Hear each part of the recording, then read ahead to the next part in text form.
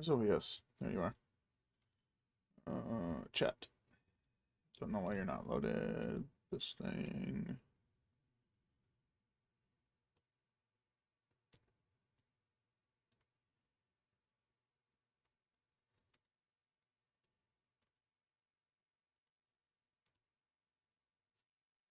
Alright. Let's do some return to Ragol. Because I'm just fucking...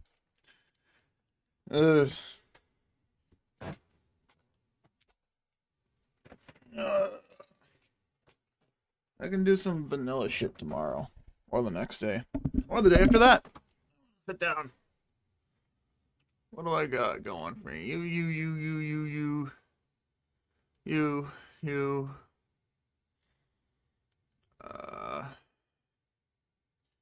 Definitely these.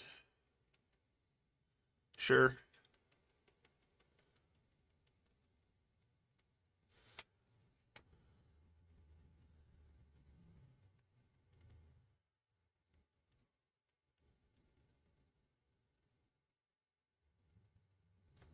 Put these on. Alright, cool. Do some PSO. Ooh. I need a better chair. This rocking chair isn't helping. I want to sit upright, but rocking chair doesn't do that. I don't have a long enough cord. Doesn't go any longer. I could put this down in front of me. I don't have another table. Whatever, I'll just yell. I'm used to that. I'm used to having to yell all the time! Ah!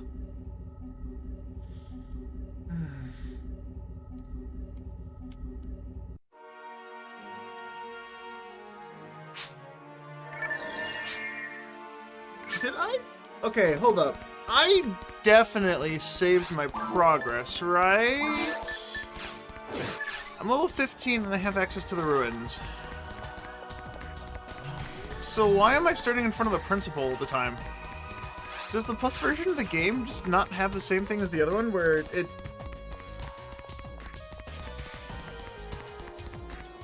I'm very confused. The non-plus version of the game is the one I run on most of the time. So the fact that I keep being put in front of him is different.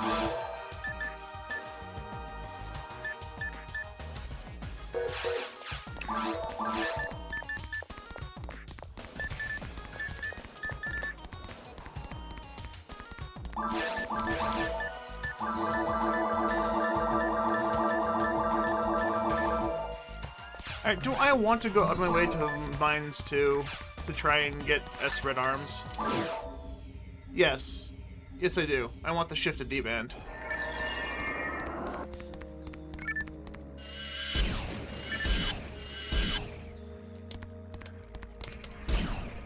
And I have a chance for the other shield as well, which is less necessary, but would be cool.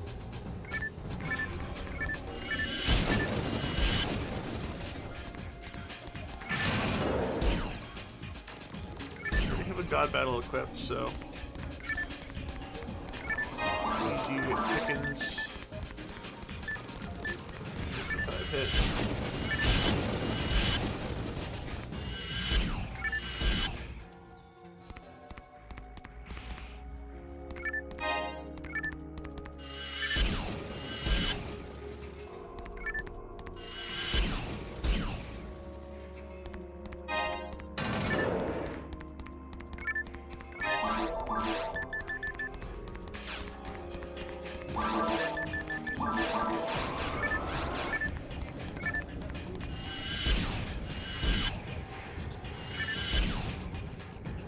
I could just soft reset if I don't get it. That way I don't gain too much experience. It is fun. Do I want to follow through with it?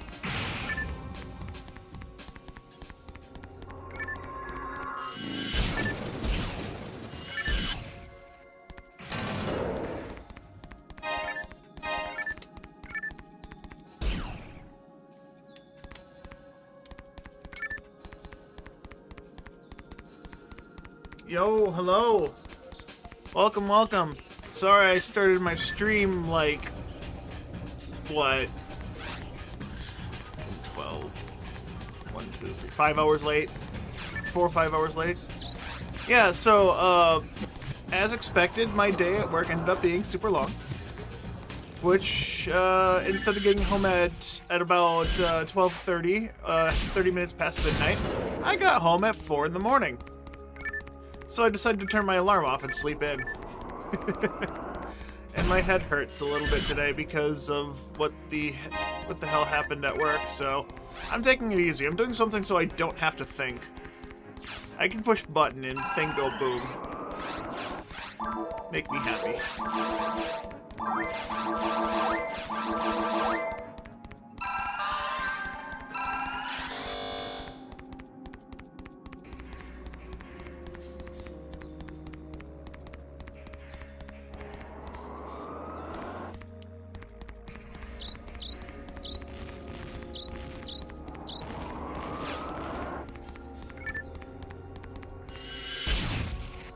Oh, it's definitely from dehydration, but no, I've chugged this thing like 3 times since I got home. That's what, 40 fluid ounces? Like half a gallon? My work, for whatever reason, I was stuck in the same room. If you're not in my Discord, I did talk about it just ever so slightly. I had, let's see, I had 3.5 extra hours of overtime. But I was stuck in the back room for 11 hours almost straight, and not allowed to take a break. My supervisor actively denied me a break. And I might be spinning it off as a weird thing. So the events of yesterday happened where there's 3 trained operators. Me, my supervisor, and my other coworker. And my other coworker couldn't give me a break because he was the only other trained operator. He could get a break. He swapped in and out with like one of the other trainees, one of the other coworkers that I could train to actually do the work. So that's what happened. They traded spots every once in a while to get a break. My supervisor was the only one who could come and give me a break, though. She refused. She said she was too busy. She said she was far too busy. So I was like, what the fuck? About 6 hours into my shift, while I was stuck in the room for about 5 hours at that point, I had to release the bathroom, so I took an opportunity while my coworkers were shifting out to go to the bathroom. My supervisor was in the hallway being busy with whatever the fuck she was doing. I don't know what she was doing. It wasn't work, I can tell you that much. But she fucking flipped out because I left the trainee in the room with my other coworker who was not a trainer. And she's like, you have to have a trainer in the room, otherwise we can't do this process. And it's just like, bitch, I have to use the fucking bathroom. So I got a 4-minute break where I ran out, used the bathroom, ran back to the fucking room, and then sat there waiting for her to come relieve me so I could take my fucking lunch break. I didn't get a lunch break yesterday. No, instead I got 11 hours straight of work, no water, barely a bathroom break, no break at all. And then I ended up having to go into the office and doing fucking paperwork for 2 hours. Nothing went wrong. Everything was perfect and flawless. Because I was fucking doing it, obviously. No, but I got lucky that nothing happened, nothing bad happened, because usually whenever this shit happens, something bad happens and it adds an extra 5 hours to it. And then last time I had to do this process, I had to wait for the AM to come in and take over. Like, they legitimately came in and they're like, yo, what the fuck? Why are you still here? I'm like, bitch, get in the back and do my work for me. I'm leaving.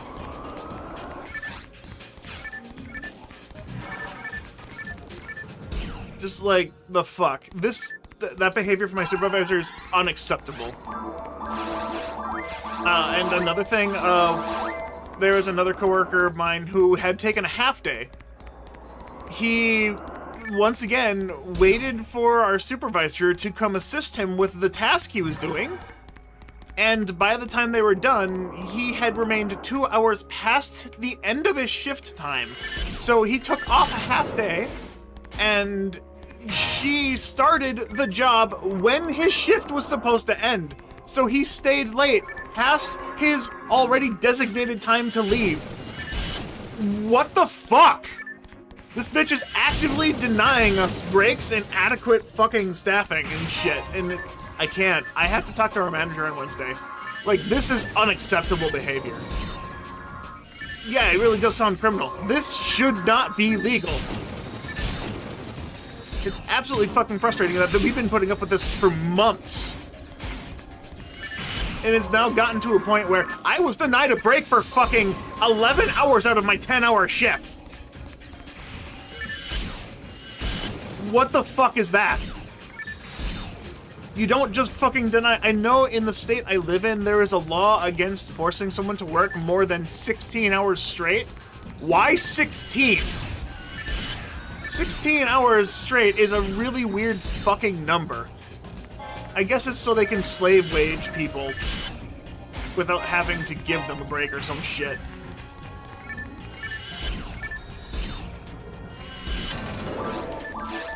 But that's just straight up not acceptable. That is just not acceptable behavior from a supervisor. She knew that she was the only person who could come and give me a break. She knew. She absolutely fucking knew. If she didn't know, then why the fuck did she yell at me for leaving a trainee in the room? All we have are trainees. I can't fucking train everyone. I'm the only trained operator on our shift, though. I'm the only trainer operator on our shift, though. The only one qualified to do training, which is fucking bullshit. I can't. Just thinking about it and talking about it hurts my head.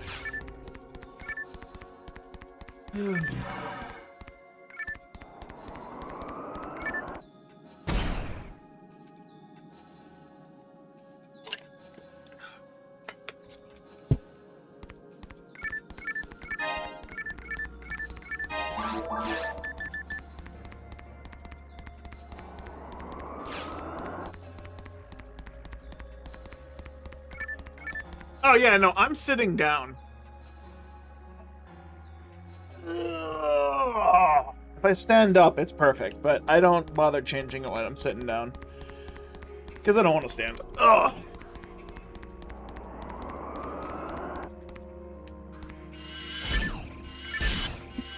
It's almost like there's a reason for people that don't stay for 3+ years to be able to become a trainer in the first place. Dude, right? So, the couple people that are still in the building that I've been, I was here when they were in the building, right? I've had a couple coworkers who have started roughly the same time I started. And they've moved to other positions doing other work. They are now salaried employees, and apparently, that means that they can't work overtime. They are designated to work 40 hours a week, and if they work over that, they don't get compensation. So they don't. They just don't work more than 40 hours. They leave the job half fucking done. I mean, I've already experienced it. The one coworker I've had who is still technically on our shift, but he works directly under our manager now. If we ask him for help, he'll say sure. He'll gladly say sure. And then he'll leave at 6 p.m. after working for about an hour and then going home to eat lunch with his wife and kids and then staying home to finish his job, which is not helping us. So we don't, like, why does he even bother? Him being there, sure, we can get a little bit of work done while he's helping us. But it just doesn't feel right that he can just leave whenever he wants, leaving us high and dry, and we have to just fucking figure out how do we finish this now? We lost a person and no one's trained. And our supervisor ain't fucking helping. She's just a bitch. At this point, I'm done trying to cover her with lackluster insult. She's just a fucking bitch. She does not deserve to be a supervisor. She is not good enough. She doesn't know how to handle people. She doesn't know how to manage them. And all she's been doing is been trying to figure out how to fire one of her coworkers who's perfectly fine at doing the job. He can physically do the work. He can't do the paperwork. That's fine. You have 6 other people who can. Let them do the paperwork.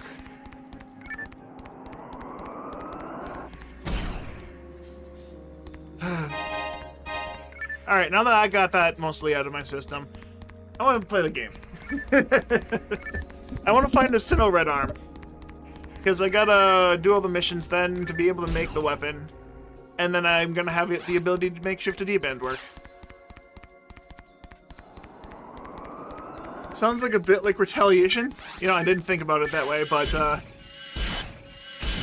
yeah. It could be considered retaliation. Yeah, I don't know. How did that miss? I don't care for this supervisor. She's like the worst supervisor. I've had a lot of bad supervisors, and she's cutting it close to being borderline illegal with shit. Dude, I've had more attack accuracy than I had yesterday. Why am I missing more today?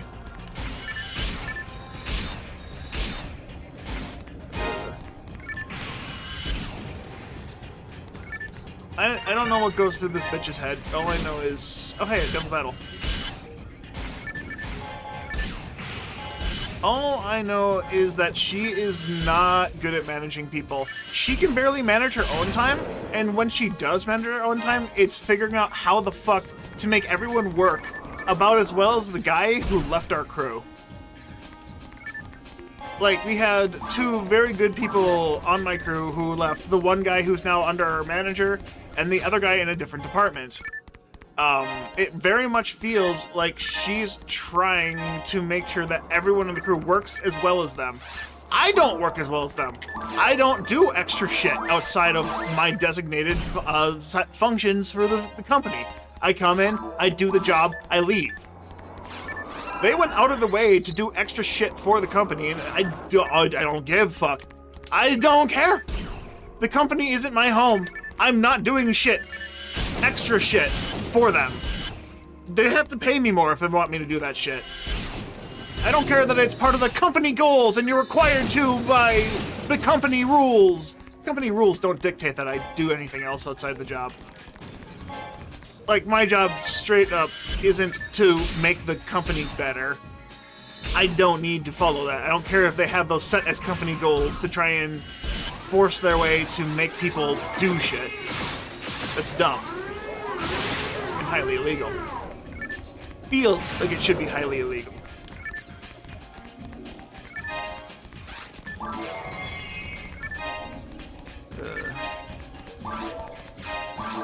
I just need to find a different supervisor maybe to work under. Here's the problem. If I look in company to find a different shift, my hours will significantly change and I won't be able to do things that I like doing as I currently do them. Although if I get another job, the same thing's going to happen. My schedule for the stream is going to change drastically, more than likely. If it doesn't, that'd be a miracle, and I would love that. I like how things are right now. The only problem I have is the fact that I'm severely overworked at my job. I'm completely burned out every time I go to work. The supervisor that keeps trying to fucking make us do shit that's not legal. Shit, it's like... She's trying to make us set the other side of the week, set them up for success, as she puts it. They don't do that for us. We come in Wednesday, and they all leave early. Every fucking Wednesday. What do you mean set us up for success? They don't even stay a full day, and their supervisor has no problem with them leaving early. It's like, oh yeah, it's technically our Friday. Go ahead, leave early. We have another half of the week to do it.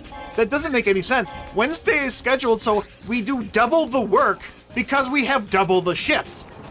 We have an overlap between weeks to make sure we can do all of the heavy lifting when everyone's there. So why the fuck are we gonna short staff the rest of the staff and say it's for the good of the company because they need a break? We need a break. We fucking need a break too. Why do we have to do extra work? I don't get it. I don't fucking get it. I don't know why this is allowed.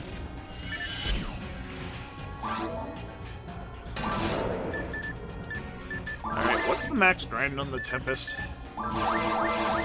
Because I'm fairly certain I have to have a max grind to use a PGF.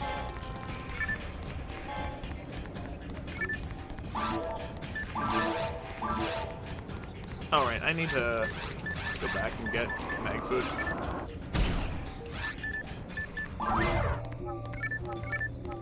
I haven't been checking all the items that have been dropping because I'm fairly certain the Sinnoh Red Armed are going to be a... Ooh, nice. Going to be a red item. grind doesn't count. A grind count doesn't matter for EGF. Oh, really? I thought I had to... Alright, I'm going based off my knowledge on the vanilla game. That makes sense. Find spread. Can I get this up to a rest? Actually, that doesn't matter. It's kind of pointless. I don't care. Spread's gonna do as much damage as the shot because of the grind.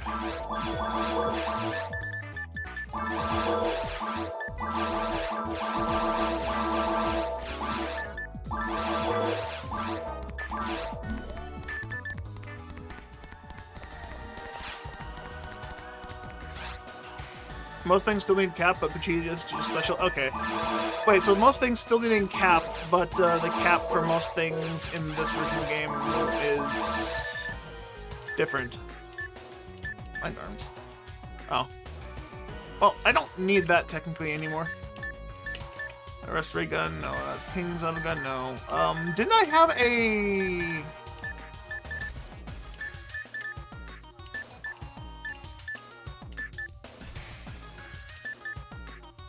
Oh, I have deep parts. Level 51. Oh.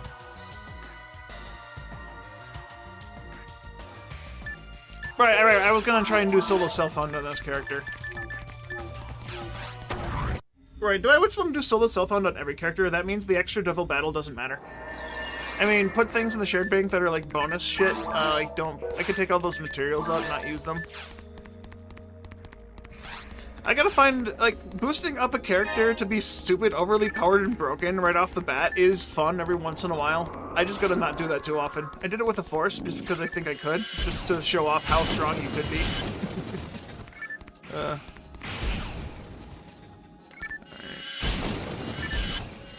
Oh, you know what? I can start doing the missions now. I have a full day to do this shit. I can do the missions now, and then work on getting the Sinnoh Red Arms during the missions. Once I have all the missions beat, if I get Unsealed Door, or not Unsealed Door, no, it's Unsealed Door and Kostos Research, both of them. I can go into both those missions and do the fun thing, where I go in, break the first couple boxes, and come out, because there's a ton of boxes in the beginning of that mission.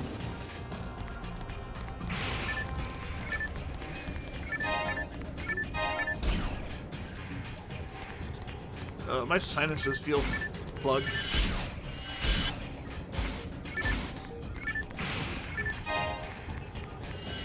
Where's my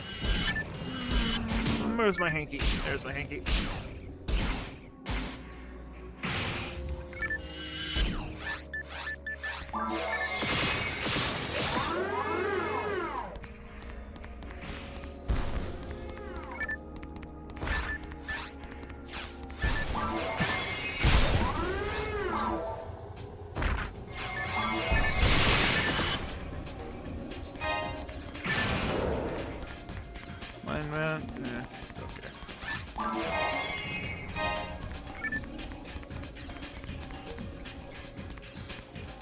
You don't want to I don't have access to online on this, Spirit. You know this.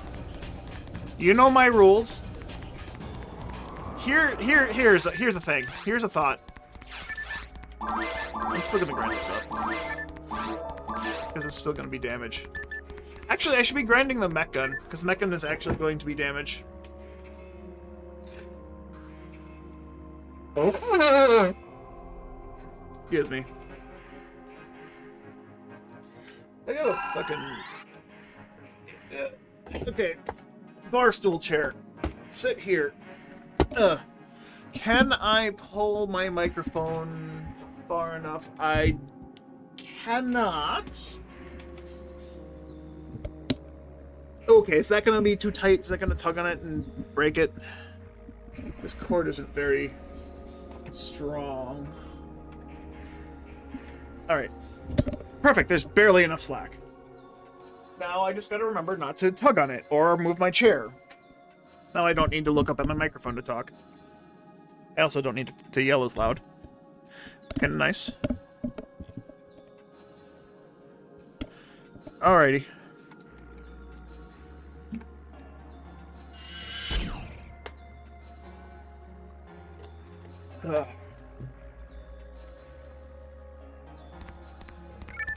So, what was I talking about? Right, my own rules. Maybe after I do finish this character, maybe I will go online to Ragol Online. Maybe I'll take the HughCast online. Solo self-found online only? That could be fun.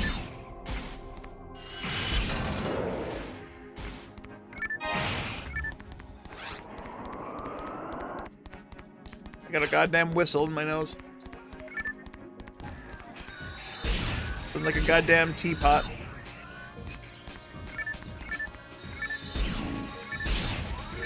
I really do make this game look easy. Here's the thing, though. I haven't changed the way I play the game since I was a kid. I've played the game basically the same way since I was a kid. I never thought this game was difficult, which is why one of the reasons why I enjoy it so much, because I can just turn my brain off and play. I never really needed to think and stuff how to do it. I know when I get into higher difficulties on a lower level character, then I start getting mad because it's just like, why is the shit I'm normally doing not working? And I have to remember that it's like, oh yeah, higher difficulties, I actually have to put some effort into it because it does start to get a little harder.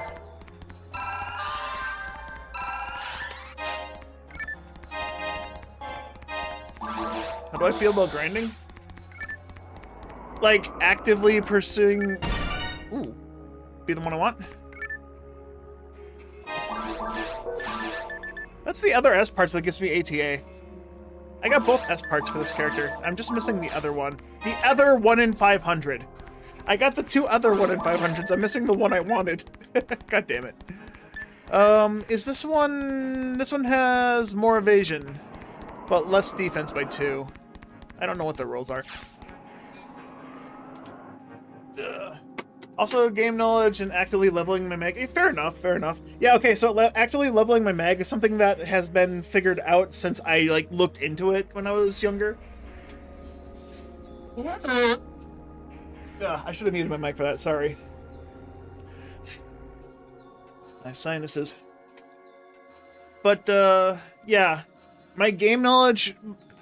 Most of my game knowledge for how to fight these enemies is just going to be coming from my experience. I've fought them enough to know how to handle my way around a room and stuff.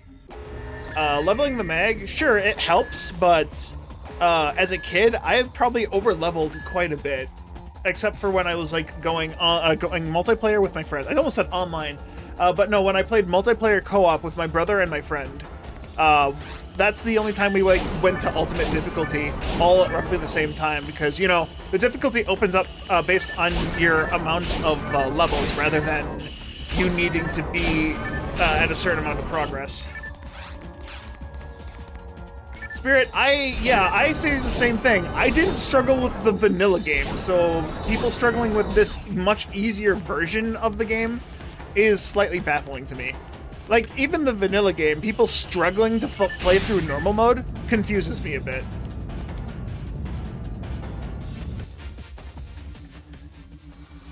Used to love PSO? You still do? Guess you don't really play much? That's fair. You can still enjoy a game, but not have much interaction with it.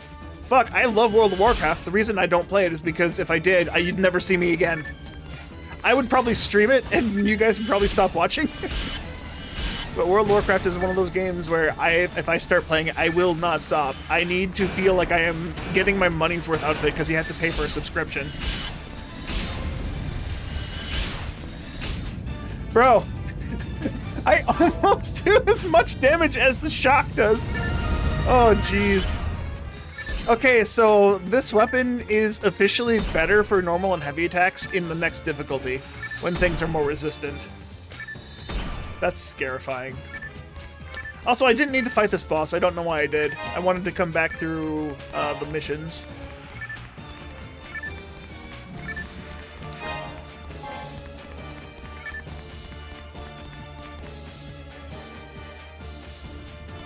You struggle when you play alt at level 50 or so? Like, if you're in the vanilla game, then sure, yeah, level 50 in ultimate difficulty is very difficult, but it's also, for me, very fun.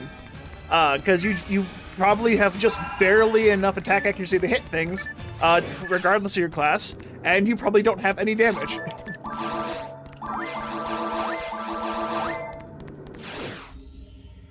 But if you're playing RTR, I got to ultimate around level 40 on my Hucasil and didn't struggle at all.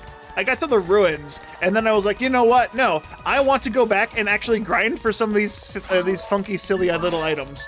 And then I farmed for a Del Saber shield for like 3 days, 4 days, 5 days. Almost, no, was it like almost 2 weeks? It was like almost an hour a day, basically. It was only on days before I went to work, but it still took me forever to find one. I spend so much time yelling at the game. If that's what people find fun, sure. I am very... I don't try to make this any kind of secret, but I'm very embarrassed about how easily I get upset about things. And especially when I get upset at this game, I get very, very embarrassed, and I just definitely would... I have to resist the urge to click stop stream and delete the VOD immediately. Like, that's how embarrassed I am whenever I get mad at this game, because the game isn't hard. There are certain aspects of the game that are kind of difficult. Tower, for example. Tower is shit. Episode 2 in general is just bad. This is a genuine opinion of mine. I think that Episode 2 is just the worst part about PSO on Gamecube. Like, sure, it's fun, and once you like learn to enjoy it, you can appreciate it more. Once you play through it enough and you understand it better. But Episode 2 is the worst thing about PSO. And then if you play Blue Burst, Episode 4 exists. But I don't have as many bad memories in Episode 4 as I do Episode 2, because my entire experience on Episode 4 was on Ephinia and being carried by friends. So I don't have a bad thing about it. I never soloed it. So it's gonna be, by comparison to Episode 2, much easier. If I were to go into solo Episode 4, then yes, I'd probably also hate Episode 4. But Episode 2, I've soloed it. I've done it multiple times. I've learned how to handle it, and sometimes I don't handle it well because I'm just used to Episode 1 and not needing to, you know, bring an insane amount of everything at all times. What am I doing? I don't need to kill these guys.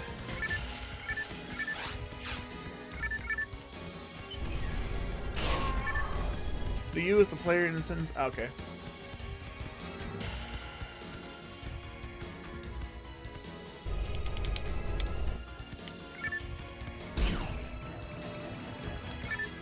Yeah, I can't read context clues very well. If I misunderstand something, please forgive me. Episode 2 gets more tolerable if you accept the fact that it's not going to be a chill experience if you are going into CCAC bed or especially Tower. Dude, right? Yeah, no, Tower is awful. The fact that Sega decided to make every enemy in that area why give them all an insta-kill? Like, I understand that they made it to be a multiplayer-only experience, or they tried to tailor it to be multiplayer only, but the fact that everything can one-shot you is fucking dumb. You have Del Lilies, which their special attack, their spit, still Megid, same as Episode 1 Lilies. They shoot Megid. Their special thing when they, instead of paralyzing you, they reduce you to 1 hit. Gigus are always constantly confusing you. They have like a 90% chance to confuse with their ball. I don't know the actual values. You have Del Biters, which don't give you a fucking chance to breathe because they're always sitting on your dick. Like, they are just straight up pounding you. If it's not with their hooves, it's with their fucking lasers. You got Ilgils, which guaranteed to fuck you up if you've never seen them before. Because, like, how are you gonna know that, though they have a frame 1 or a frame 0 invulnerability dash that you can't do anything against? Unless you are, like, some kind of god. They also have an insta-kill fucking scythe attack, which is like a 95% chance to kill you, guaranteed. Unless you have, like, infinite dark resist. I'm exaggerating quite a bit on those things, but it just definitely feels very unfair. Even in groups, you just have waves of enemies. The Marys, the Mary fucking Carol, Mary Carol, Miracle, and Maricus, go fuck themselves. Why did Sega decide, oh hey, instead of making them scale their attack with damage, let's make their attack have dark. Let's give them a Megid on their ball. I always thought it was a glitch where they increased the damage of the ball to like 3,000, so it's still technically possible to survive them with health. But you need a fuck ton of it. You need a Hugh cast with like 4 god HPs and maxed out HP mats. No, I've learned that's not the case. The case is, in fact, that Sega decided to turn their attack into a Megid based on their fucking attack power. Why? 900%?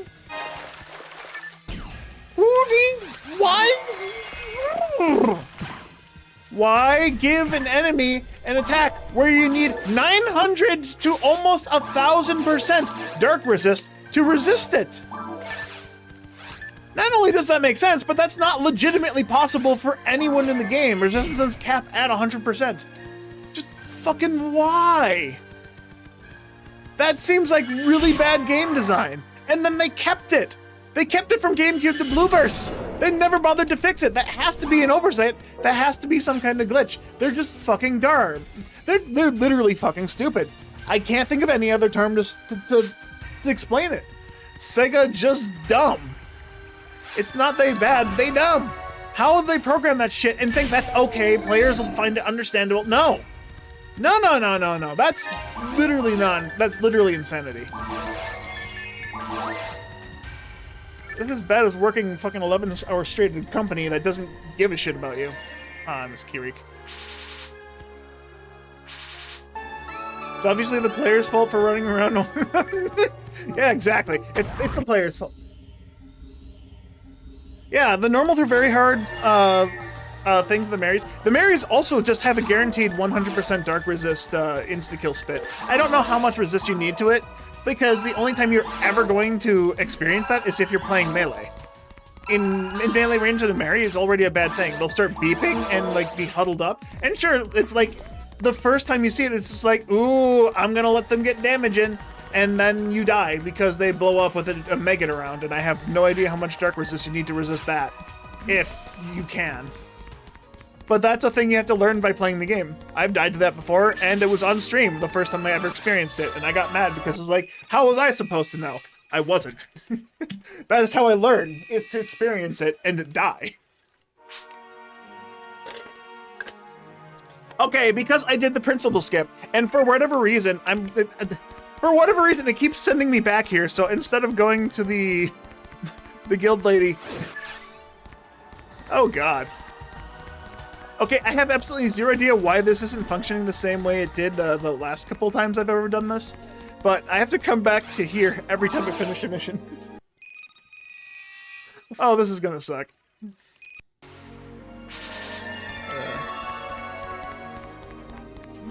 Yeah, my experience in episode 4. Might want to load the story fixer quest. Meh. I'm just gonna go through all these missions. I have the time to do it. I like going through the missions, and I don't have to think about getting like true ending or all that. I just get to finish the missions. Just like dying to Dragon during the death scene. Yeah, I didn't know that was a thing because I wasn't dumb enough to stand under it. Of course, that being said, I didn't think to do that because I see, hey, I have control of my character, and big dragon falling over, ooh, scary, run away. It wasn't until much, much later in my life that I learned that it actually does damage, where I stood under it with I think I was a hunter. I survived the crush on a new character in normal mode. I did learn that, oh, it can actually kill you. Okay. But yeah, there's a lot of things in this game where you have to experience them to understand how they function. You won't find out any other way. It's just how it works.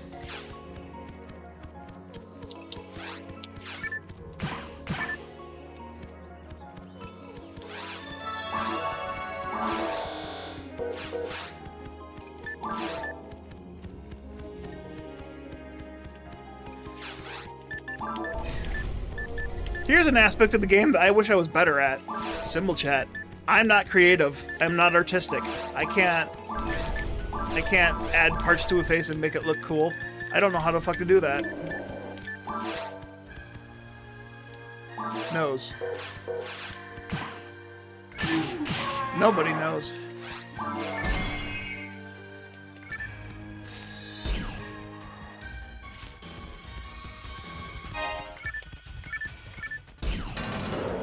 I know it's not part of like the core gameplay to need to be able to do symbol chat.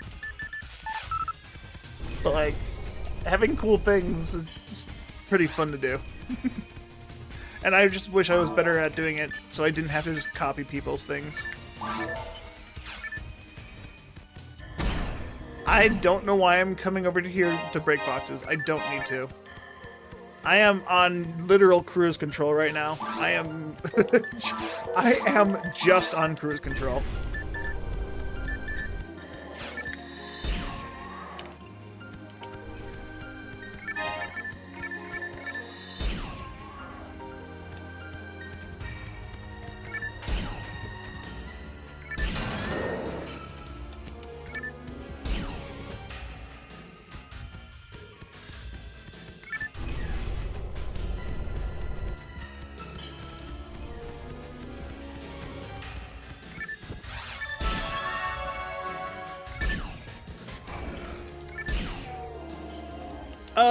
Nocturnal, I would make a recommendation based on how you would feel like playing.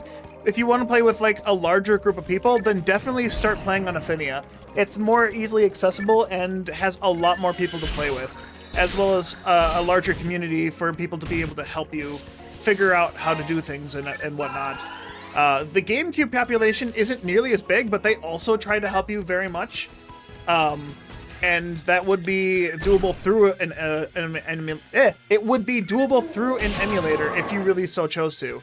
I myself do not know how to make an emulator connect to online since I play on actual hardware, and I've never tried to get the emulator to work. I didn't ever feel a reason to need to do that until like recently, which still haven't looked into doing it because I don't know if that's ever going to happen. The local online co-op through emulator.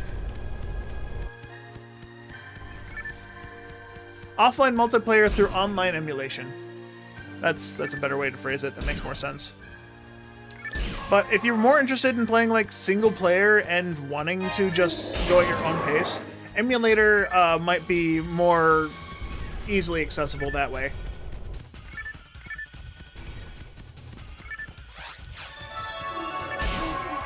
Another question everyone asks, what class do you play as beginner? Look, pick whichever one you think looks the coolest and play it.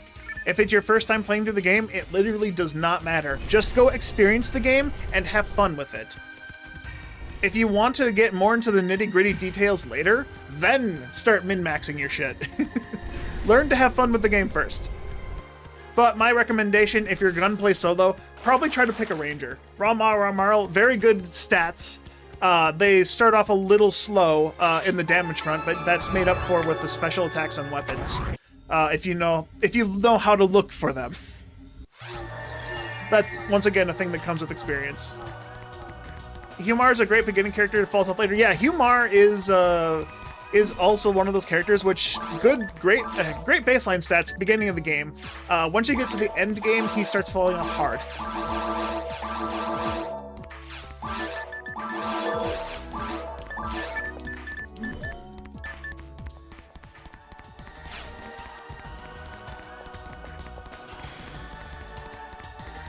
And then the classic recommendations are Hughcast, any Ranger, Phonum, maybe even Fomarl if you want to spend like this. Yeah, for me, my recommendations are play whichever one you think looks cool. If you want to min-max later, then try to make a formal opinion once you understand the game a little bit more. I'm going to be biased towards Ranger because I am more or less a Ranger main. Rangers are my favorite class. They have some of the more fun weapons in the game, but that's because in the vanilla game, Rangers are supreme in the GameCube version of the game. Hunters have a lot of cool looking and fun usable weapons, but the problem with using those weapons is you have to be able to hit with them. So that means you need to find them with hit percent, or the accuracy adjustment percent on weapons, which in the vanilla game is not always the most likely to happen. Sometimes it's impossible, sometimes it's 5%. You just gotta kind of feel it out once you understand the game more.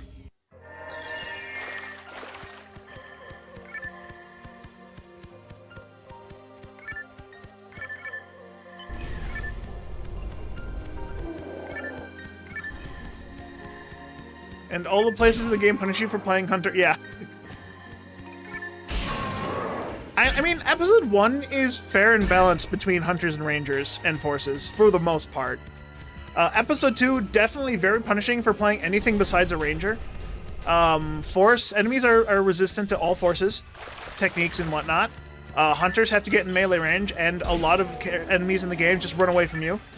Or fly, so using a hunter with a melee weapon is like damn near impossible. Mid-bosses are fucking terrifying. Gibbles, Gigu, and the Marys are all fucking shite to play if you're using a melee weapon. Forces can still outplay a hunter if you know how to play with them correctly, once you figure out how to spam their spells efficiently. But Rangers will be the best in Episode 2. If we include Affinity and go to Episode 4, Forces kind of start outpacing Hunters and Rangers a little bit in some aspects. A lot of enemies in Episode 4 are weak to fire, so you can spam Gifoi Rafoi and get away with it. Which is pretty cool, the fact that they give you the ability to do that. I can use that.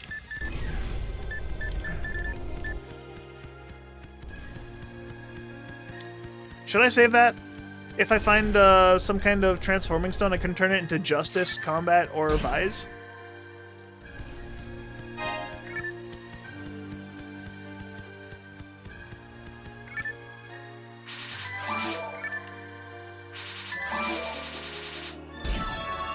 Alright. Really doesn't help that the area with generally the best loot is the tower, absolutely hostile towards infinite melee.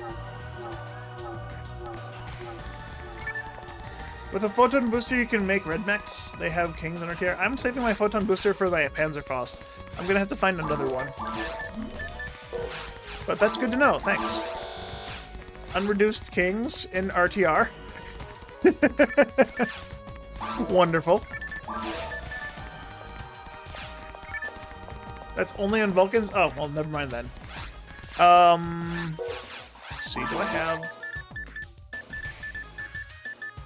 I have a Magic Rock Moolah. Oh, I have Parts of an Egg Blaster. When did I get that? I have 2 Magic Waters. Yeah, I have Sinkesta, 2 Magic Waters, and a Magic Rock Moolah.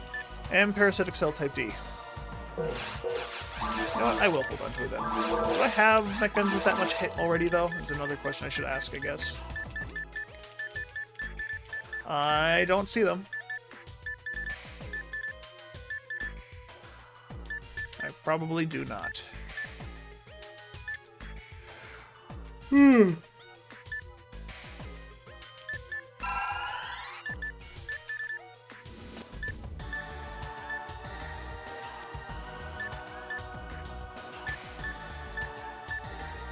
I'm gonna get rid of that. I don't need that.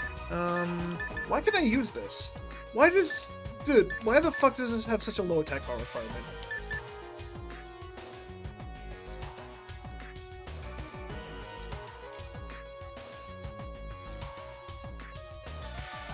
Why use Red Mech when Flightman exists? That's a fair point.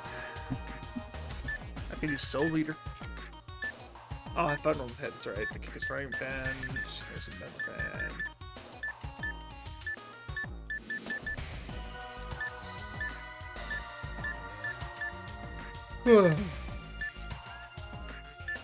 Handgun.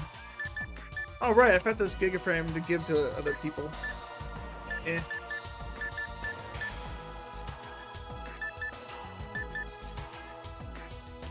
I'm gonna take this out.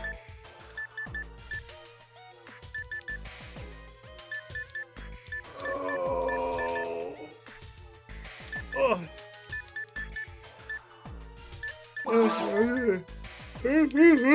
Oh, excuse me.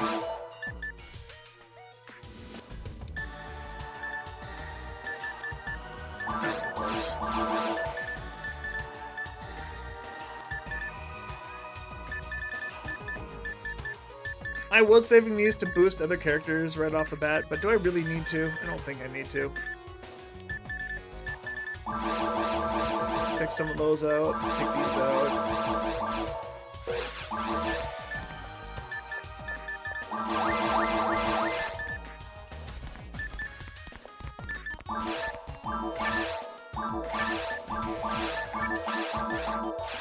I can still hold it.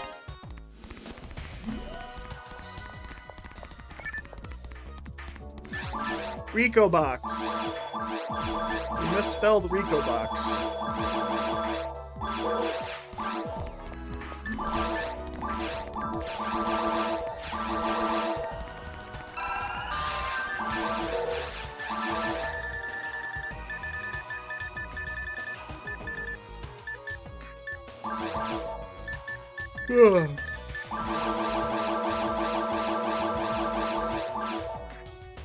Just get the box that don't have recons. There's plenty of Rico boxes that don't spit out things. You just gotta find them. Oh wow, those sell for 5,000. This, why? Why are they so expensive?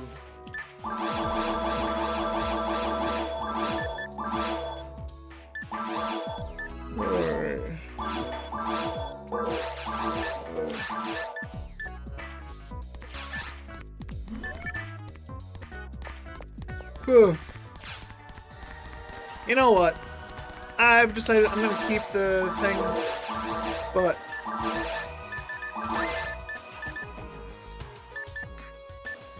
I'm definitely going to use them later when I'm a higher level.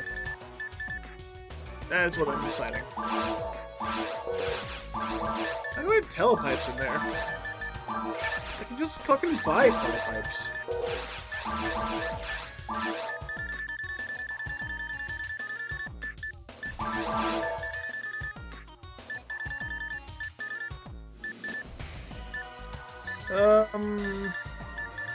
Yeah, I keep that in mind. If I'm gonna solo self-found on everyone, I don't need that. Alright. Oh, excuse me. Yeah, my overtime at work definitely... Overtime at work and then me oversleeping definitely put me in a coma. Feels very tiresome.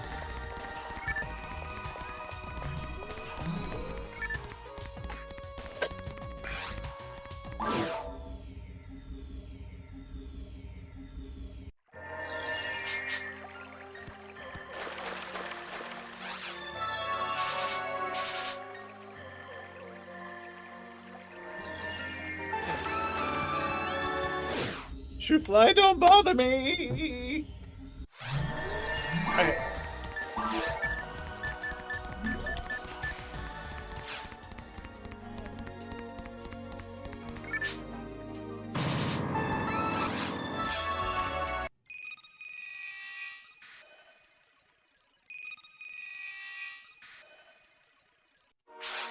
Damn it. I can still principal skip on that. Also, I don't know why, but I guess this is just bugged forever. Whoops! I swear this should not be happening anymore. I save and quit already.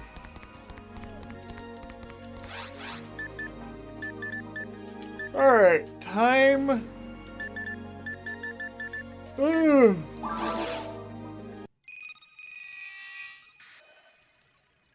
Ugh.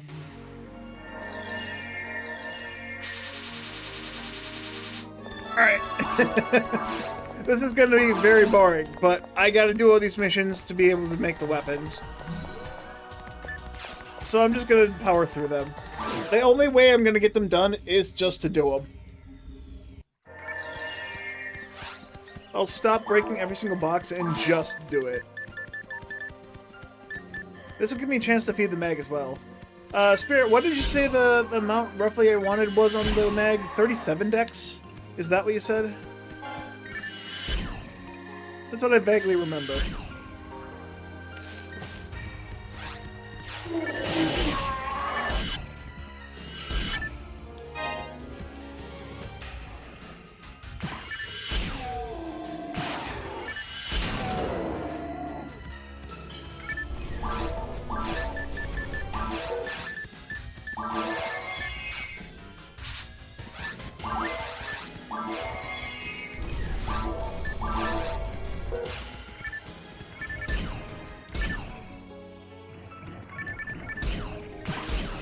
I don't understand why. Why are these boxes protected by this little bit of grass sticking out of the ground? Why does this fucking grass have collision? Why?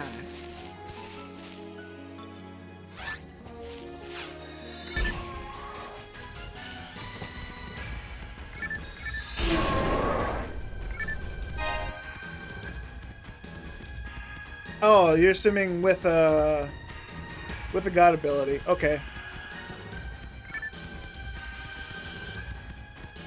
Alright, is that also taking into account the plus 30 ATA I'm gonna get from every shield and armor in the game? Because if not, I could just start feeding for power now.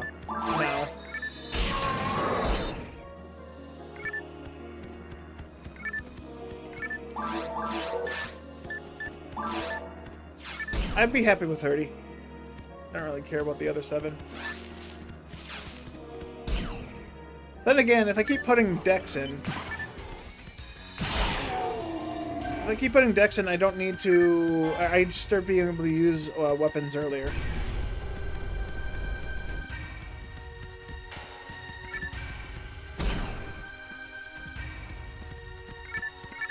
Oh shit, yeah, you're right. They don't add to base. I forgot about that. Sorry, my mind slipped.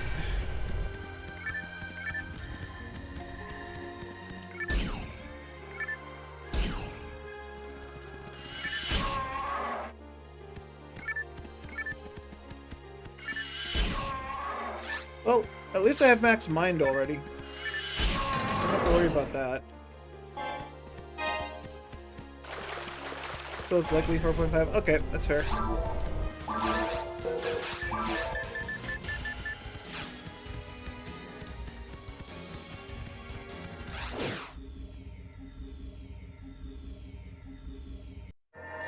Yeah. Sorry, dude, I'm tired. It just slipped my mind. Oh, jeez. I mean, working for 11 hours straight with only a bathroom break fucking 6 hours into your shift definitely does something to your mind.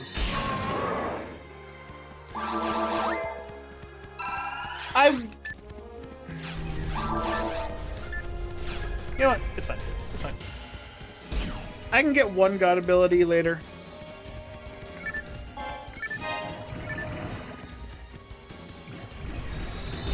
You decided Romhack. If you're just going to be casually playing through the game and end up stopping sooner rather than later, color D technically doesn't matter, but it actually, if you do end up playing in the long run, it will determine what items you get.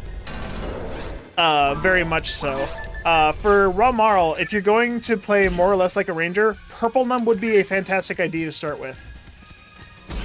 If you're going to be like just solo playing and getting your own things, Purple Numb is a great color D for any ranger because you get a lot of mech guns, you get access to the staple of the ranger class, and the staple being Frozen Shooter. Frozen Shooter in the vanilla game, very strong. It's a rifle that never fails to freeze if you hit an enemy. Yeah, you can kind of see how that might be a little strong. Just the ability to perma-freeze enemies is really, really good. You get access to a spread needle, which is a needle-type weapon. Just, you know, rifle animation, but with a shotgun shot-type spread.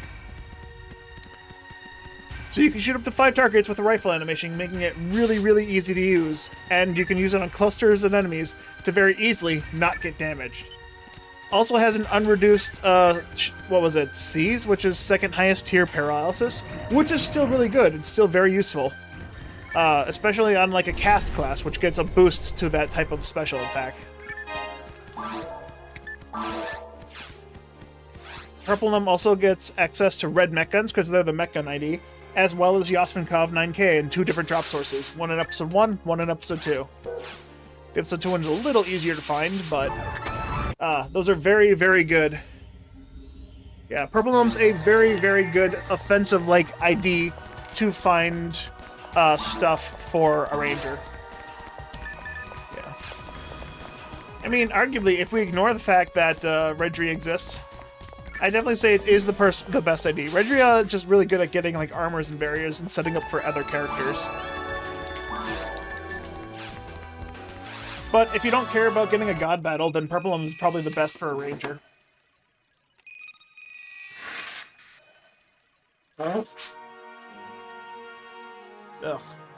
I gotta get something to clear my sinuses. I think I need to make a cup of tea.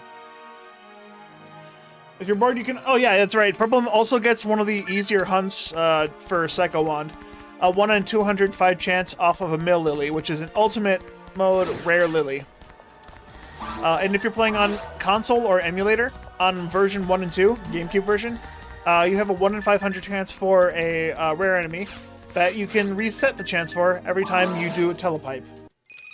This only works offline, single player, so it will not work on Affinia, and it will not work, well, it'll work on Dreamcast as well, but, you know, it's a 1 in 1,000 rather than 1 in 500. Purple is for raw, with Skyly is for hunters, yeah. I suppose so. There's a lot of good color IDs for hunters, though. Skyly just has, like, the unique SJS, which is one of the stronger, more appealing weapons, as well as the ability to get swords more often, so you can get a better, higher percent sword for a Dark Flow. Not that I've ever seen one. My highest hit sword has been around 30%, and that's not been in return to Ragol.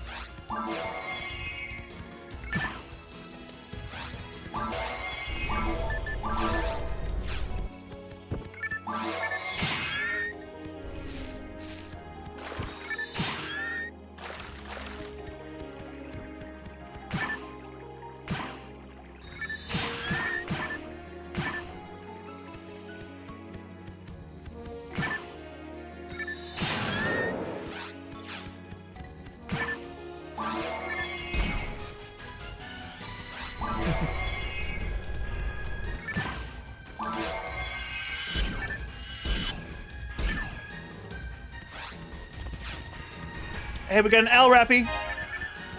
Look at that. Rare Rappies.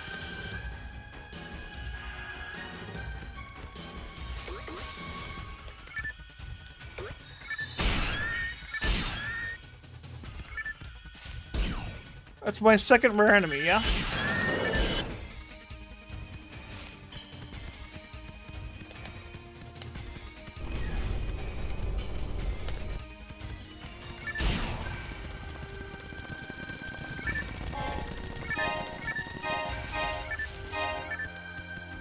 What the fuck did he give? Hold up. What did this Rappy not drop for me?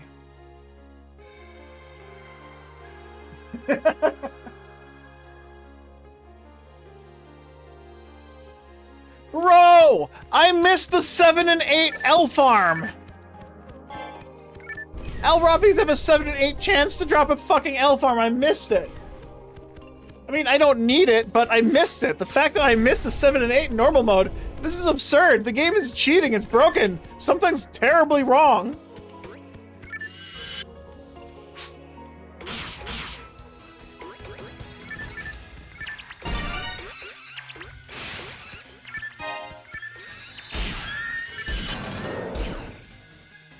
Zero out of 10, wouldn't grind again. Sorry, 1 out of 8, wouldn't grind again.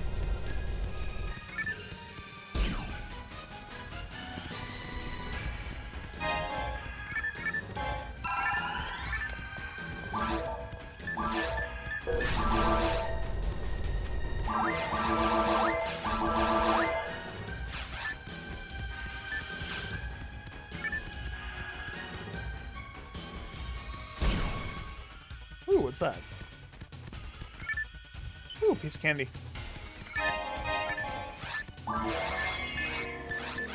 Ah, you're maxed out already? Damn.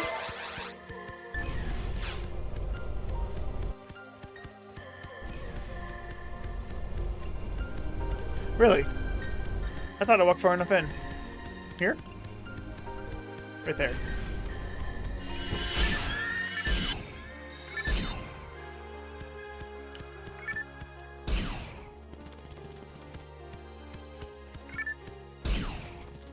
come on. I walked outside the room fully.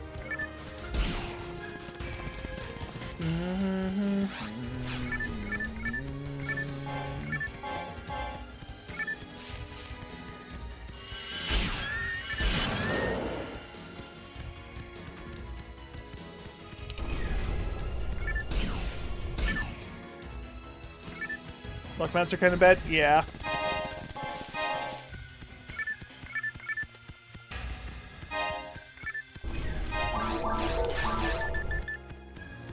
Dude, if that machine had just been on hit instead, and it would have been something I could use, that'd be great. Like burning. I would have loved a burning shot with a high hit percent. I had a fire or flame shot that had a decent percent, but no hit. Dude, I'm out of water already. I chugged this half gallon in no time flat.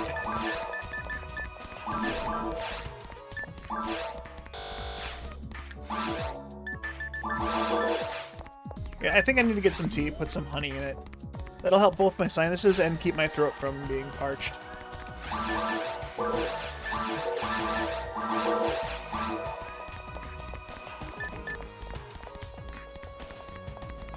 If I really wanted to, I could go put that Beller cannon on. Just to dick around with it.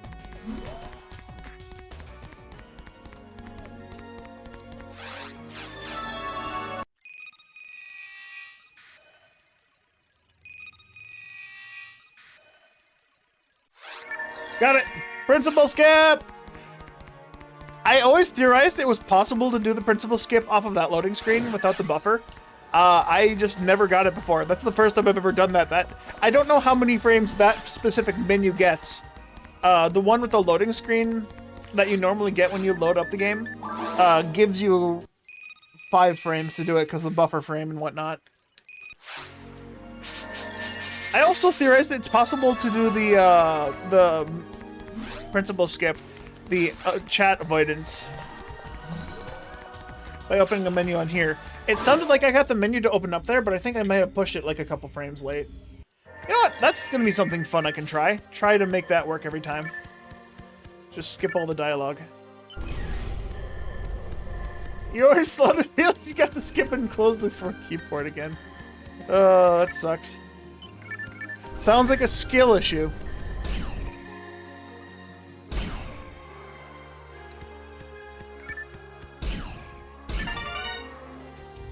Another one? I already don't want the first one. You know what? Fuck it. I'll take this one. I'm going to make enemy part weapons anyways, since I'm going to be trying to find the enemy part weapon that I want.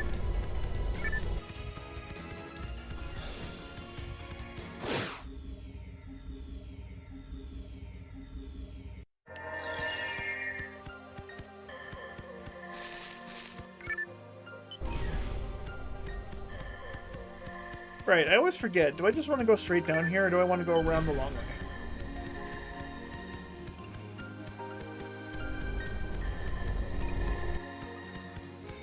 Because I know the wolves are in here, but I don't know if the door opens up. Oh, it gets by switch, so yeah. This is the only way I can go.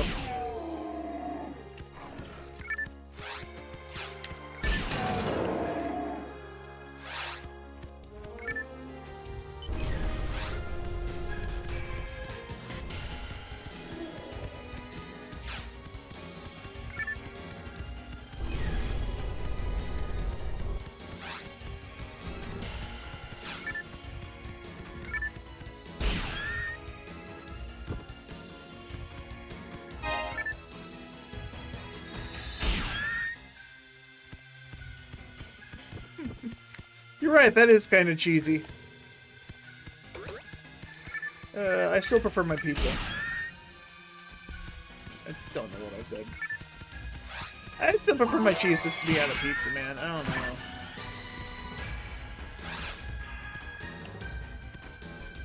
Oh, that was anyway. Alright, whatever. Anyway.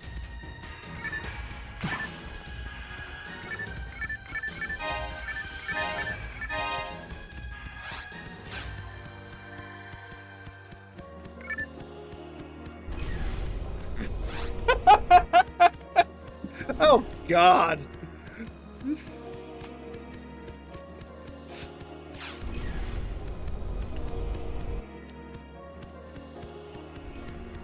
You know the worst part about this? I think...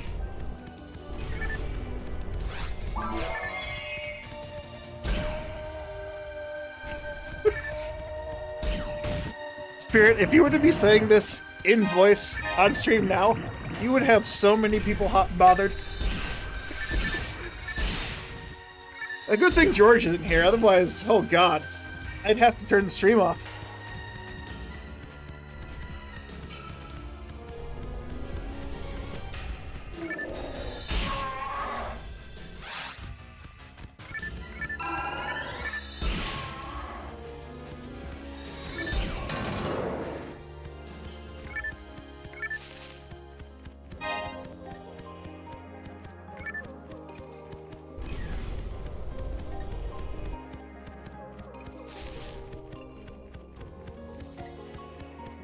Only one person you want to get hot and bothered?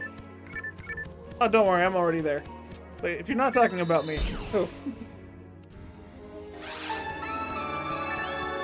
I'm always hot. Because it's fucking warm here. And I'm always bothered because I never fucking shot fucking... I can't even talk anymore. Never mind.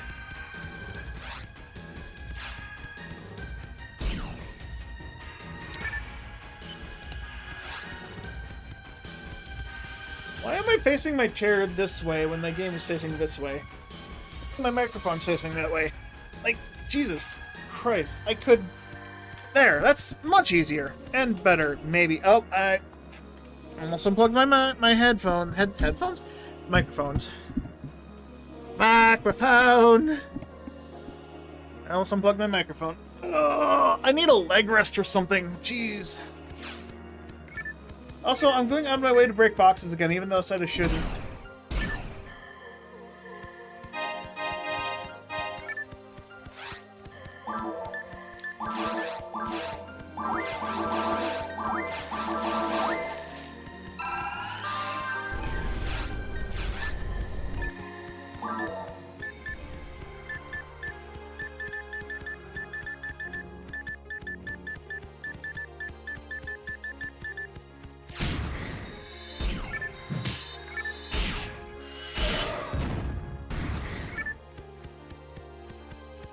Jerk.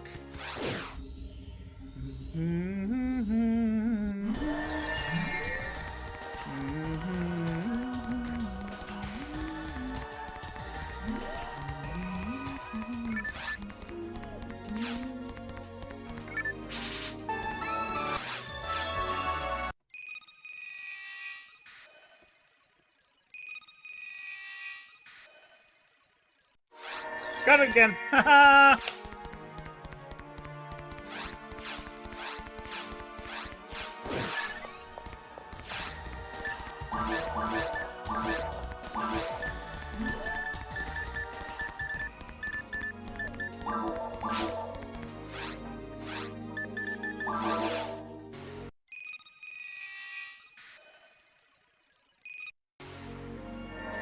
I forgot to even try to do the menu skip. Menu text, but menu text skip. Principal skip still sounds better.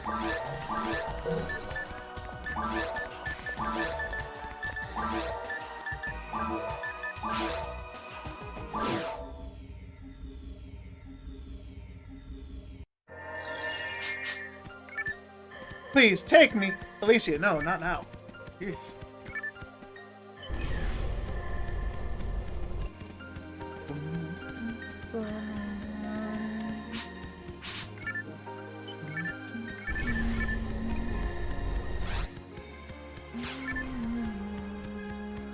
Whoa, whoa, whoa. Alicia got stuck in that corner? I didn't know that she could get stuck on that. Nice. Alright, if I want to get a cup of water, I gotta stand up. And I gotta go refill my water, and then I'm gonna go make some tea.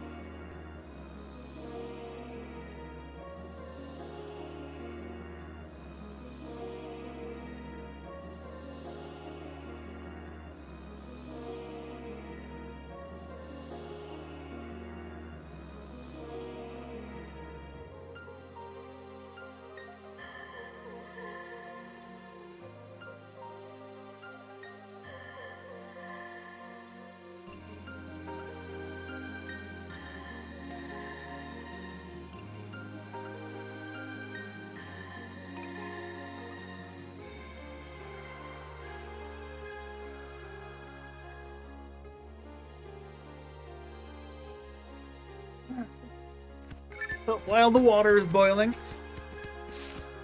I have to decide what kind of tea I want to drink. So I have blueberry hibiscus.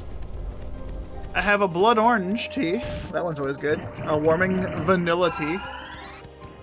Vanilla and cinnamon, I think it is supposed to be the flavor of.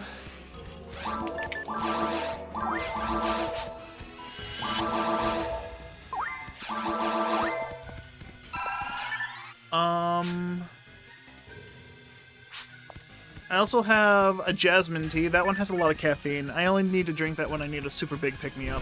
Because caffeine makes me stupidly jittery, and I don't want to be overly jittery for the stream today. That and it'll probably cause me to crash once the caffeine high runs off. Because of course it will. Oh, wait. Maybe I could drink that later tonight then, because I actually do have to get up early tomorrow. Ah, fuck, I have to tell Ragol I'm not going to be available right away tomorrow, so he knows.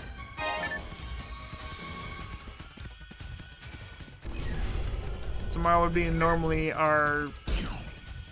What would we do tomorrow? I don't even know. I forget. Monday is like just anything day. No, Monday is usually our not a challenge, our fucking super hard day, which we haven't done in a while because we just can't get onto Silverant.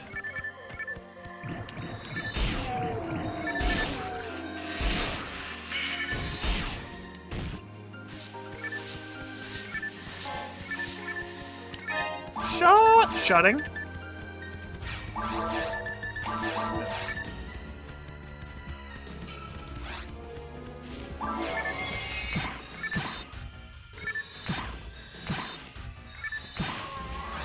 Shotty!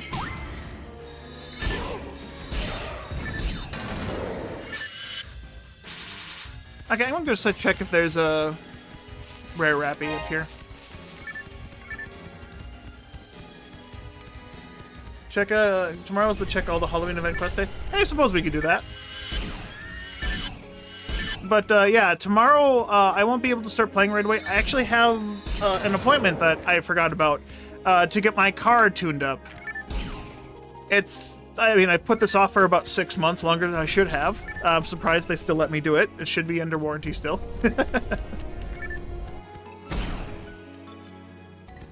Coat heck. Coat heck? I like the acronym, Coat heck. Yeah, Sonica, I had a very rough day at work yesterday, so I decided to take it easy. Ooh, I got the rare drop. Alright, I'll take one.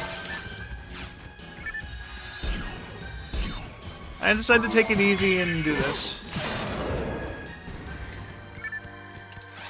That and Ragol isn't around today. He told me last night, that he was not going to be available today, so I figured, hey, I had a rough day. I'm also starting the stream like a couple hours late. Let's just do more Return to Ragol.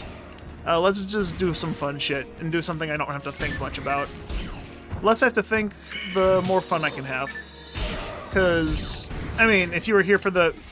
Nice, I'm getting all the Palmats now.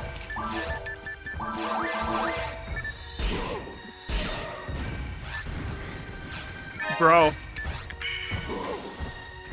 Fucking why?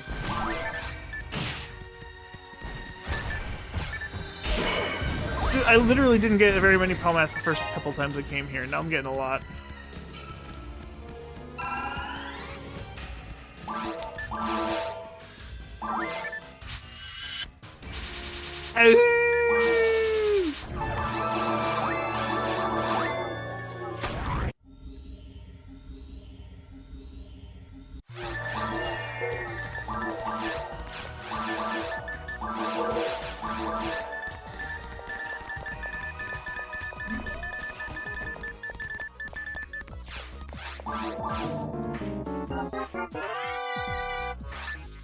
Ooh, hold up. Phil.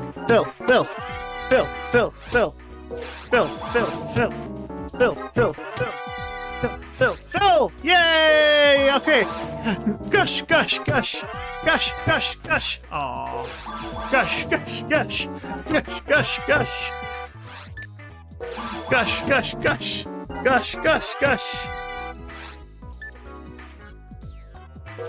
I can do better than that, right? 45? No, fuck, that was max. Okay, so 50 max. Okay, I take it. Didn't change my mind. Perfect.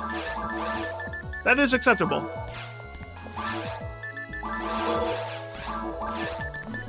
There, the worry, I had a worry that I wasn't going to be able to find a Phil Gush or whatever handgun before getting to Dark Falls in hard mode. Now I don't have to worry, because now I have a 50-hit handgun that gives me accuracy, or that gives me instant heals. So I can now very easily, if I have the health, I can defeat Dark Falls and hard and V hard.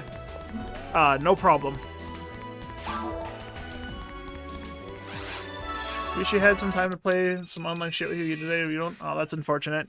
I mean, if you did have time, I would actually not mind changing over. Missed it. I don't believe it! Sure, Mr. Principal, sure. Okay, the fact that I did Principal Skip and it's fucked all these. George, I do have time, but you can't play online, remember? Alright, my tea should be done. Well, my water should be boiled.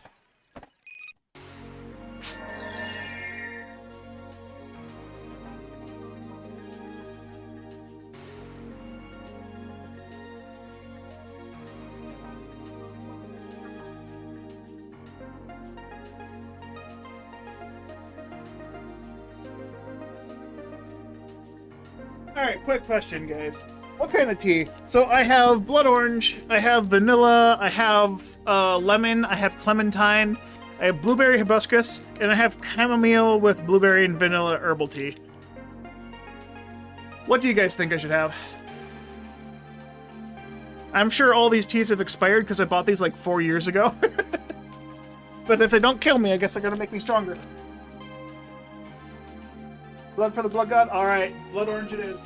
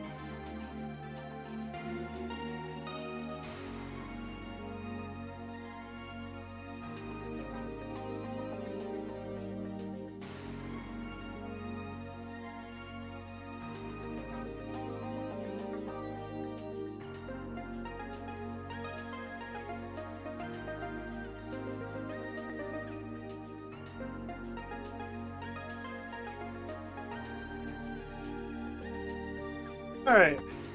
I apologize for the delay. I was trying to get the honey out of my honey bottle. It was the last couple of bits. Then I tried to find the cap for my cup. Because I don't want these stupid fucking little flies or gnats or whatever live around my face to get into my water as well. Can't find it, so I'm gonna do my best to cover it up with a paper towel and hope that they don't get in. That works.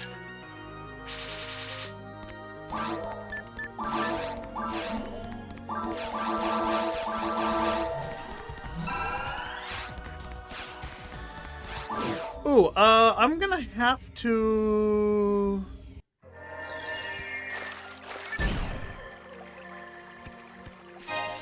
When my mag is about to hit level 50, I'm gonna have to trade it with... Fuck, who do I trade it to? I'm gonna have to check what I have. I think I just traded to the world, so it gets Mila Eula.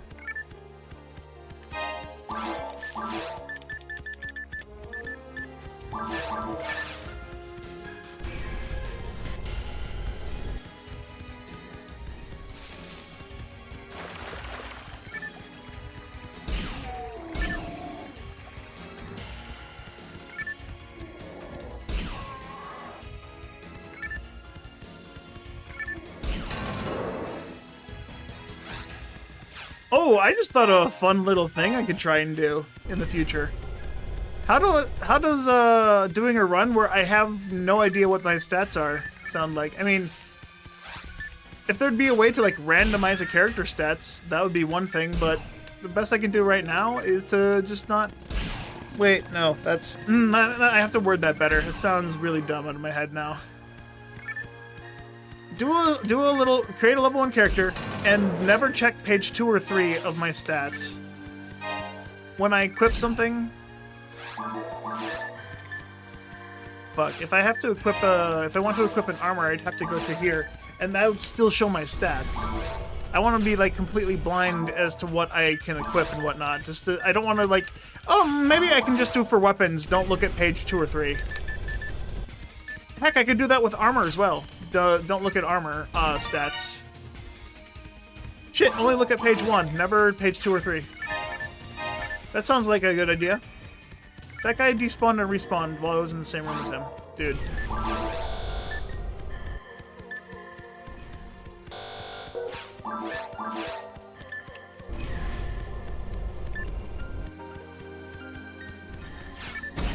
I forgot I was doing Bernie's mission. I have to go get Bernie.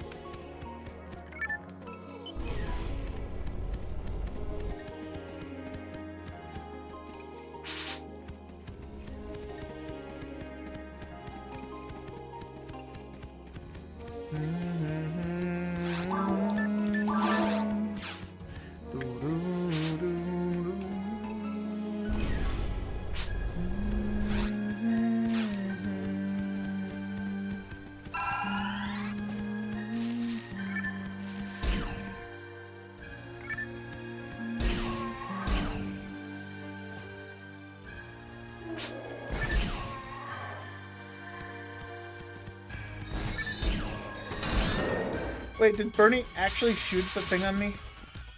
Jerk.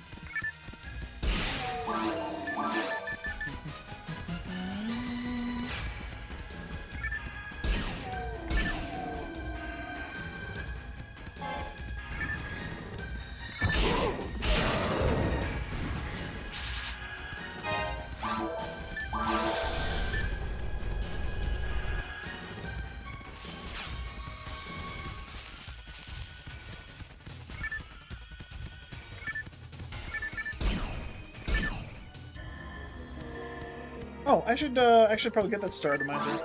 I know I have a handful of star atomizers on me, but I should actually probably pick that one up.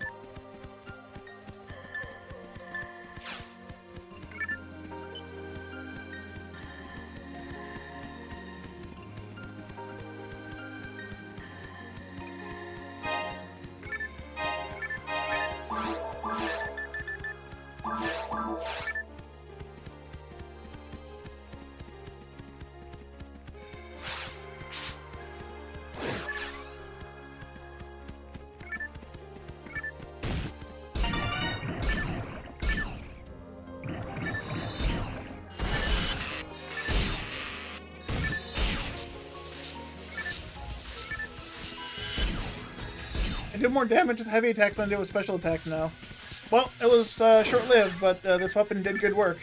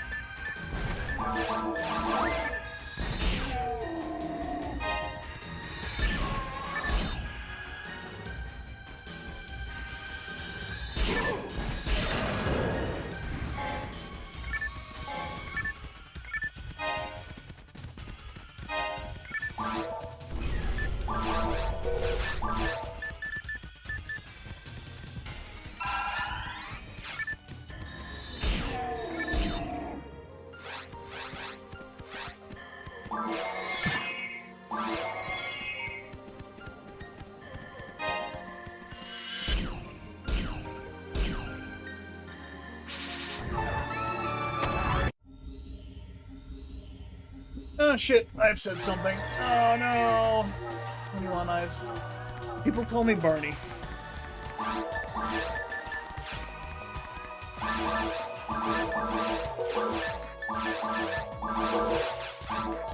Words of wisdom from the great Alaron Ives. This is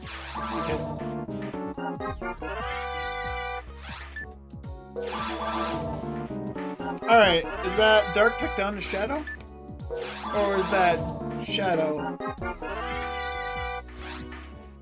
Or is it dim tech up to shadow?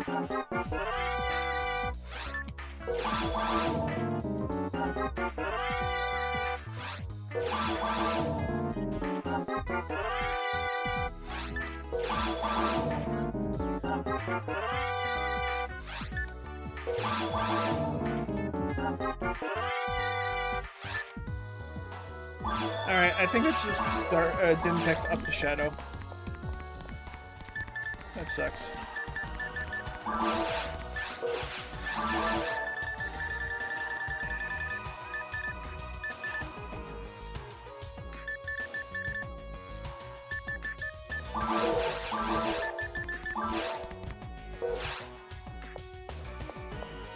Right, I need to max grind it, don't I?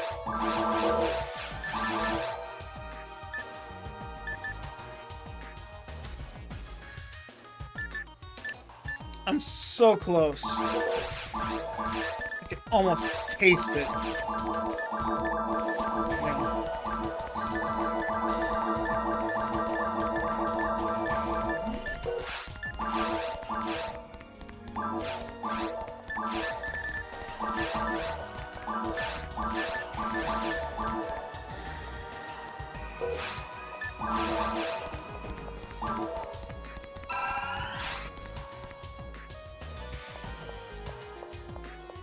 Alright, is this Soul Atomizers or Moon Atomizers? I feed this damn thing for 2 levels.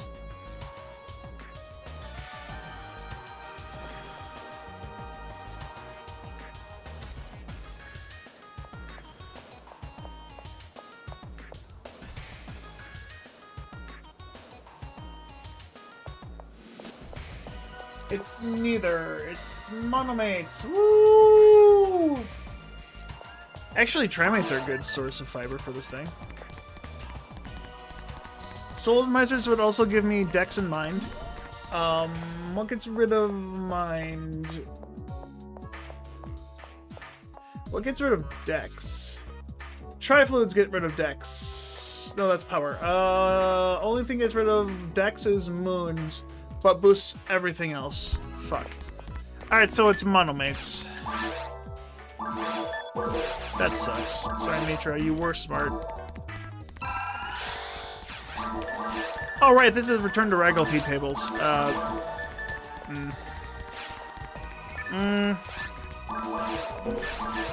Yeah, normally I would just feed the mag until it's,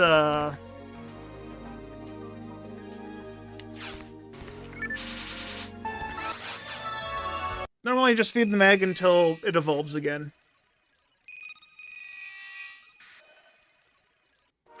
Missed it. I was a frame too late, so you saw the text box pop up, but it didn't.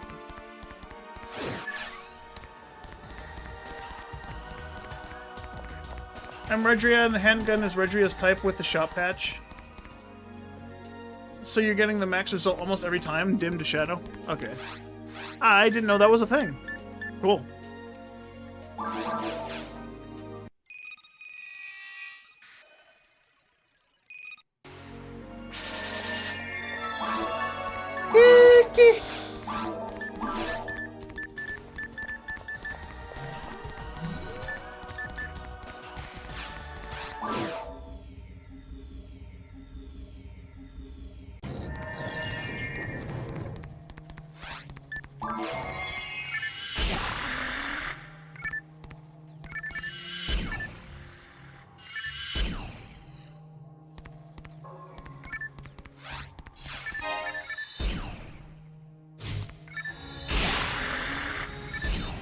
I do more damage with heavy attacks than I do special attacks.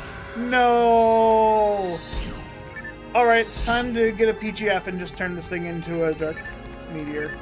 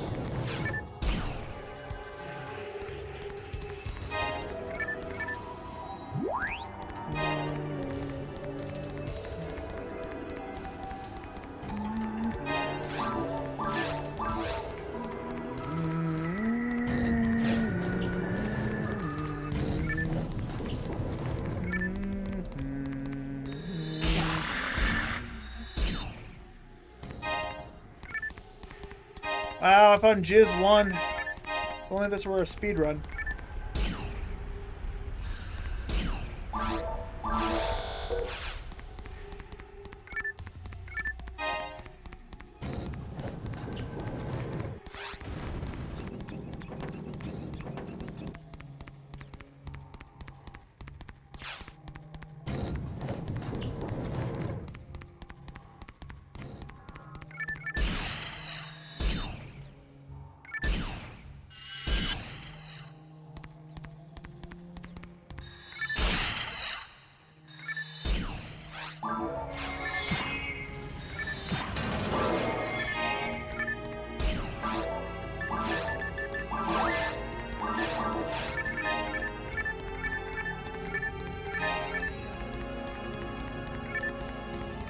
Those are stats.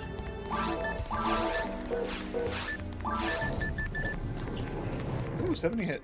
I think that's the highest hit sword I've found so far. I wish I had 7% though.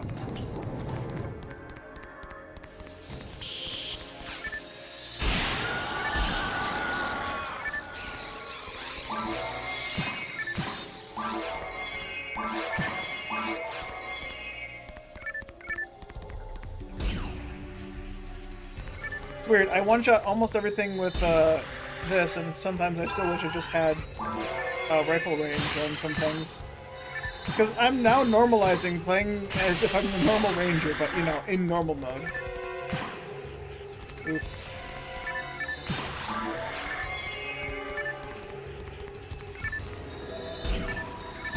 This character is solo self-found. Remember this. Solo self-found, except for, like, a handful of things. And I feel like I'm playing just a character that I started level 1 by just giving them a bunch of shit.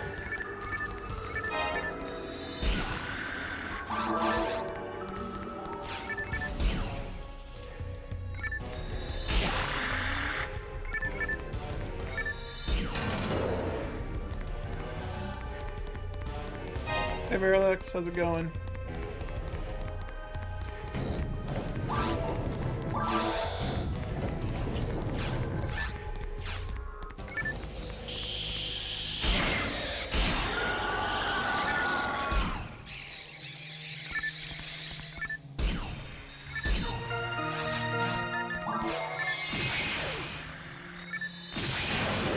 Hey, this is still combo locked!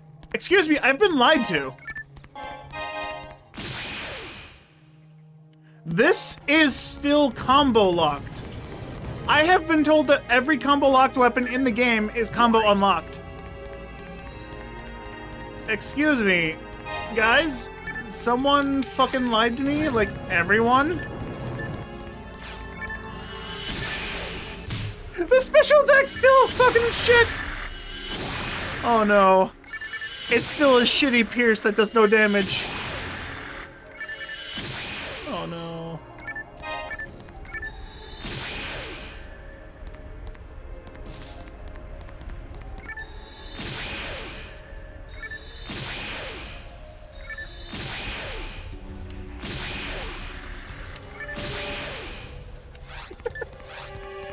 Bro, this is like 1,000 more attack power. And it's only like double damage. I mean, okay, no. I'm hitting for 200s, 250 versus 60 versus 70.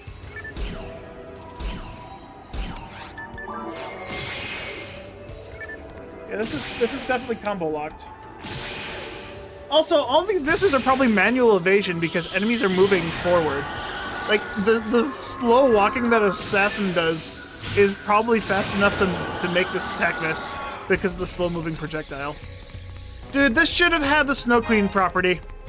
This straight up should have had the Snow Queen piercing, plus the fact that it can't miss if you are in a line. It shouldn't have the ability to mobile evade miss. It should just have a continuous hitbox as you go through.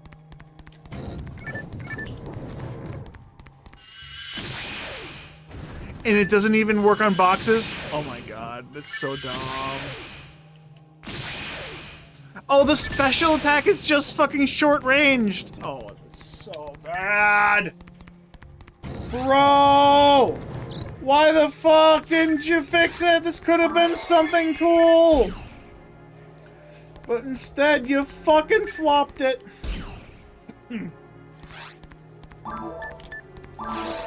I honestly was expecting it to be combo unlocked because I've been told every weapon in the game is combo unlocked. Every weapon in the game is combo unlocked. I was lied to. I want an apology, guys. You're lying to me. If this was combo unlocked, it might actually be slightly usable. Might. Big keyword there.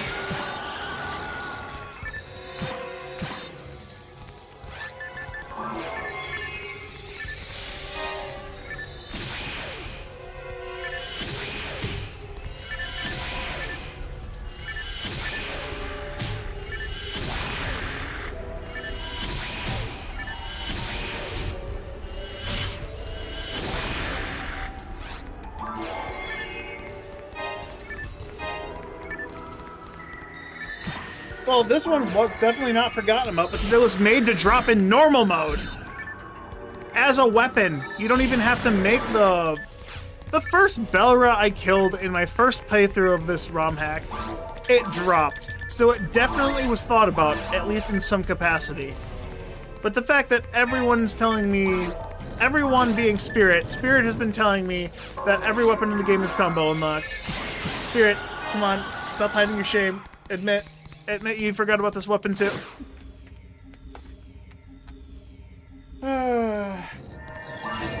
Alright, I'm over it.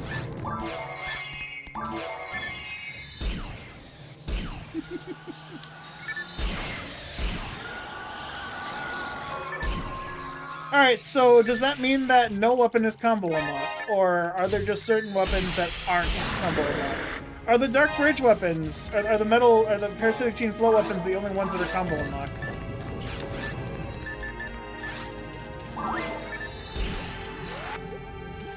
Because that's not every weapon in that case.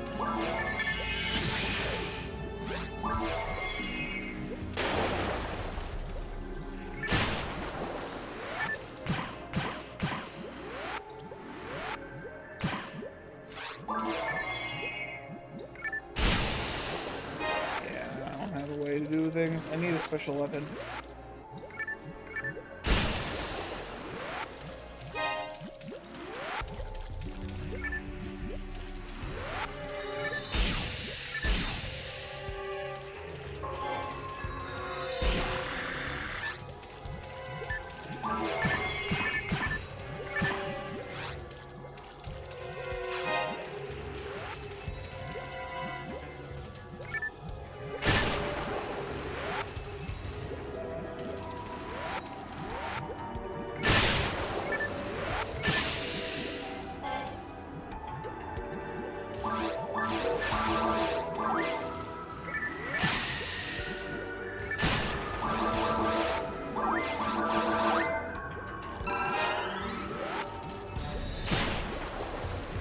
Really?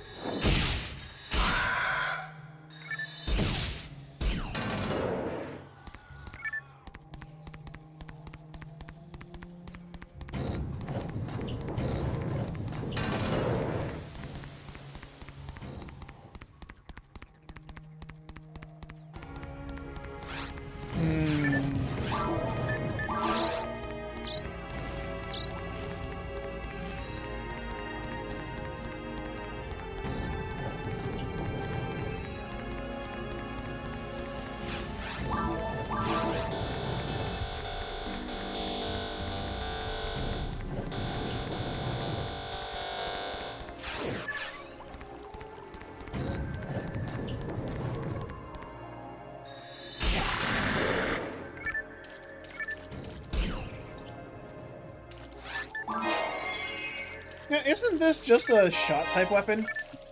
This is a shot-type weapon that only has a single attack that doesn't pierce. Or have splash of any kind. The Nug isn't the Nug Bazooka an over-the-shoulder bazooka-type weapon? Are there two types of bazookas? One that has over the shoulders and the other one that's under the shoulders? One you carry like a dog in a carrying case? I don't know. Do you carry your dog like this in a carrying case? I don't know. I would.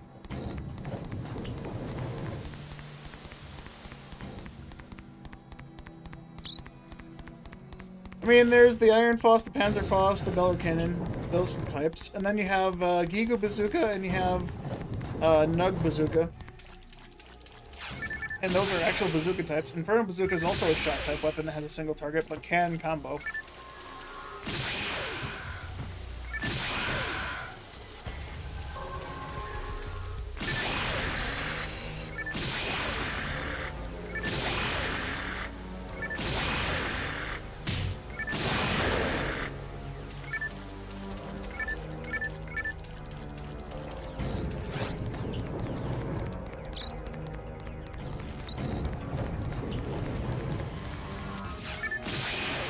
Really?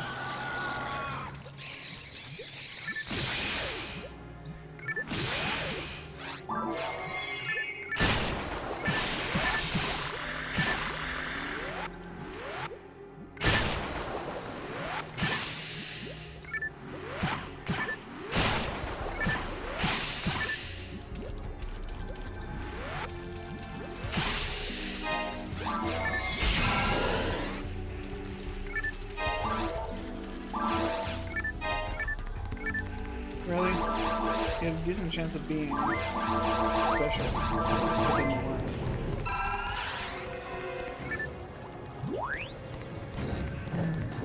Alright, whatever.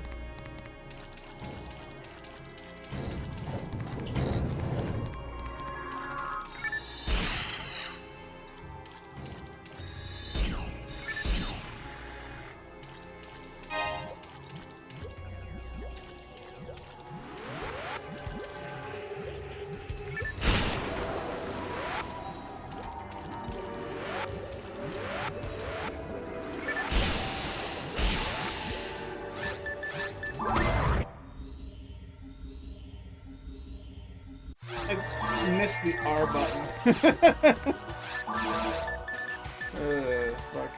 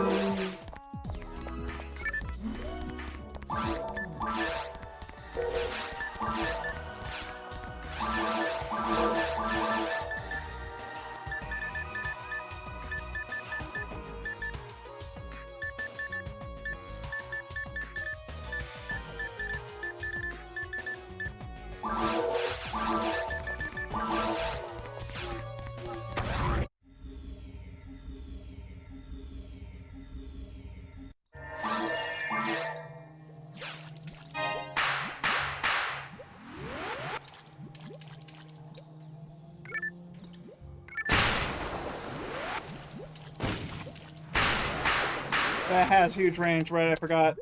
I forgot melee cleaves.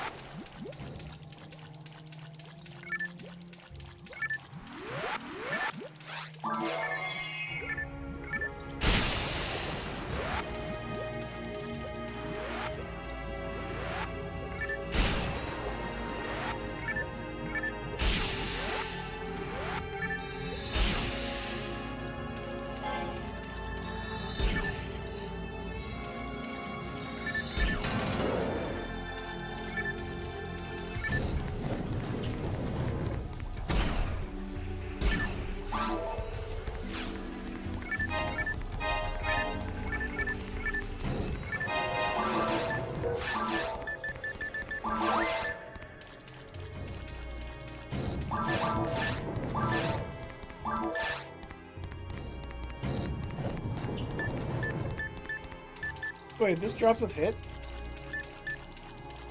I didn't even realize.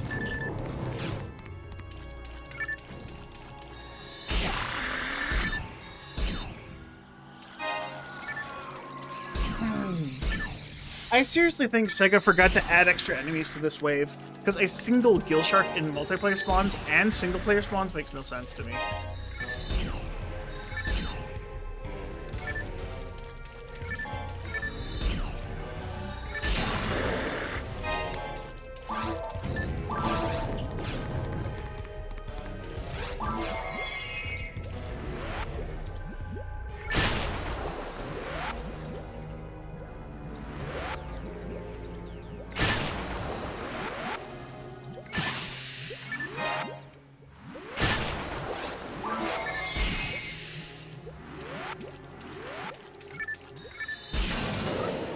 There you go. Excuse me.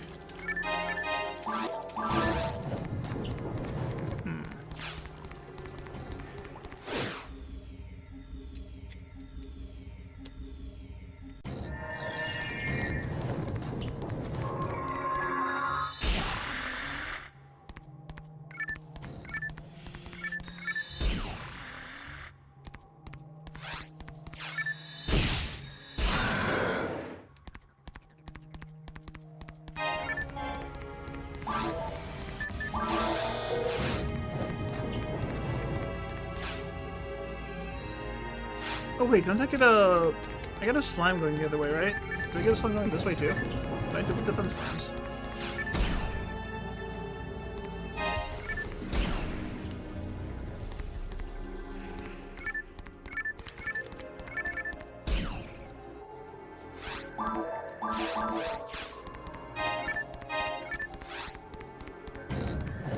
The slime is still a chance to get us a custom frame.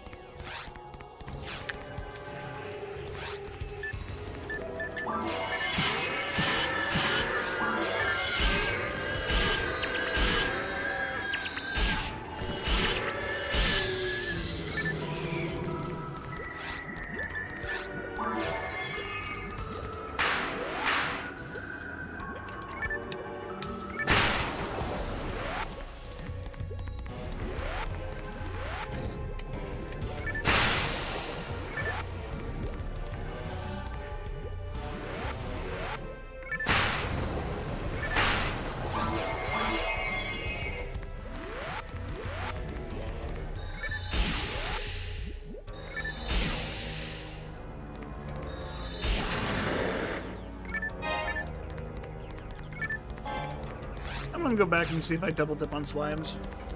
I'd like to get an extra slime because the slime has a chance at custom frame. It's the rare slime, right? I need to get the rare slime to spawn. If I don't get a rare one, I don't care then.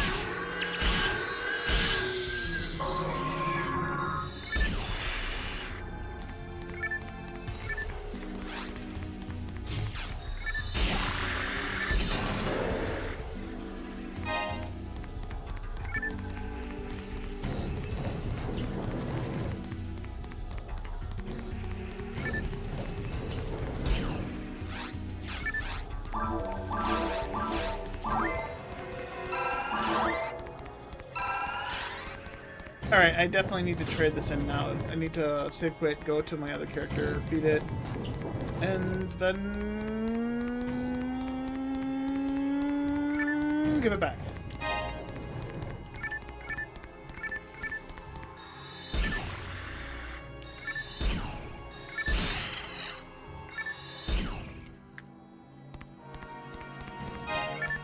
Welcome, Hunter. Thank you very much for the follow.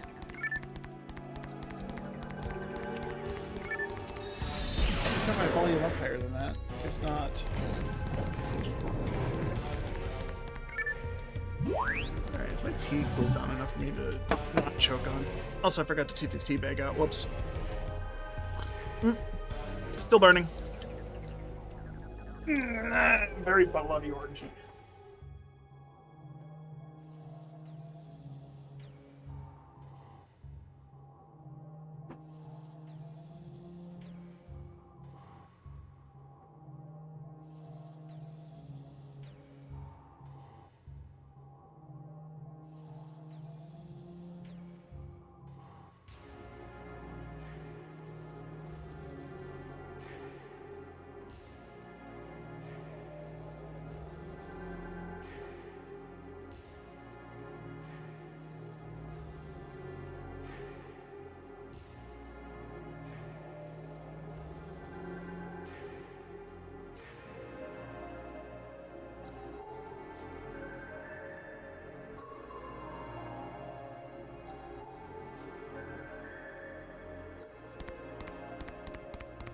I'm going to try and finish this mission, put the mag in the bank, go on to the other character.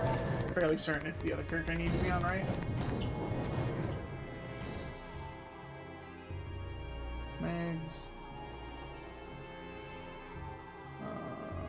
Feeding charts.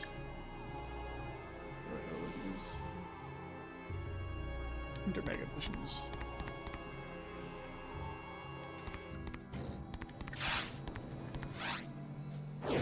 Should turn into an Ela, assuming my Qcast is the correct color ID.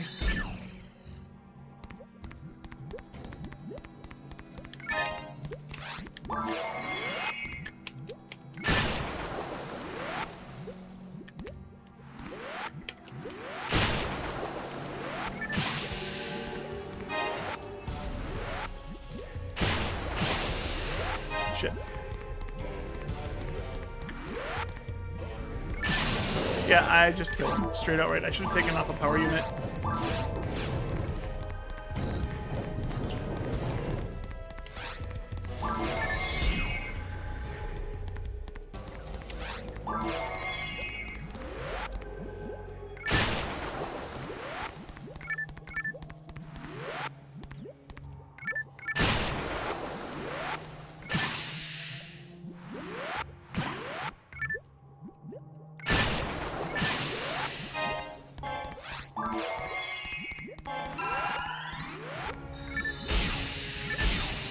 Well, that last slime that I didn't get was totally the rare slime that I needed. You know, Schrodinger slime. It both is and isn't the one I want.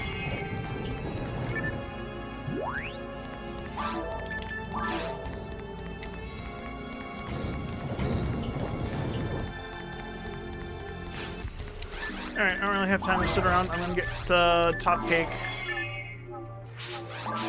There, we got top cake.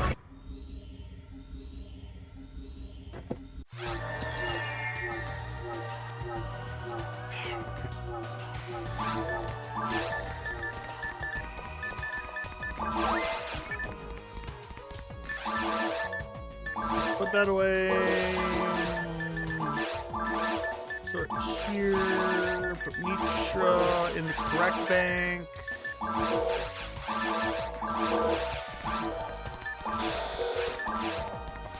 Not yet. I have to finish the mission first, then I can save quit.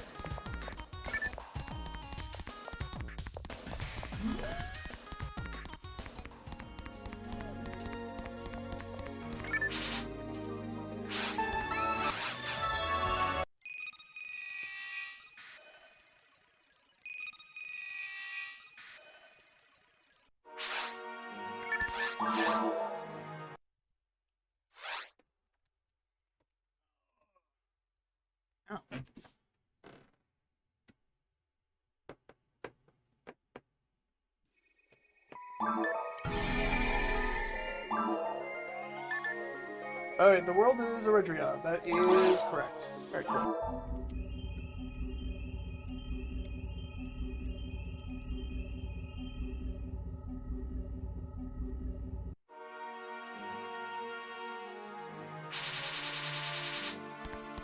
Did I principal skip with him as well? I must have.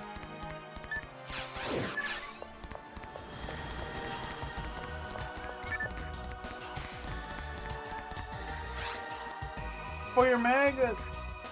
My mag has 50 dex. Should you start leveling up in power? Ranger? Yeah, 50 dex is more than you need for a ranger. Depending on which ranger you're running, I would usually stop around 45 dex. If you're gonna try and min-max stats, I would totally build a 45 dex, rest in the attack power mag for leveling. And then if you want to min-max stats, you would go then look up your stat caps at max level. For like a raw Mar, you only need like 34 dexterity. For a raw Marl, you only need around 43 to max stat.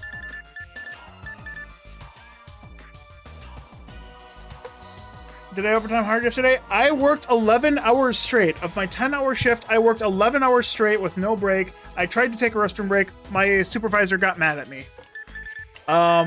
Yeah, I got home at 4:30, or I got home about 4 o'clock a.m.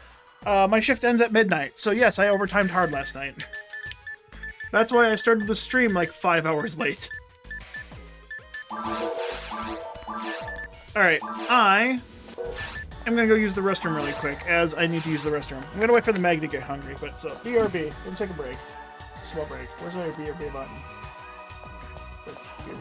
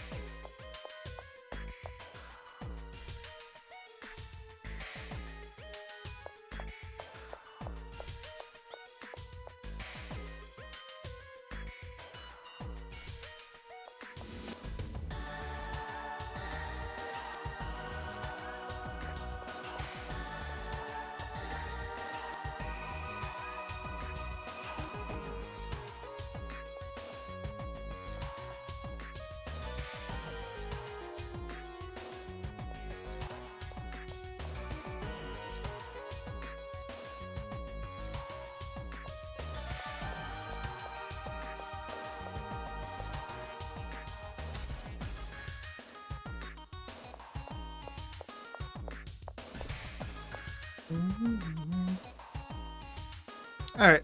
Mag should be ready to be fed. Alright.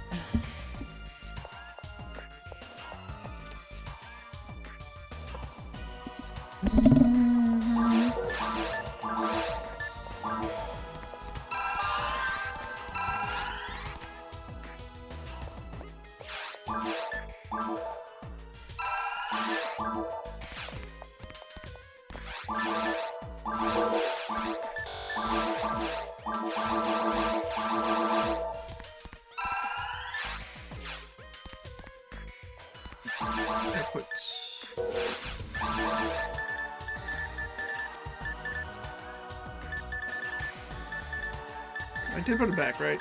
It's in here, below.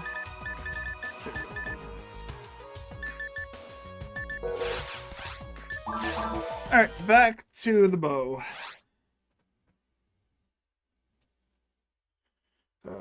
But to answer your question, is it legal to not allow breaks? I don't know if my supervisor even know that she intentionally did it. So the whole situation with me not being able to take a break during my 11-hour shift, well, during the 11 hours I was working, there are 3 trained operators for the task we were doing, me, my supervisor, and one other coworker. The other coworker came to take over the person I was training to give them a break. They can't do training, so they're not officially a trainer at the job. They don't have the title, so they can't do it. But because I am, I have to do it. My supervisor can also do it, but she was busy doing other things, like not working. I don't know what the fuck she did all day. She assigned herself to one task, and even did that late, with a person who had taken, who put vacation time in to take half a day. He still ended up, I already had a thing up there. He still ended up leaving work like 2 hours after his shift should have ended. Which, that's kind of illegal, to deny someone their vacation time. That looks really, really bad for the company. When he should have left at a certain time and still ended up being at work after that time had ended. But I need to talk to my manager because just my supervisor behavior is just unacceptable. Like, she actively basically denied me a break because she wouldn't come and take over the job because I was busy training someone. I don't care that I'm training someone. I still would like a break. I would like to go get food. I would like to use the bathroom. I tried to use the bathroom and my supervisor got pissy because I left the person I was training in the room with someone who wasn't a trainer. It's not like this was the first time that person I was training had ever seen the work she was doing. She very much already knew what to do, and we had been doing it for 5 hours at that point. The whole part of the process that we were stuck on, or that we were at, was we were sitting there, and every 10 minutes we'd look at the equipment, write down numbers. There was nothing else to do. You just sit there for 10 minutes and then write something down. And so I was like, great, this is a perfect time for me to go use the restroom, and then I can come back, and she can go take a break, and then I can get a break when the supervisor takes over. The supervisor never fucking came back.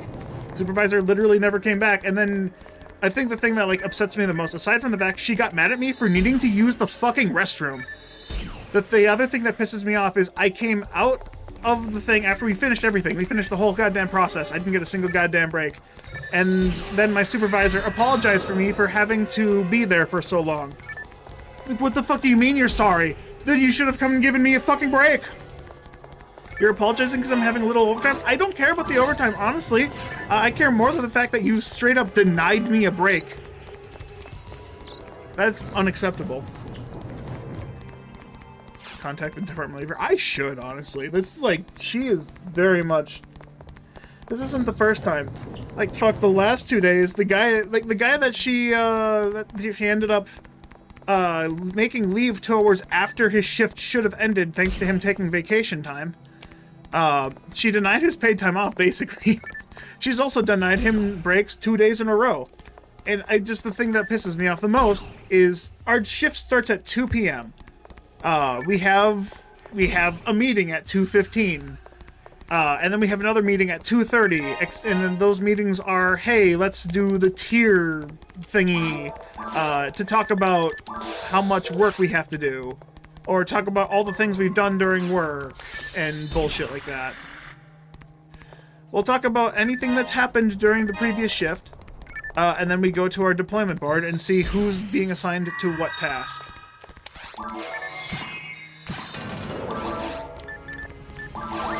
And it's just... that's just like half an hour of bullshit. So we get started at about 3 p.m. My coworker that went back to do the shit that he was assigned with the supervisor, he had prepped the room, gotten all the materials required for them to do their job, and then sat in the room for 3 hours. So from 3 p.m. till 6 p.m. She finally came back at 6 p.m. 6 p.m. is roughly half our shift, 4 hours into our shift. 7 p.m. is halfway into our shift. It's a 10-hour shift. So 4 hours into the shift, the guy hasn't done anything for 3 hours. Essentially for 4 hours, because those meetings are fucking pointless.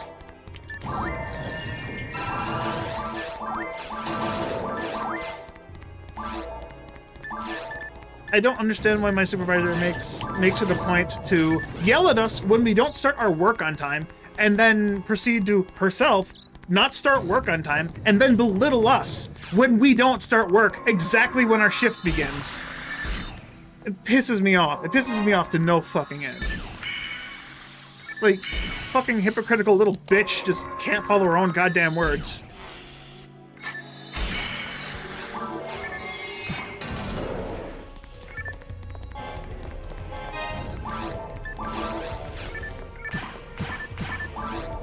Definitely something I need to talk to the higher-ups about. She should not be a supervisor. She does not know how to manage people at all.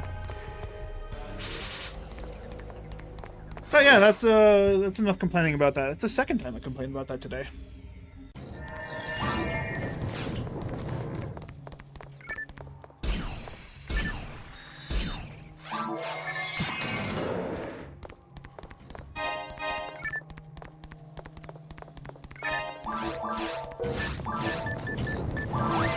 Alright, with this handgun, I will not be able to split slimes anymore, so...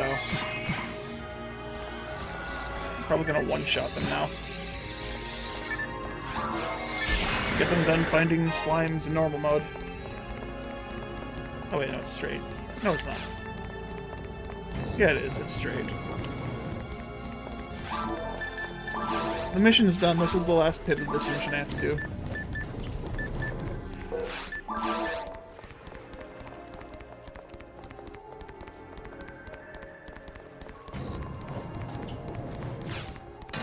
Man, I'm already over-leveled. I should have defeated Dark Falls at around level 15.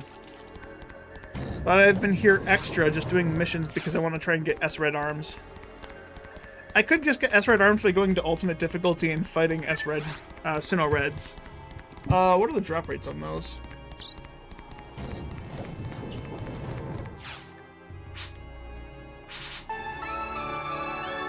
In fact, if I get it from the ultimate difficulty, I don't have to even make it into a weapon, because it just drops as a weapon.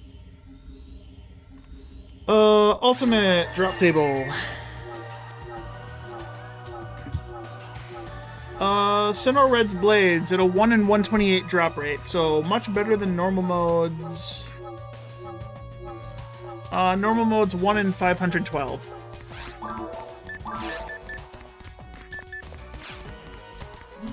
One in 512, and I need to turn it into a weapon, which is extra effort.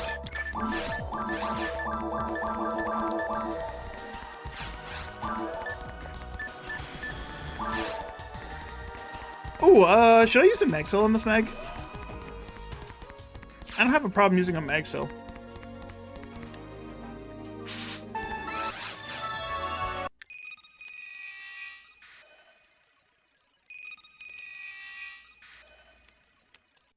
Missed it.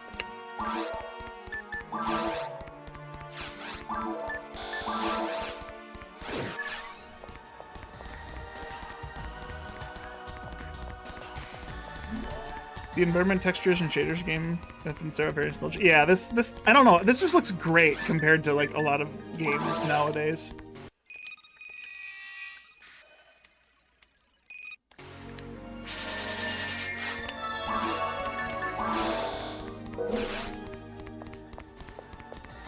I don't know what it is. I can't really put my finger on it.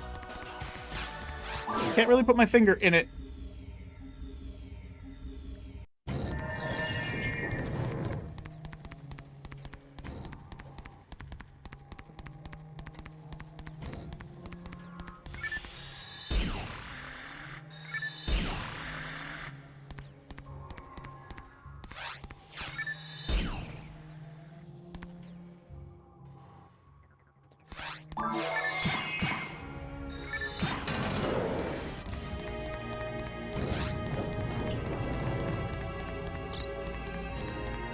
PSO's case, it's also the sounds and the soundtrack. I have the soundtrack on an MP3 player I listen to every day when I drive to work. I mean, it's not the only soundtrack I listen to, but it is one of the ones on there. And boy, oh boy, howdy, I don't know, just something about PSO's music is just really good. You found the most useless weapon in RTA, Flame Visit, which is acts like a shot type weapon that only hits one enemy. Hey, that's the Ramar's ultimate weapon. Don't knock it. That adds 30 ATA to a Ramar's abilities and shit. Get a photon booster. It'll turn into a burning visit, which will apparently be better. It's a shot type weapon that now is combo unlocked. Right? Is the Flame Visit combo unlocked? It should be by default. Flame Visit is a combo unlocked weapon in the base game. But the Burning Visit will be a combo unlocked weapon, and it'll be the Ramar's ultimate weapon, right? It'll do a lot of shit, like miss, because of slow-moving projectiles. I think it's a pound. Yeah, it's combo unlocked. Yeah. I mean, the Flame Visit isn't the Burning Visit. Burning Visit's the combo locked one. I get ahead of myself.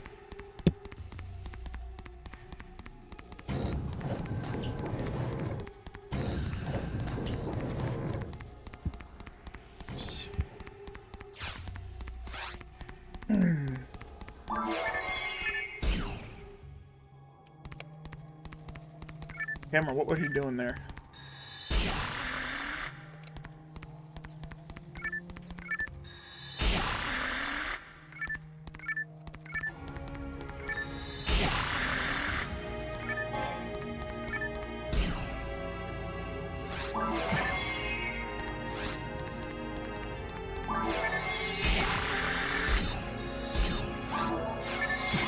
Because the bullet shoots from the waist, it doesn't go over. That's okay, so that's funny. That was the first case of the game not being playable because my character's height is too small. Because of my character height being absolute minimum, the bullets are coming from, like, the bottom of the barrel, right? That means it can't go over this hump, like if I was playing a tall character. If I was playing a tall character, that could very easily clear that. I'm literally shafting myself. I am nerfed because of my height. I hate that a little bit, but it's also pretty awesome that height in this game plays a factor on how well you can hit enemies sometimes. Like, I shouldn't have any issue shooting above that, normally. Normally, I play with all height max characters, so I don't have any issues like that. But I decided to go the opposite route today, or on this character, because, I don't know. I just physically, I nerfed my character because I made her tiny. It's just crazy. Just a very little nuanced thing in PSO, where it shouldn't affect anything, but it does. It totally does. Tiny character can't shoot over certain ramps because tiny.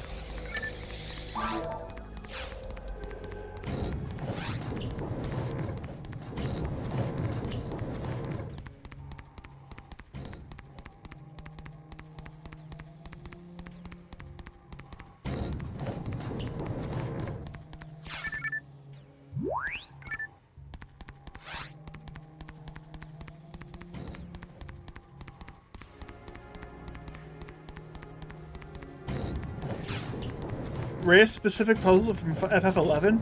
One specific, you need a bigger race because they were heavy enough to push the button. Wow. I miss, like, older games having things like that where you have a certain thing you can't do unless you are a specific, like, character type or something. Like, that feels kind of unique. And kind of a cheatsy way of locking a person out of content. Oh, you can't do this because you decided to play the wrong thing. But that's something you just do. That's something you put in a multiplayer game. That's something you put in a multiplayer game, so you have one of every, like, race or class, and then you can do all the puzzles. And I think that's pretty cool, honestly. Makes you think with your noggin. It gives you a reason to try all the characters.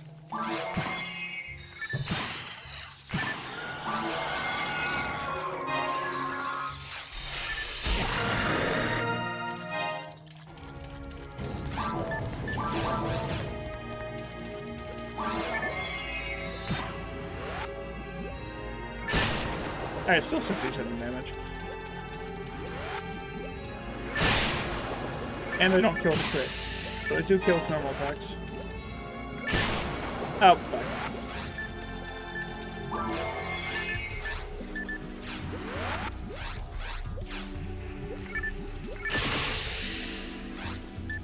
I had to try it. I didn't really have much of a choice.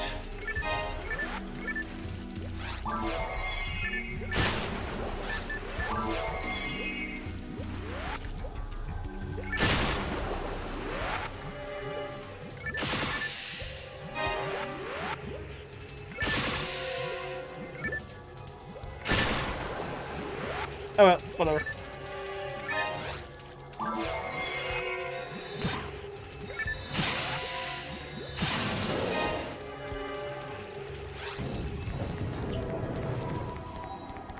Players these days would complain because they want to do everything alone in one playthrough.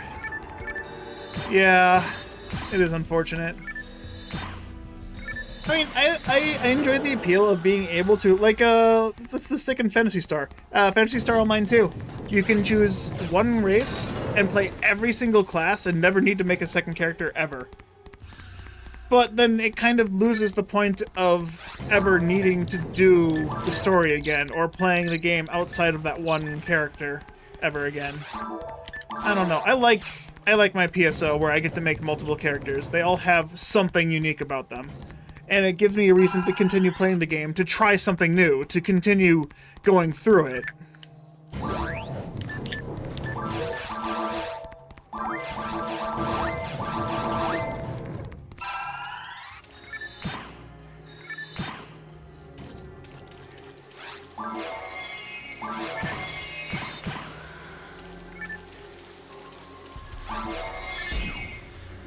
I thought I aimed far enough in the middle. Darn.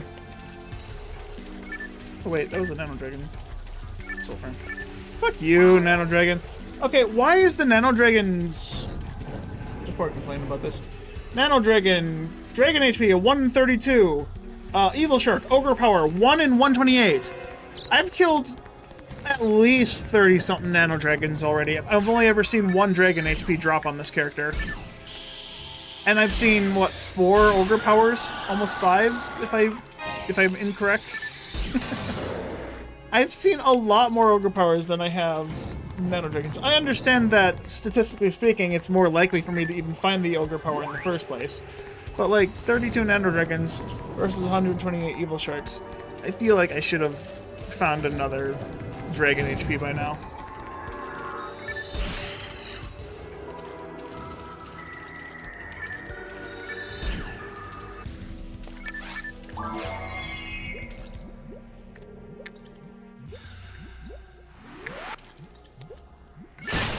Not even classes are different enough in the modern MMOs you play.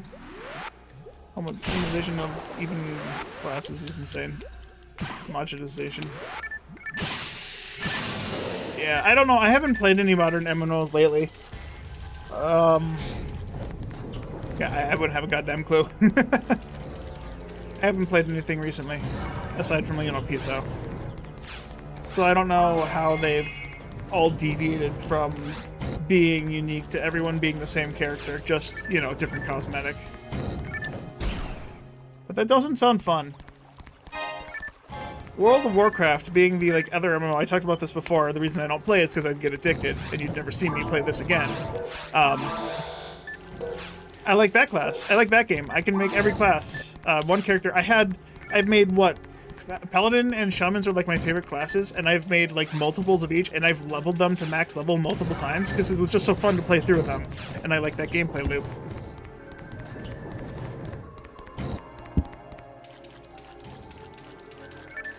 Keep music ninjas, every class has a counter, for example. Yeah. I mean, shit, in New Genesis, you can make a subclass and just use your subclass. If you want to level your main class, just take it as main class, and then use your subclass as weapons. So take Hunter subclass, and then whatever the fuck main class, and then just use a Hunter weapon. Easy. It's dumb. You don't even need to play. That's what I did. I took my Force as a subclass and only did Force attacks the entire time while leveling all of my classes in New Genesis. There was no reason to do anything else. I didn't need to bother learning to play the new class. I just need to get it leveled up so I could have it leveled up.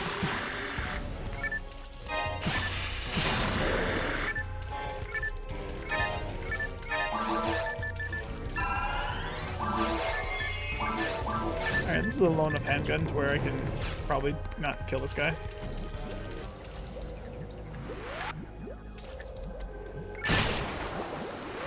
You like Rogues on WoW, but you really haven't like played the game in recent years? I don't know. I haven't played. The last time I played was on the vanilla server, or the WoW Classic server, I guess I should say.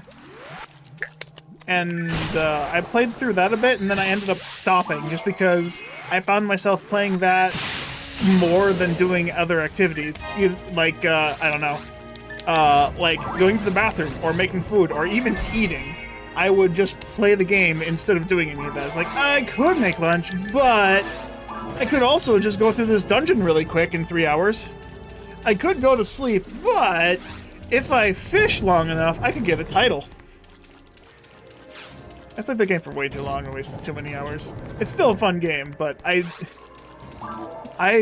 know if I try to play it, I will get stuck playing that game and nothing but that game.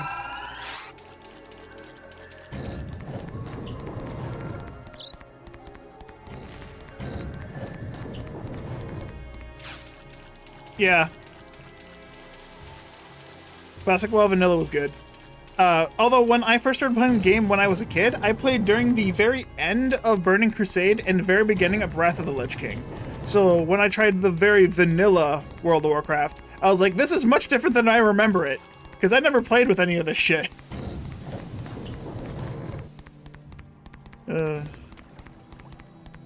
All of these skills are weird. They're not at all what I remember. You miss my WoW streams? George, no one misses my WoW streams. I remember when I was like actively raiding with a guild and I'd raid on Tuesdays and then Thursdays I would take off. And then they promoted me to a captain in the guild and I'm like, ew, I'm sorry man, I don't want to play the game anymore. I don't want to be in a position of power, I just want to play the game. I don't want to lead people into doing the raids.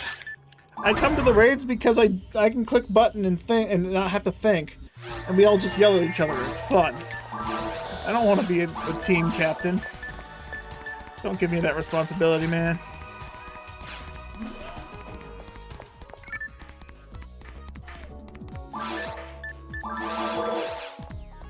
Leveling experience, modern WoW is you must be better at Housewives because there's no way. Yeah, so fun thing about leveling. My favorite thing in the game was to explore all the worlds and do all the quests in every area. Even if I over-leveled the area, I would finish all the quests in every zone I went to. And it was fun. My brother, who wanted to get into the game the same time I started playing it, he didn't. He did not like that at all. He just wanted to kill everything and continue killing things and never increasing his equipment and never improving his equipment and only ever kill everything. Only. So he found the game incredibly boring because it's just like, I don't want to play the game. If he were to play the game now, if this is how the game, if the game now is how the game used to be, or should, or if the game back then was how the game is now, let me say it correctly, like that, my brother would have liked it more, because you don't have to do quests to level up.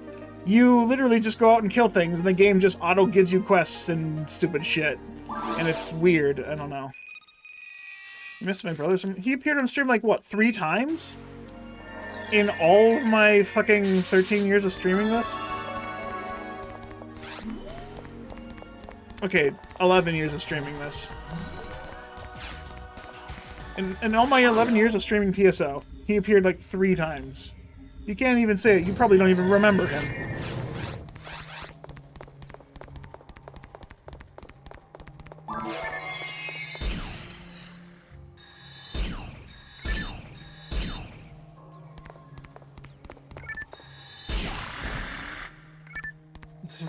Highlights.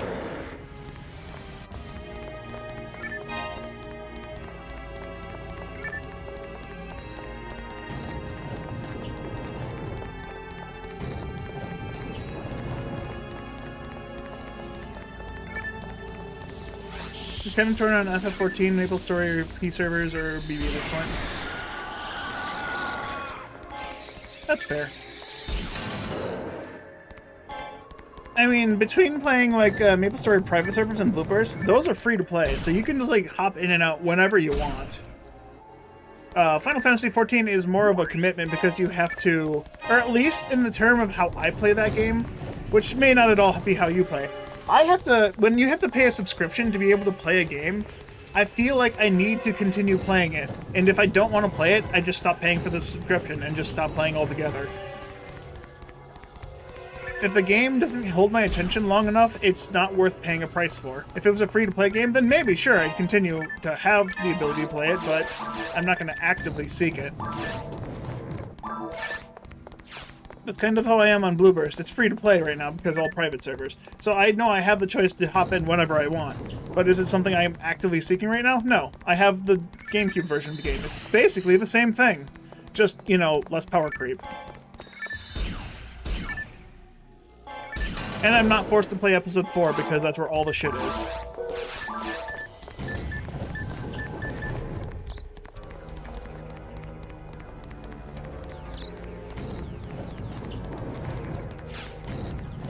Chilling in old school RuneScape for a couple of years, and man, was really satisfying. Just had the subscription.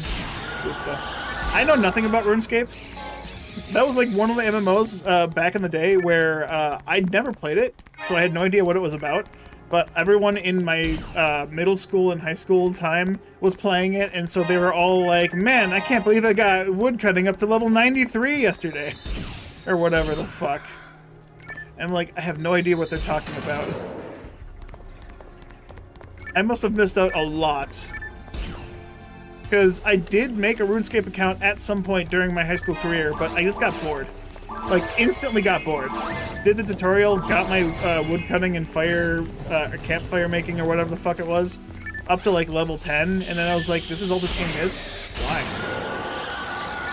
I get that some people like the brain rot, but I'm not into that kind of brain rot.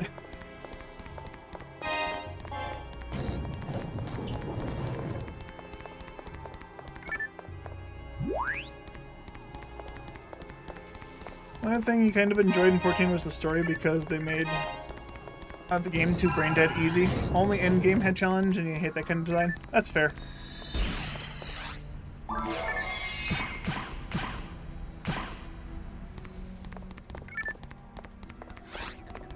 I didn't play 14 much, but I did play 14 for 2 months and tried to fast track my way through some of the progress. Just because of, I had friends I wanted to play with and they were already end-game, final gear, all that bullshit. Whenever I played, the hard part was my schedule did not line up with their schedule. I could play with them like maybe once a week, if that. And that once a week they were also doing raids on that day. So I was trying to gear up a character and level and get to the end game without actually experiencing the rest of the game, and never interacting with the people that wanted me to play with them. And I kinda got burned out after 2 months. I pushed really hard to get a high level, and then just kind of got bored of just running quest to quest, area to area, leveling only one kind of character. So I went back and started leveling every character, every class, and I found that professions were much more entertaining for me. And then when those started getting boring, I just quit playing altogether and just told my friends, sorry, couldn't do it. It's too hard to play the game by myself. I have no interaction with people, and I don't have the time commitment. I don't have the ability to put that kind of time commitment into the game anymore. If I was a kid, if I was like in high school or in middle school or in elementary school, if I was in school and I could just do homework and then not have some kind of part-time job to go along with it, definitely. I could definitely play with them. I could be brain dead and get all the way up to where they were.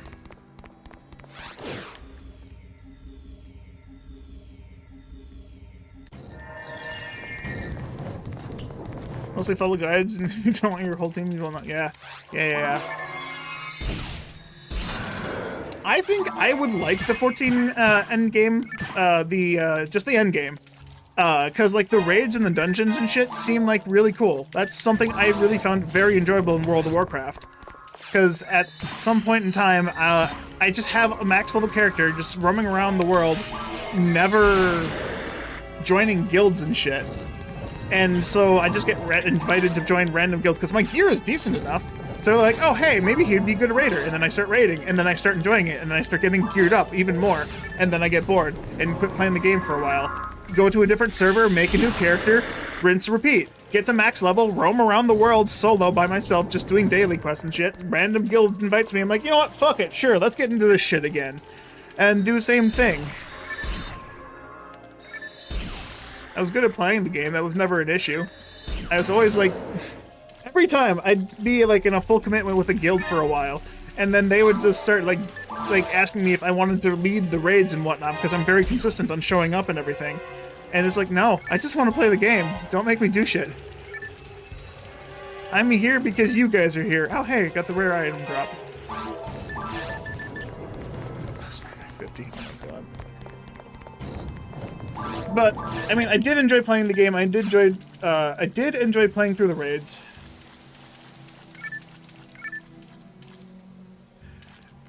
Sorry, I thought this was from a rare lily for a second. It's an angel TP that a Gnar lily drops, not an angel mind. So what drops an angel mind? Pal Shark. Okay, so it was from a Pal Shark. Wow, that's a 1 in 32. That's the first angel mind I've seen, that's the first angel mind I've seen drop in normal mode across 3 characters. I have seen 7 ogre powers and 2 dragon HPs. Dragon HPs are the same fucking drop rate. Where am I going? Dragon HPs are the same fucking drop rate as an angel mind, and there's still more Pal Sharks than there are nano dragons. How is this fucking possible? I have seen more 1 in 128 than I have 1 in 32s. I feel like these drop rates are incorrect. But I also have not been paying attention to how many evil sharks I've been killing compared to Pal Sharks and Nano Dragons. Also, I heard that someone followed on Twitch. Thank you. Thank you for the follow. Welcome, Hunter.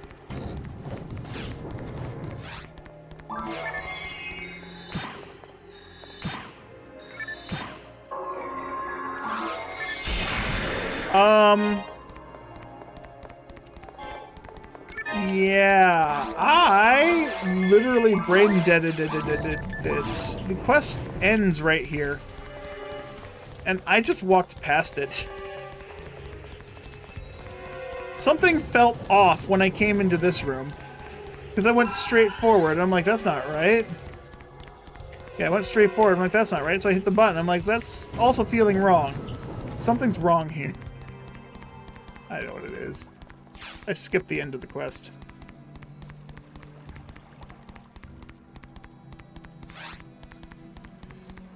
So there was another aspect about Final Fantasy XIV that I just couldn't get into, and I don't know why.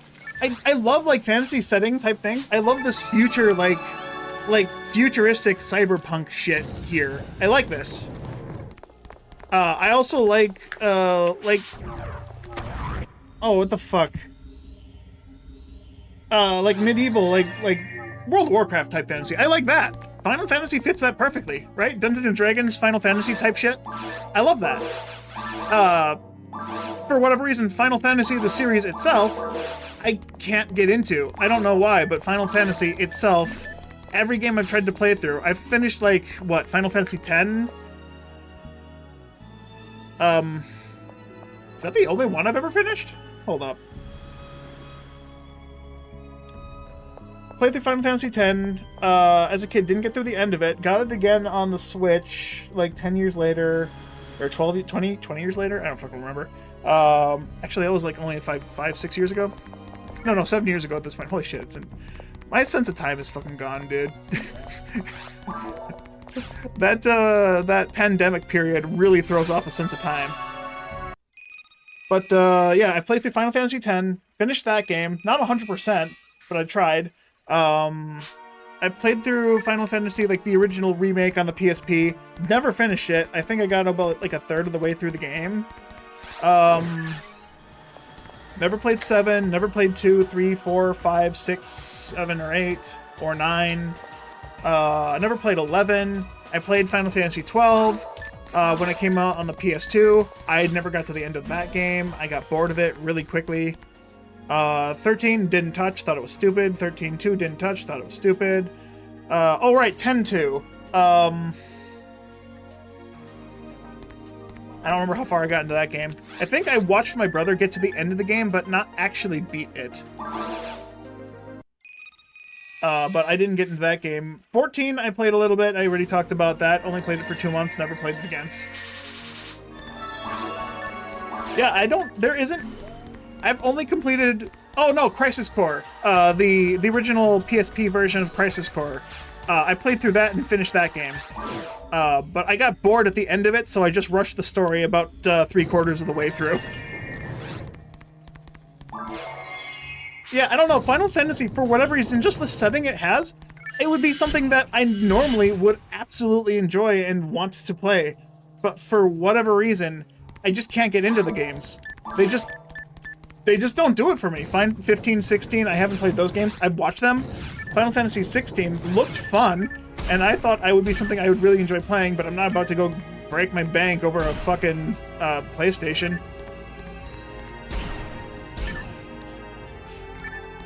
I'm not paying $700 for shit. I already did that for the PS3, where I bought it at fucking, what, $500-600, and then literally the next day they dropped the price by $300, and I felt really fucking stupid.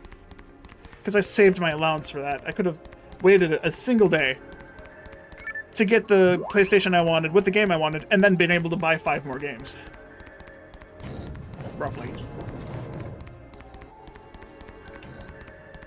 Each Final Fantasy has a different setting. Well, I mean, yeah, but like, I played 12, I played 10, I played Crisis Core, I don't know, I've watched Final Fantasy 7 a ton. I've seen speedruns and shit of like a lot of Final Fantasy games, and like, I'll watch them, but none of them catch my interest. I don't know, just even like looking at them, and it's just like, I don't find this interesting. It doesn't hook me, it doesn't grab my attention, and I don't know why. I genuinely do not know why.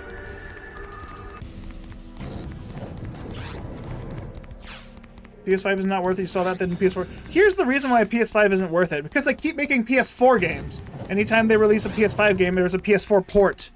And it's terrible, but it still exists. They're still doing that shit. And now they're gonna probably port all their PlayStation games to a PC. Probably not. If they did, though, I would buy the games. They ported the exclusive Ratchet & Clank game to Steam. I bought that day one when it was on Steam, because it's like, man, I loved Ratchet & Clank as a kid. I can't wait to see how they improve the series. And I was very, very disappointed, because the whole point of them showing off how powerful their system was the entire point of that game. The story was mid, the combat was lower than mid. Like, the combat was basic. Sure, it had all the things Ratchet & Clank has. The weapons look fun and funny and gimmicky, and they all do weird, wacky things, but they're not nearly as appealing as, like, Ratchet & Clank 2, Going Commando, or 3, Up Your Arsenal. Or even fucking Deadlock, where you lose Clank for the first time. I don't know. It just they took away the appeal of the Ratchet and Clank games in that game, and I'm glad I never bought a PlayStation to play it. I mean, I played every Ratchet and Clank game up until the end of what they had, A Crack in Time. And then I didn't play the remake of Ratchet and Clank 1. I saw the movie and was horribly disappointed.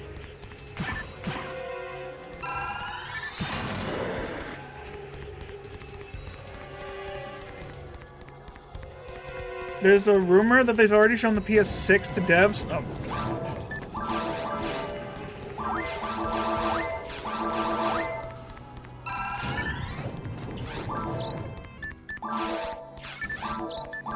Whatever. I don't care anymore.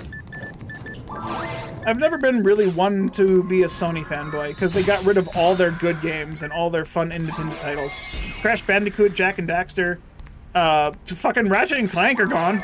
Anytime they had something good, Spyro, all those fun things, they just fucking got rid of. Just straight up destroyed any chance of them really having anything. What's the PlayStation known for now? Fucking God of War and Call of Duty? That's it? I don't remember another main story game that PlayStation has that's even remotely good. I know of their newest independent title. I forget the fuck it's called, but it's the one with the little robot, right? I don't plan on playing that unless they port it to PC, and if they do that, then their console is really dead. They're just another Sega clone. Because Sega did that first, where they killed off their consoles just to make games. Sega did it first.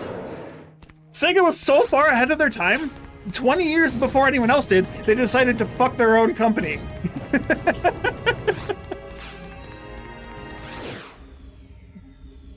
Switch has snatched up all the JP dev games at this point. Yeah. Japan Studio was their Bloodlight. Oh man. Yeah, I know people are asking for a new Bloodborne, but so instead they're gonna fucking recreate Horizon Zero Dawn, right? Oh, and some kind of new racing game, right? Instead of one of the best titles on their platform, they're gonna just do a remake of something that already had a remake. Bruh. I've seen the memes, and it's just like, at this point, memes aren't memes anymore. They're just truth. They're just facts. Last of Us 1 Spider-Man edition. Yeah. Yeah, sure. But yeah, so you see, Microsoft has already given up on their things, and they've been just re-releasing games with not even a system, just as a service to older people. So I don't even know if Microsoft is making any new games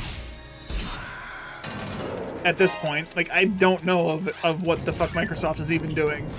And then you have Sony, which is just like quitting.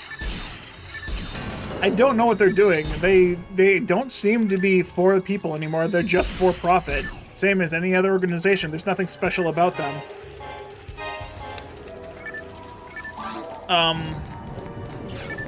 And then you got what? Nintendo, which is the epiphany of not having fun with games. They make good games, but then they destroy they don't like it when people have fun with their games. That's why they're getting rid of every emulator that exists. Because you have to have fun their way, and they're just assholes because of that. Nintendo's just shit because of that. Like, why the fuck? Nintendo's shit because they don't let players have fun the way that players want to have fun. Microsoft is shit because their only IP they destroyed, and now they're just re-releasing old games as a service rather than actually making games. And Sony is actively in the process of trying to destroy their own console.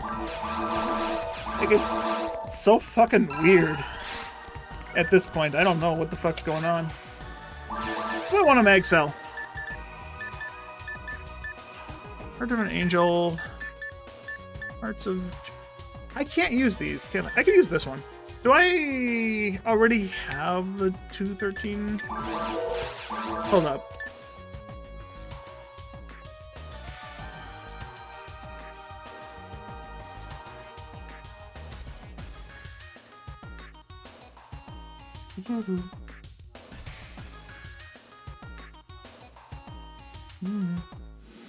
All right, I make a churro if I use this. Don't forget PC prices are way up. Hey, I mean, $1,000 PC where you can buy Steam games or even play games for free. There's plenty of games that you can play for free. Steam is like Team Fortress 2. That's still popular as fuck.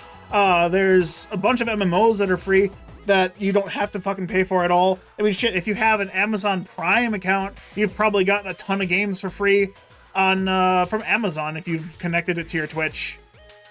If you have a Twitch Prime. I mean, shit, there's like, I have not... No, maybe it is. Maybe it is in the hundreds. I have like hundreds of games from Twitch Prime that I've not touched because I've already played through some of them. And there's a lot more that I've never touched before that I don't really care for. Oh, right. Mag needs to be level 200, or level 100. 45 dollars. Shit, get a $1,000 PC and you've already gotten a better... You get a pre-built one for about $1,000 and it's going to be more effective than any of the consoles. You like your PC, but your graphics cards, dude, graphics cards have been like low and at. Oh wait, our graphics card price is gonna go up again. I heard something about Silicon Valley got destroyed, so they're gonna be running out of materials to make shit again. It doesn't matter. Studio also made Shadow Colossus, and the Gravity Rush is way more fun than whatever Sony has these days. Yeah.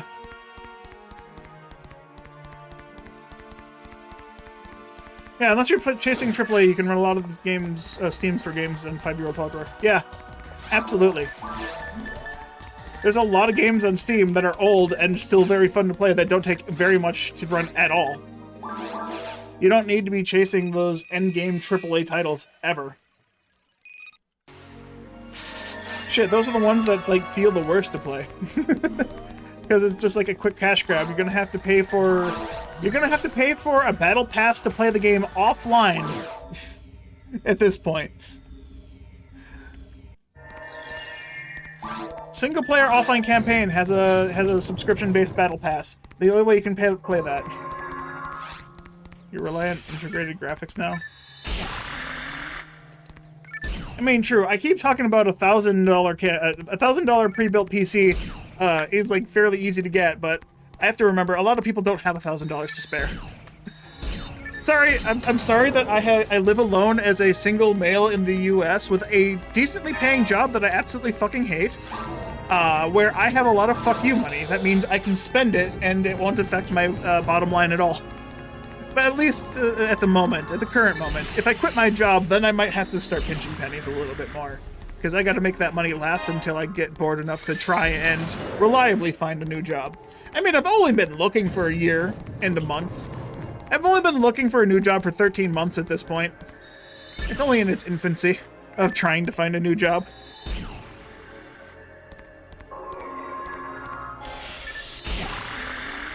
Your hardware is 5 years old, and it can still run the recently released FF16 at 60 FPS 1080p. I don't... That's one thing, like, you don't need to be chasing 480... You don't need to be chasing 4K or 8K graphics at 500 FPS. I know I spent way too much money for my PC. I spent $5,000 on my PC, and when I got it, this thing, out of box, was like probably the strongest PC that I could have made given how much money I put into it. And then 3 months later, new graphics cards came out, new like motherboards and new everything came out, and my computer was obsolete. And I could have built it for cheaper too if I had just waited 3 months. Because that was also way back when the graphics card prices were fucking skyrocketing. And I can play everything in 4K if I really want to. My computer can handle that, no fucking problem. I play at 60 FPS, 1080p on every game. I have zero reason to do so. If I play games with uncapped FPS, I've been finding that a lot of third-party games don't intend for you to play at 400 FPS. And that fucks with the game. Like, it fucks with the game in certain ways. What was the game? BPM. What is that? Bullets per minute? It's a rhythm-based roguelike. And I found that if I play the game at 400 FPS, if I jump and then dash diagonally, I get infinite speed. I had to turn my graphics from I had to turn the FPS from uncapped to 60 FPS because I kept killing myself because I would dash across the room by accident so goddamn much. Because I would just get infinite speed, 2 jumps diagonally, and I was fucking across the room. And man, that was hard to control. There's another game, Gunfire Reborn. When I got this new PC, I was playing that game a lot with some friends. And that game was really fun. I had my old computer, played it, no problem. Got a new PC, played it, couldn't do anything. Like, there were certain, like, little puzzles I couldn't do because my character wasn't moving fast enough or jumping high enough to be able to clear the gaps. And I figured out what it was. If you're playing the game at 400 FPS, you're losing about 1/3 of your jump height. How does that work? How do you fucking lose 1/3 of your jump height and you're also moving slower than people who are running at 60 FPS? It doesn't make any sense to me. So the like 480p 400 FPS is fucking pointless if it makes games unplayable. If I can 4K with 4, yeah, I think I said it right. You know what I meant. You don't need to have a good PC to play good games. Shit, I don't even have a good PC to play this game. I'm running on a console that's 20 years old.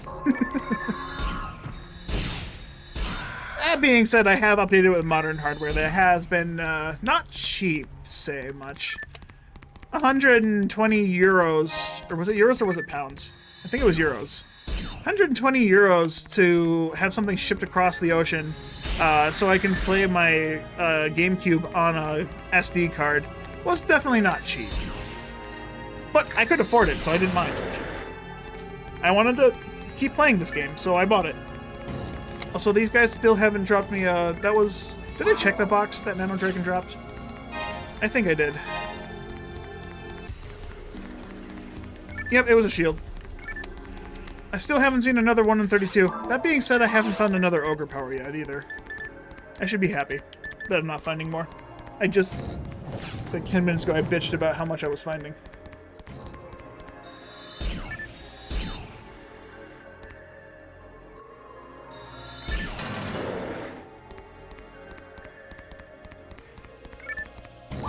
If I had infinite money in this world, I would buy everyone everything they wanted. Even if I didn't have infinite money, if I had enough money and I knew a person well enough, I would totally go out of my way to buy shit for them. I would totally be a sugar daddy. If I had the money to do so, I would be a sugar daddy. I am not afraid to admit that. I have like zero care over how much money I own. Money isn't something I care much about at all. I just want enough to be able to pay my bills and live comfortably. I would not be a good person to give $1 million to, because I would spend that shit, like, nonchalantly. You know, I'd probably actually end up buying mostly food with it. I don't need a bigger house. I like this I got 2 bedroom, 1 bathroom, 1 living room, 1 kitchen, and an entire basement, and a car garage that's attached to the garage. I definitely have it made as a single man living by myself. If I were to find like a girlfriend or something, then maybe this might not be enough, but I don't think I'm going to be in a relationship anytime soon. I'm not seeking anything kind of romantical. That being said, I am kind of lonely. I don't want a pet, though. I don't want to have to take responsibility for something I can't be here for 24/7, or at least at a reasonable time. An 8-hour job, a dog would be fine, or a cat would be fine, but a 10-hour shift, I don't know. That's 2 extra hours, really.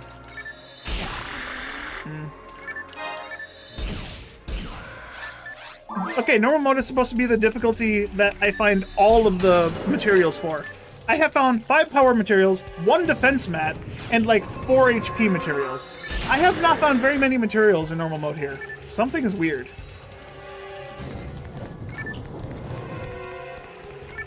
Money only matters until you get to a point where you can survive kind of okay and healthy.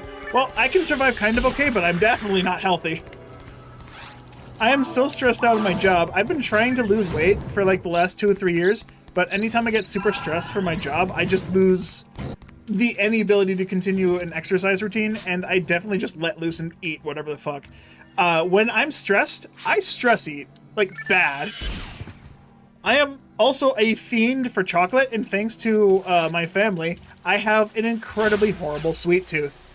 I need sugar to survive. I don't drink sodas often, or rather, I wouldn't right now. Currently, I'm drinking about a soda a day from the Soda Stream, which I feel is healthier than normal sodas, but it's still sugar and soda. And the only reason I'm drinking them is because I have a bunch of sugar stuff or soda mix that expires in a month. If it wasn't expiring, I wouldn't be trying to pound through it as hard as I am. I definitely normally, I don't make a soda, I make it like once, twice a month. But I'm trying to make sure that shit don't go bad. I know I can keep drinking it past the sell-by date, because I know that's not exactly when it expires. But the sell-by date is a good indicator that you should probably focus on getting rid of it sooner rather than later.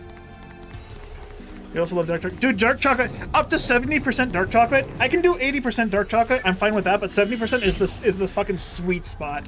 Give me 70% dark chocolate and I will fucking... I don't know. I wouldn't suck dick for it, but I'm almost.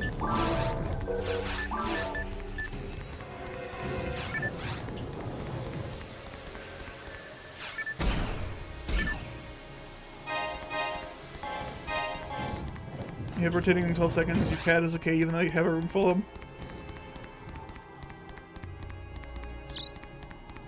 12, rotating 12S. Okay. I misread that. Stress selects up any diet even though it's better to do both well diet and yeah, I usually, if I'm not stressed out from my job, I have a pretty good diet. I don't seek eating and overeating extra foods and sweets. But I definitely have a cabinet in my house full of some kind of candy or some kind of dessert. And here's the thing that I do to prevent myself from eating it. I have to buy a box mix of something. So I have a box mix of brownies, box mix of cake. I have some pudding that all I have to do is add some milk to it to make it. And that is enough to prevent me from wanting it. Because I'm lazy as fuck. That is how I prevent myself from doing it. However, when I'm stressed, and I know when I'm stressed, because I will make the cookies, I will make the brownies, I will make the cake, I will make the pudding. Once I start making the dessert, I know I'm not in a good spot. I've made a cake in the last month. I've made about 5 cakes in the last 3 months, actually. Now that I'm thinking about it, I have had a lot of cake. I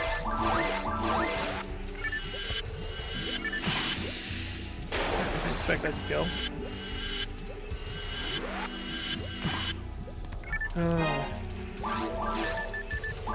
Yeah, I have not been in a good place mentally for a couple of months.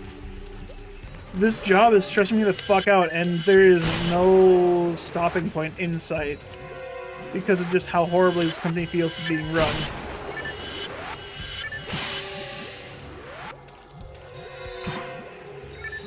That cake making skills are I have considered it. I have considered like applying or opening up my own bakery and whatnot. And that's not a good thing, because as much as I love to make things, if I were to make that much, I would also eat that much. When I make food and cake and junk, it is specifically because I want to eat it. It's not for me to share, it's not for me to sell, it's because I am consuming that. It is mine. Get away from my hobby. My cake. I will only share cake on 2 occasions. 1, it's my birthday, or 2, I don't want it. Second one rarely ever happens, let me tell you.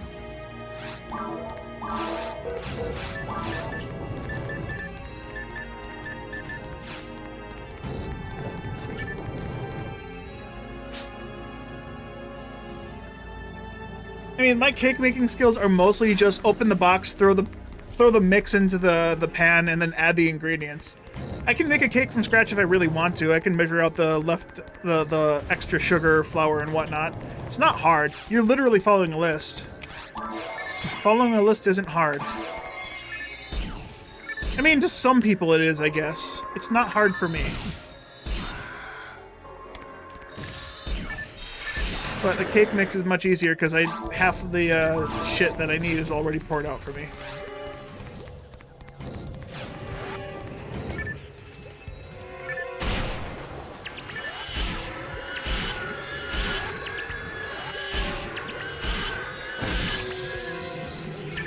Whew. Okay, I'll take it. That's good. Boosts accuracy by 20. Who needs a god arm when I can just get an elf arm and have as much accuracy as... Oh. Oh really? I split them already. Alright, that's fine.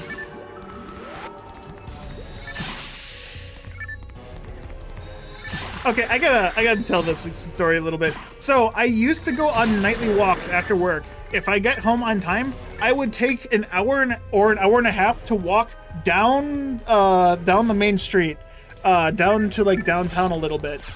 I would take like 45 minutes to walk there, and I would take 45 minutes to walk back. And it's like a very hilly area too, so I'd have to go up and down hills quite a bit. Along the way, there was a bakery. I have not gone to this bakery since I moved to this town. I've moved to this house specifically like 3 years ago. No, 4 years ago now. It's been about 4 years now. Yeah, 2020. Oh no, it's been over 4 years. July 31st, 2020 is when I purchased this house. So I've been in this house 4 years. I have not gone to that bakery yet. When I did active walks for about 6 months, every day, every night, I would walk past that bakery, walk back, and there would be someone baking, and it would smell so good. You know the smell of fresh baking bread, or fresh baking donuts, or fresh cookies, just fucking in the oven, just wafting down the street? That was like, oh man, now I really want shit. And I'd go home and I'd pull out the ingredients, and then the next morning I'd wake up and I'm like, why did I pull these out? I'm not gonna make this shit. And I'd put them back. That was a good failsafe. I got to tease myself just enough to be like, ooh, I want this, but it's like, I'm satisfied by the smell alone. I really wanted to see if I could apply to that bakery. Maybe I can. It's a family-owned business, so I don't know if they would want someone like me there. But, I mean, I guess I don't really know until I try. I don't live that far away. I could walk there. It takes 45 minutes. I could bike there. That'd probably take 10 minutes. If these days of cake, the world is competitive, you must be good enough to make new kinds of cake. I don't know how to... I am not creative enough to be able to decorate a cake. I will make a basic-ass cake in a square fucking pan and put some chocolate frosting on it. Or vanilla frosting if it's a chocolate cake. I don't know why, but I have this weird thing where if I'm eating a vanilla or a yellow cake, I need chocolate frosting. But if it's a chocolate cake, I need vanilla frosting. I don't know why I do that. It's just something I do. I can't have chocolate frosting on a chocolate cake. It's too much chocolate. It overrides the goodness of chocolate. I already talked about how I'm a fiend for fucking chocolate.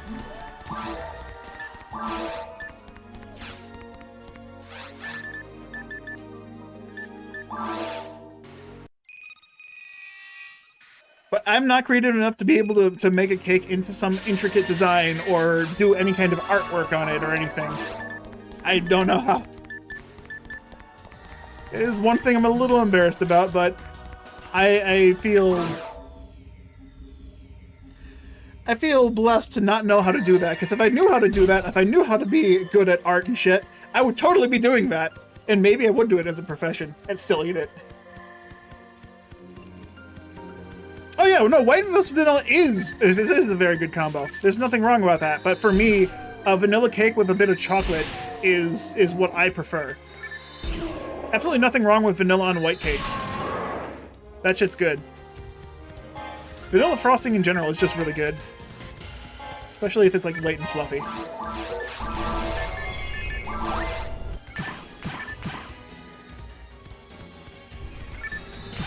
I should have looked into keeping a rifle.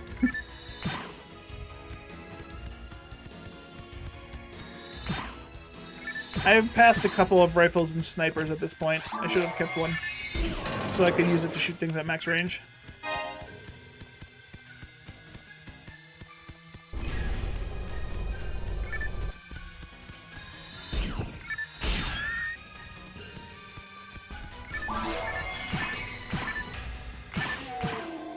You know what? Now that we were talking about cake, how about cake and ice cream? I know it's supposed to be like some kind of combo that's legendary through the ages. I've never liked ice cream with my cake. I've, on more than one occasion, have had it, obviously, because it's just like ice cream, great, cake, yum, put them together, and it's like, I don't know, for me, it just doesn't work.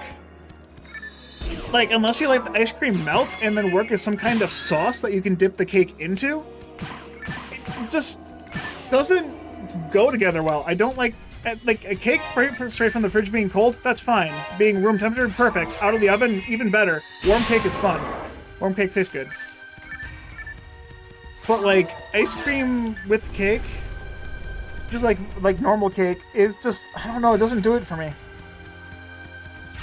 On brownies, however, I love I like a good vanilla ice cream. Just get a small scoop of that, and you have a brownie that's like not a firm brownie, but like a soft-ish brownie. You put that in the microwave or out of the oven fresh, and it's like still slightly falling apart.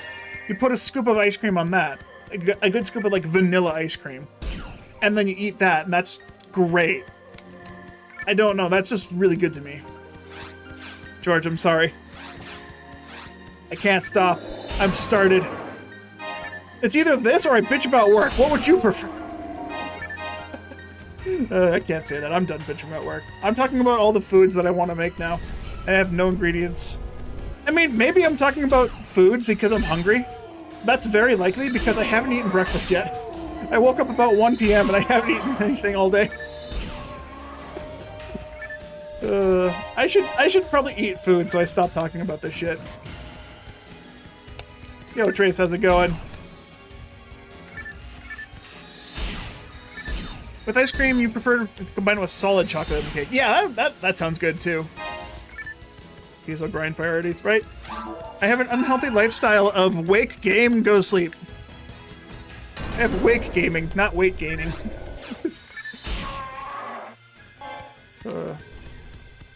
Good work was fun, but exhausting. Well, at least you enjoyed it. I wish my work was fun. And here, let me tell you the 10 reasons why. No. I'm done bitching about work today. I hope I'm done bitching about work today. I don't know. We'll find out.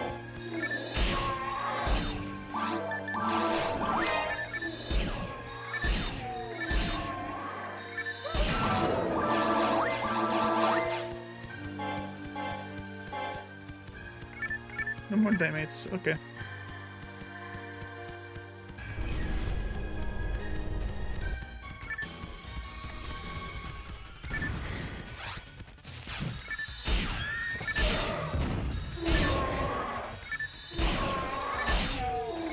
You know, maybe one of these days, maybe that bakery I was talking about, maybe I'll actually go visit it.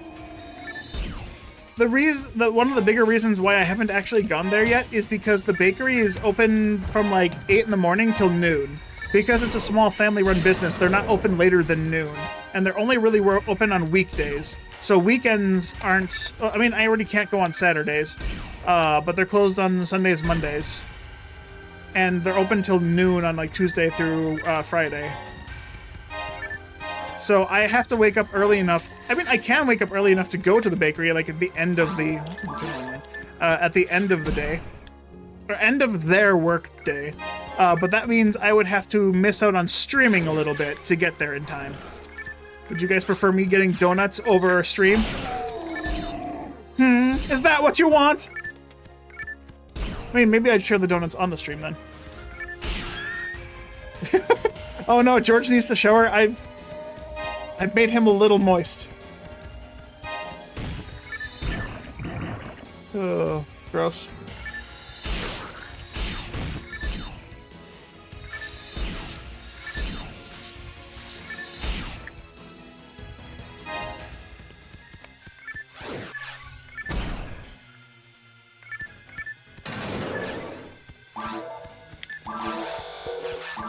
I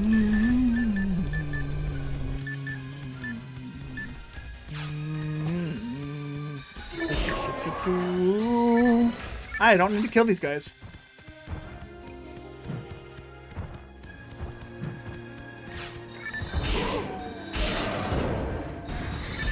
But I'm going to. Oh, that wasn't the... Sad. I thought that was a power material. Under the dome, where the dragons roam. Is there a dragon under the dome? Like, I know he can dig, but why does he dig? Everyone questions how, but not why. Why dragon dig?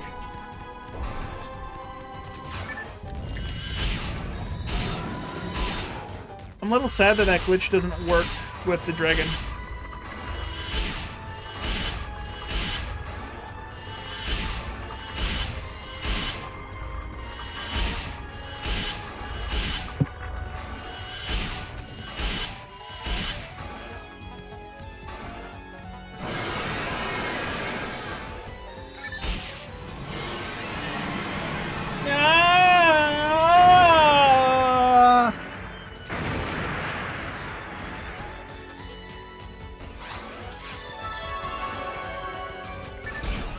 One at 16, my ass.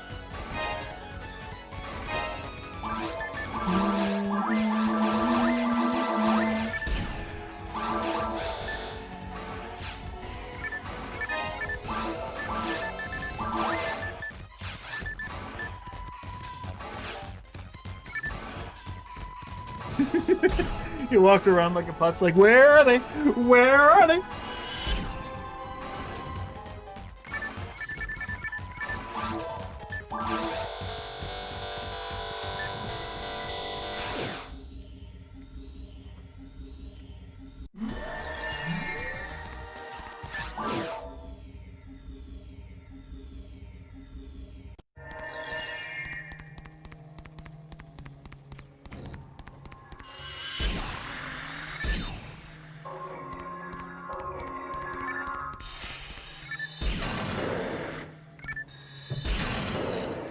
I don't understand why there's two waves of enemies here, and both of them open the first door, but only one of them opens the second door.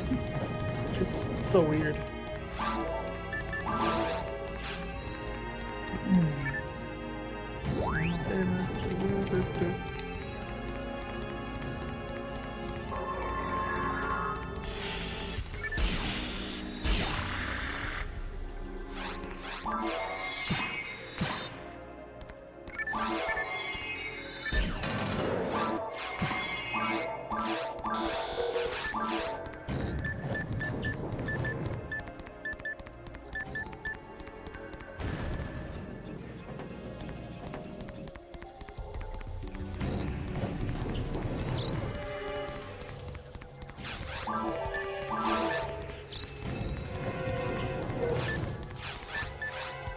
I keep opening that menu. I have telepipes on this one. I gotta remember that. I have everything a cast needs shortcutted. I have Soul Miser, Star Atomizers, telepipes, all the mates, all my traps, and all of the photon attacks I need. What am I doing here? What am I doing here? Alright, found that. How far off of these? I'm only 60 ATA off, and I have, let's see, 29? I have plus 29 on these. If I get another elf arm. Honestly, would that be enough? 20, 40, 60? 60 would put me up to 170, 172. Honestly, I could keep doing case missions and trying to find more elf arms from the pan arms. That's the first elf arm I found, and I've killed every pan arms as a pan arms, and it's a 1 in 16 drop. I've probably more than doubled the effective drop rate trying to find one. That's sad. You recently started looking into PSP modding, and you think you want to take assets from your PSP and try to make PSO? Ooh, fire rifle. There's your work of art, dude. A basic fucking fire rifle.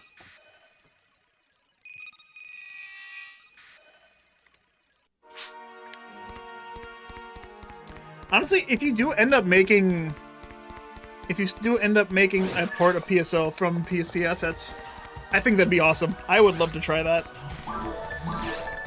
If you can somehow capture the charm that is this game with the... I have to go start a mission. Right, I'm doing all the missions so I can do the mines to try and get the 1 in 500 drop from the boxes in mines too. Alright, letter from Lionel.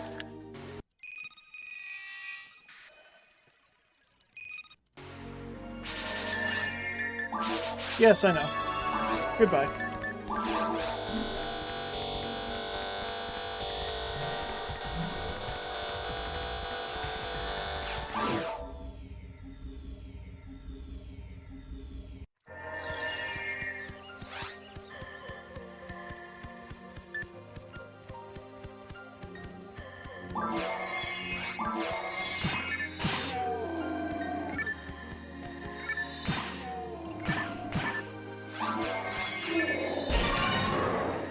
We got one of those. I don't even know.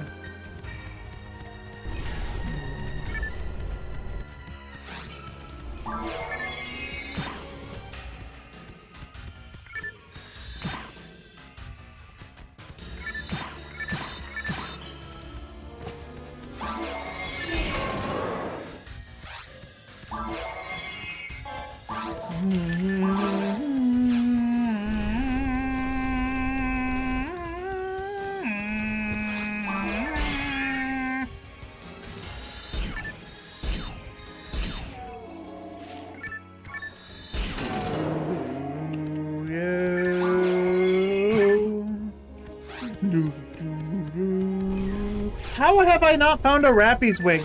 I have made more than 100 Rappies run away since I started playing this character. And I haven't gotten the 1 in 100. I missed the 7 and 8 from a fucking L Rappy. And I still haven't gotten the 1 in 100 from a normal Rappy.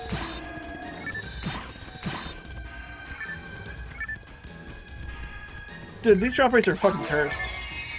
Either that or my luck is cursed. I have found the Booma's arm, what, 3 times now? The one I saw at the beginning, this was my 3rd one. On this character. I've seen another one on a different character already.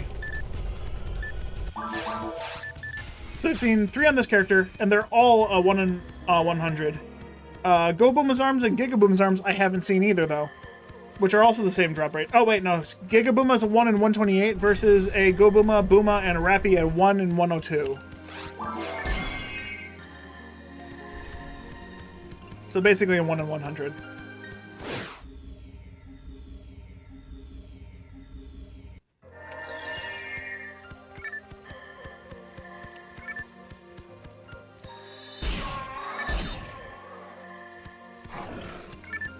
And then Savage Wolves, Magician, TP, and General Mind. Oh, okay. Oh, that's where the General Mind came from a fucking Savage Wolf. Savage.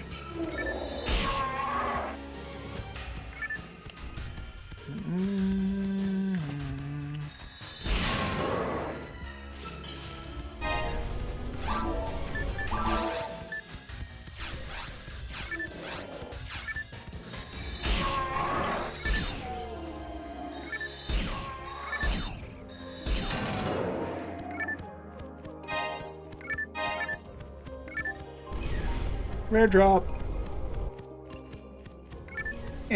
Spawn. Damn you.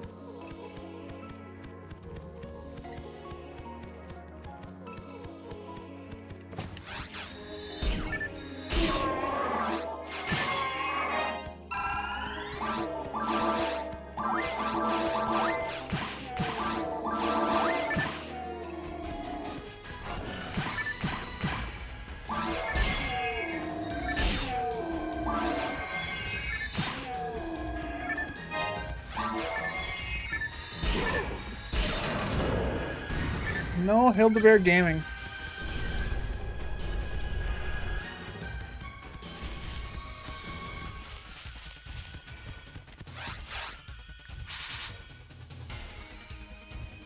It force talks to him. I didn't even push the A button like I was supposed to. The fuck?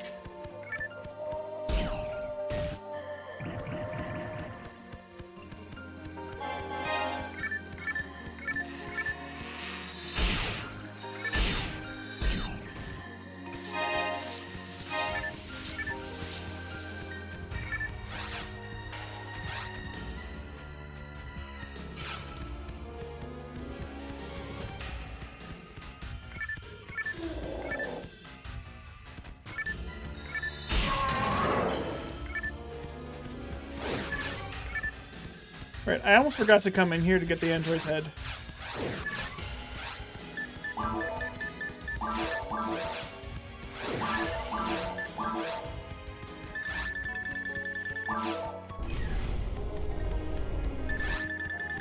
I'm scared.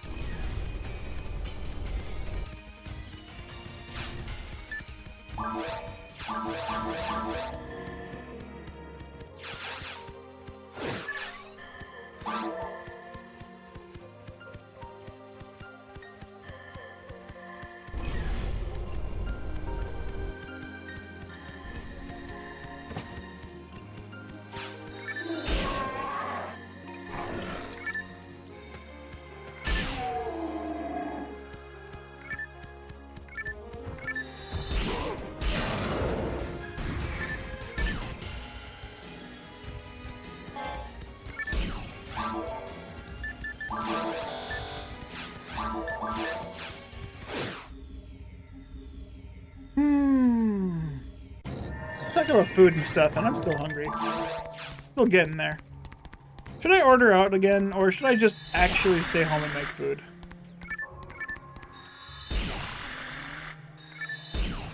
I've ordered out the last 3 weeks in a row.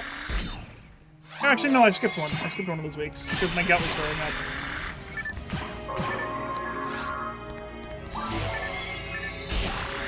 I don't feel like my gut is currently flaring up right now. Maybe it'd be safe for me to order out for a 3rd week in a row. And again, I could save money by not.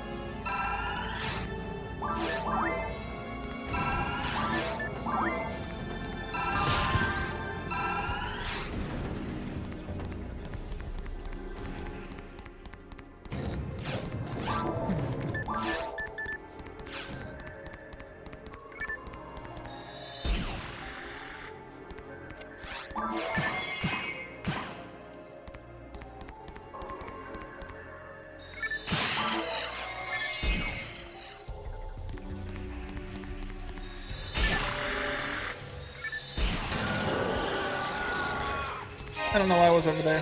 This is the correct direction.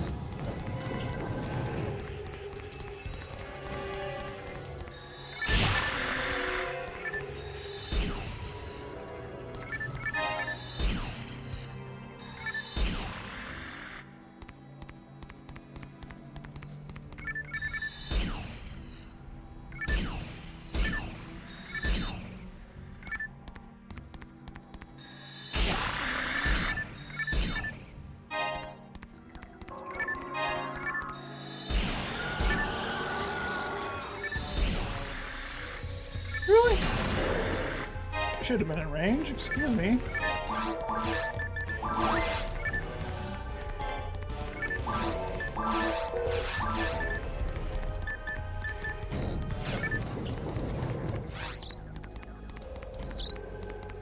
I really wish this material counter would also show HP materials, or if there was another place to put those. I'd like to see how many HP materials I've used up to this point. Ives, get on it. Return to Ragol Creator, get on it.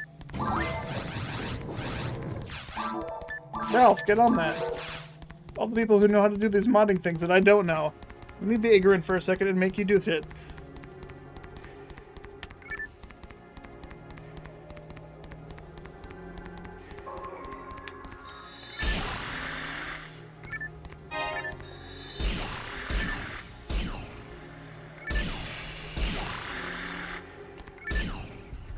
Ooh, yeah. Excuse me.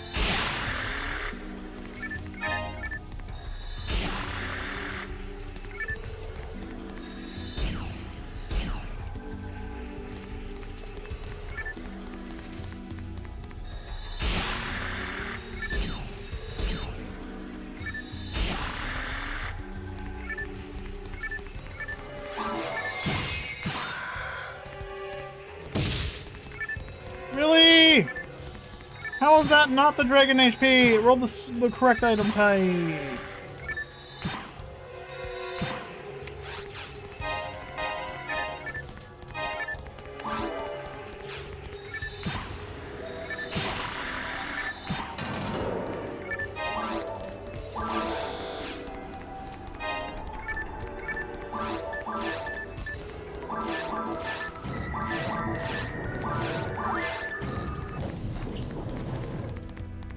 Oh, how does this handgun go? I don't know what a ray gun's max stats are. Hey, there we go, finally, a second one! It only took double the average! Guesstimating, I don't actually know. But that's 2 dragon HPs now, I have 120 health.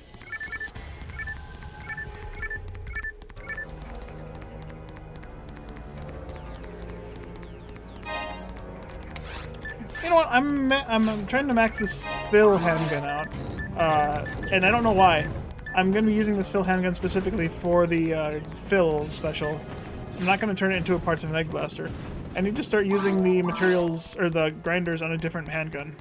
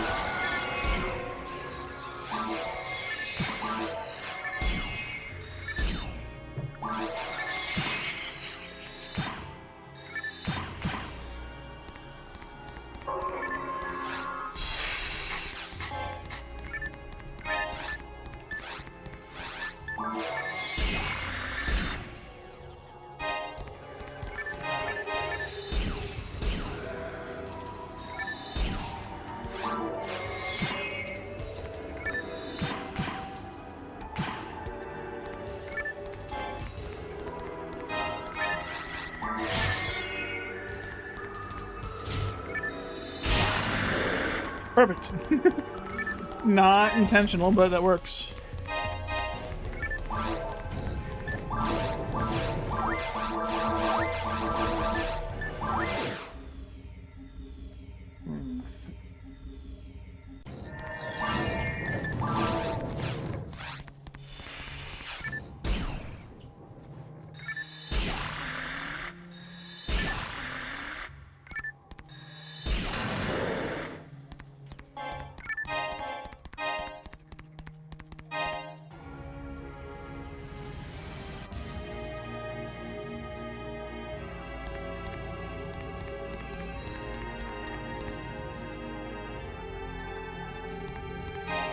Wait, apparently parts of an egg blaster can be used on any handgun. and just usable without a grind. Hold up, I gotta go check my... I have a normal handgun without a grind. Or with... I've been grinding up this handgun because I figured I needed it maxed out to use the thing, and if it turns out I don't, then why didn't it let me use it?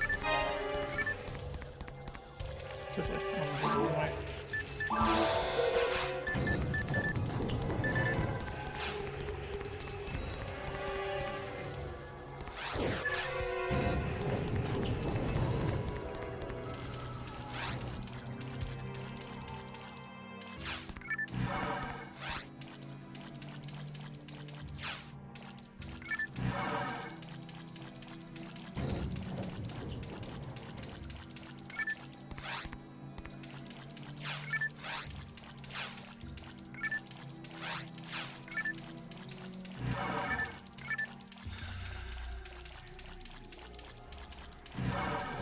Could I play the game based on the minimap alone? Do I know the maps well enough to where I could do that? I think that'd be a fun challenge. Play the game only using the minimap. Not being able to see my weapons and armors.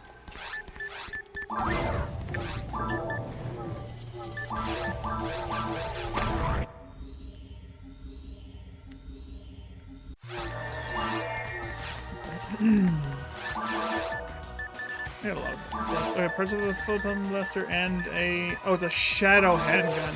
Okay, hold up. Does it need to be just a normal handgun, no special? Is that what it is? Alright, in that case. That gun, will this work?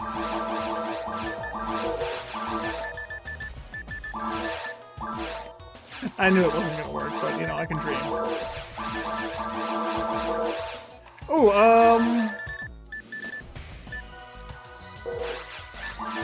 I'm a high enough level now to use this if I really wanted to.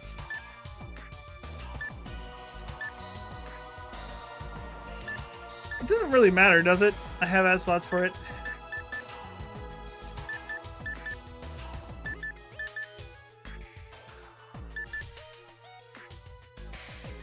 I know I said I want to be mostly a solo self-found, so I probably shouldn't.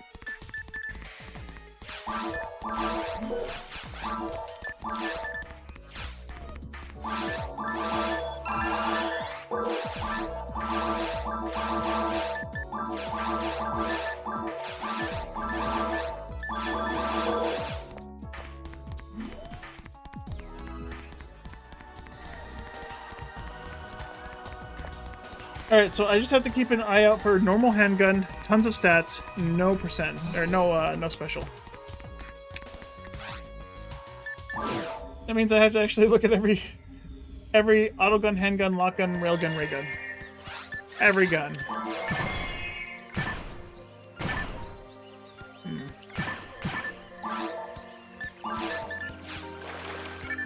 Land.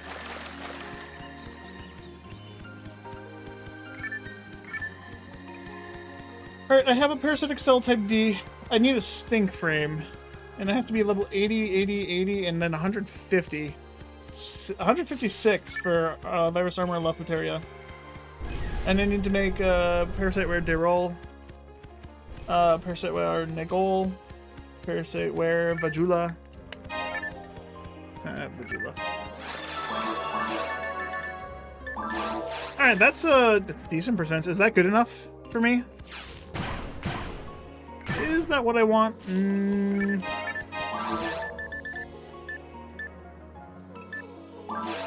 It'll be the first one I keep.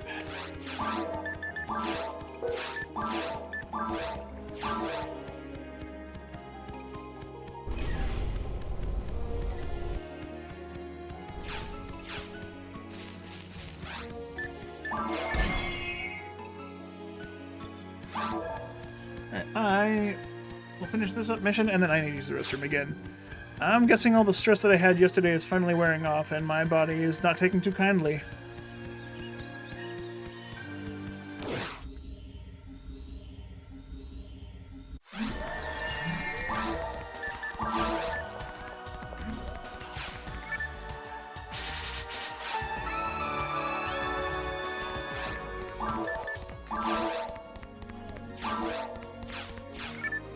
looks nothing like his pictures.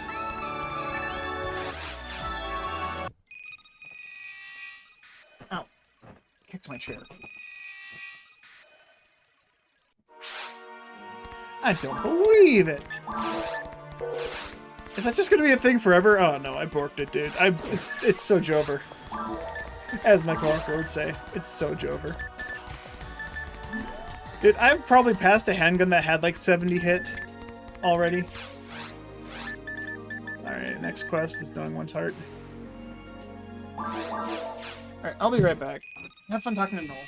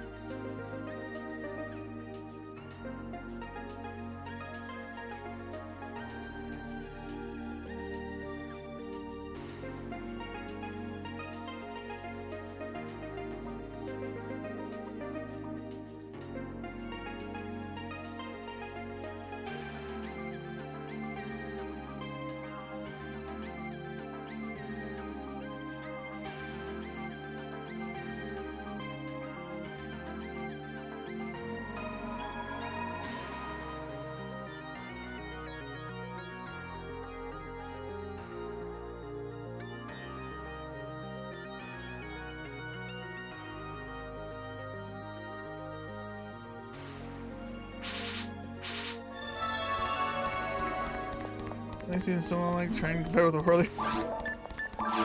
Yeah. I can see that.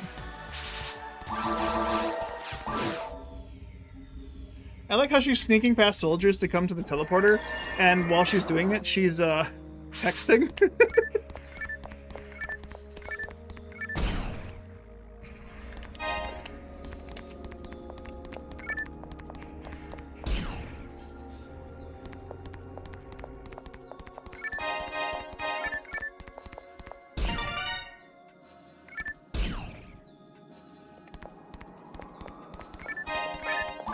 Ooh, Amplifier Jizz.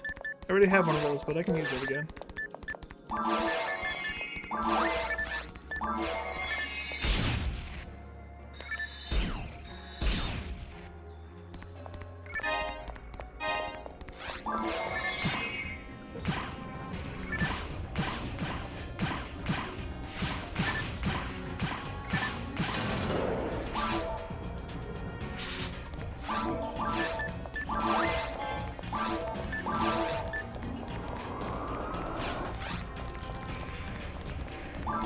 This door's open right away. I can come in here. It's mine's 2 that has the thing I wanted, a 1 in 512. So there's actually no reason for me to open the boxes in mine's 1, huh? Yeah, you don't know the thing about it, yeah. Unless I want to get another S parts or another D parts. No, S parts. It's both S parts. 1.16 and 2. Whatever. Right? Hold up, I gotta check again. Mine's 1's S parts version 1 and 2, and then mine's 2 is also S parts version 1 and 2. Oh, and an ad slot. And amplifier Verfoy in mine's 2. Dude, I can't shoot that! And the character is so short that I physically can't shoot these from across the other side. Oh no. That's so annoying! Minimum height character just being nerfed sucks. I can't actually hit the things I want to shoot because the bullets aren't in the right spot. It's so bad. Bruh.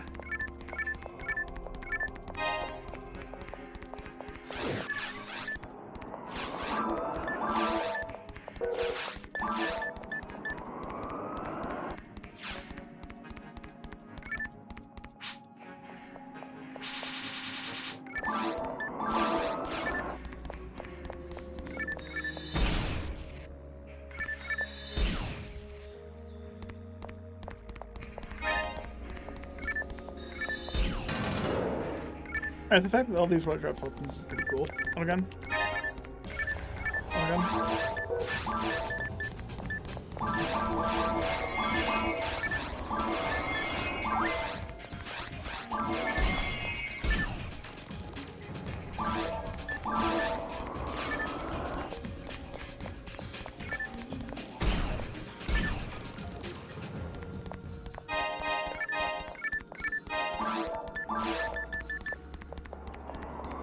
Found it.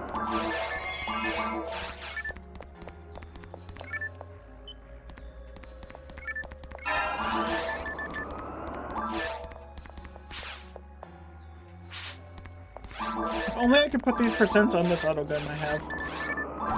Hold up, I'm gonna get the parts of an egg blaster.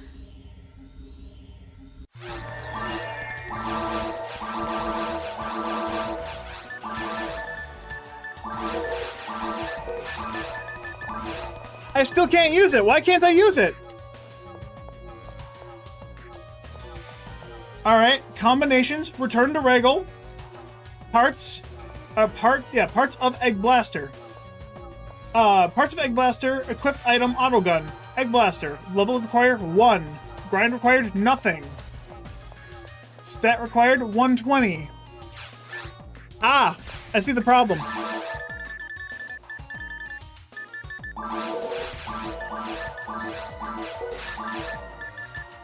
So actually, no, it wasn't the gun that was the problem. It was me. I'm the problem. Okay, you need to be able to equip it to be able to make it. That makes sense.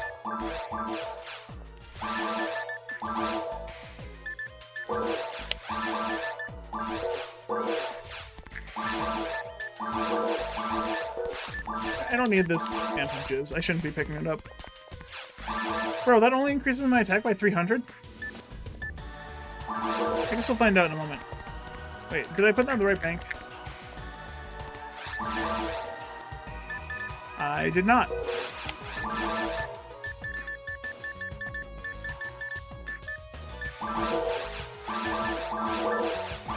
Alright, so I need to increase my attack accuracy. If I was feeding my mag the way I normally would, I would go to about 45 dex. Which would give me enough ATA. I'm at 37 right now.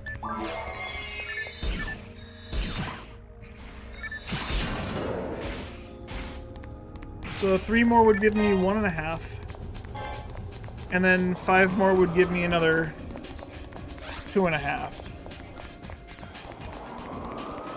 So I'd get 7 more ATA, so I would almost be there, yeah. I'd be 1 ATA off.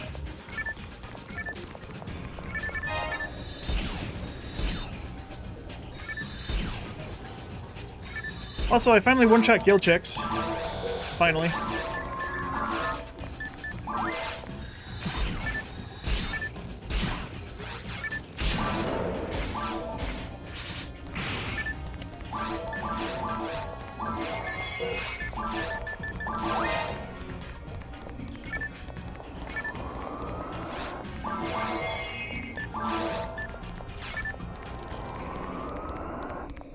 Why am I breaking boxes again? I know I don't need to.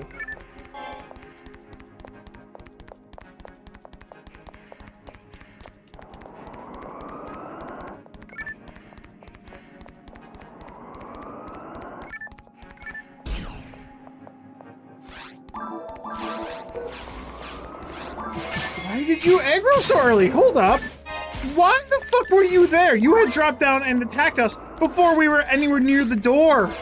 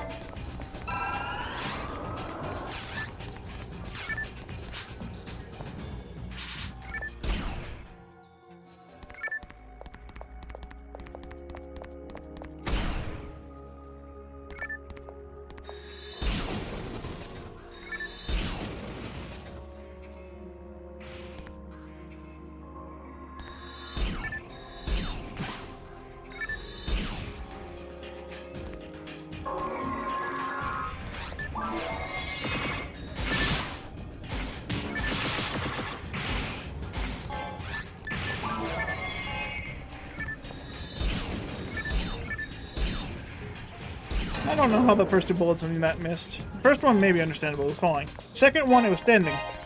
Don't know why the bullet didn't even register. Fucking fly, get off of me.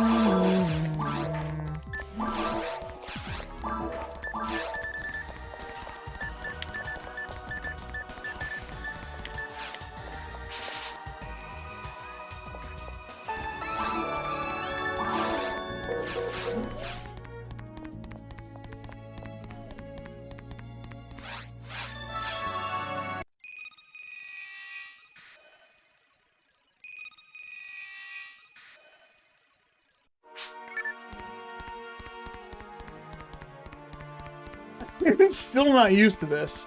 The fact that I bugged it so hard that I'm being sent back to him because I did the principal skip. And then I never went back to fix it.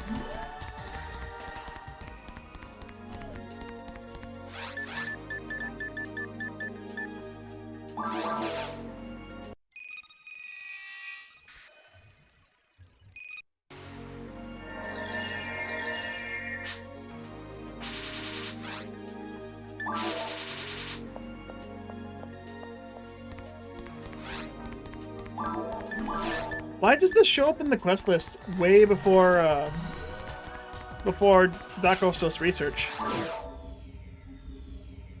It's weird.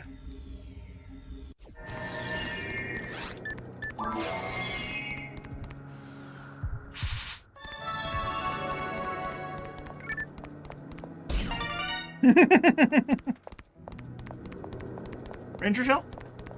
Ranger field? Oh, dude. Brother. Instantly, the first box in ruins, and I get the fucking frame for a ranger. What the fuck? Bro, like,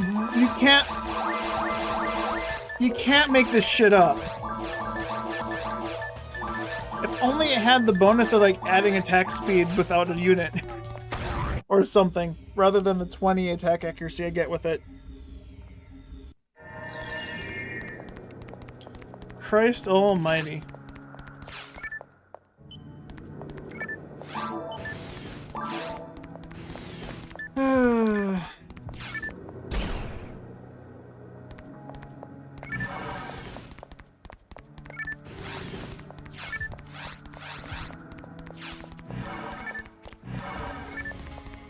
Yeah, I don't think this is ever going to be coming off anytime soon. The extra attack accuracy on this makes it so I don't need any other attack accuracy.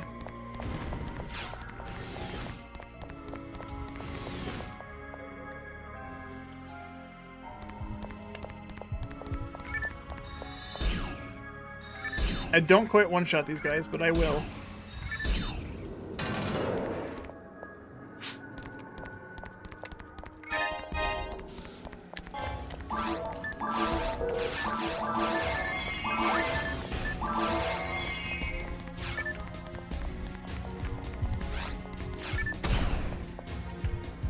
Probably just better to have him come with me.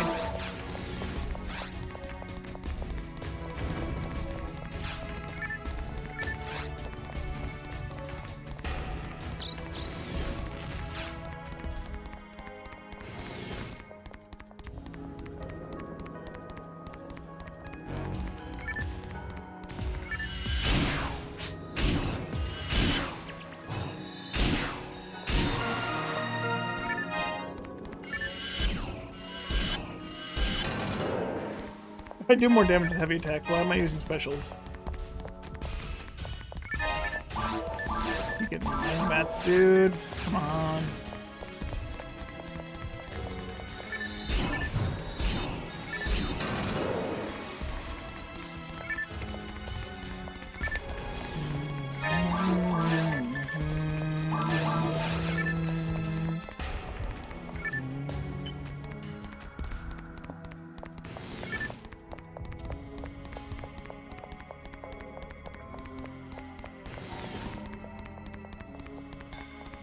The Dark Belra drops a Belra Cannon. I keep getting fucking mind mats from Dark Belras, though. Law Dominion drop Power Material. Dominion drop HP Material, 1 in 16. Mind Material from So Dominion. Oh my god. Bulks and Bullclaws both get TP mats. Claws give Mono Grinders. And HP Materials from these guys from Normal Dominion. Oh my god.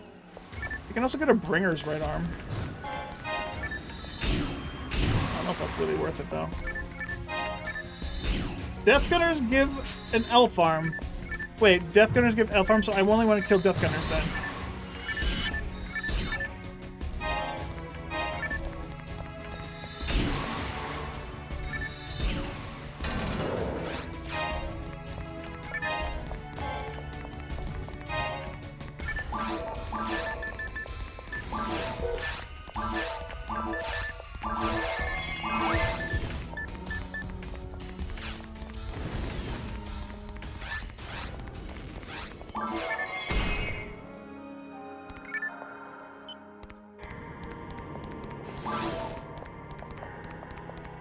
Yeah, Death Gunners drop an Elf Arm at 1 in 16. And Elf Arms already give more than a God Arm in vanilla game. So I could just wear 3 of those and I can never miss again. Because I'll be maxed out, basically. It's a big sword in your NPC? Thanks. Yeah, Donoff raced it himself.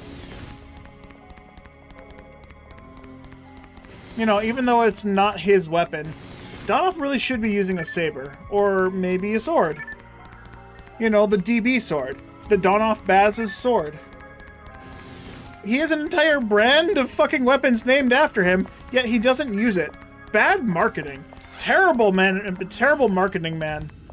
Donoff doesn't know what he's doing.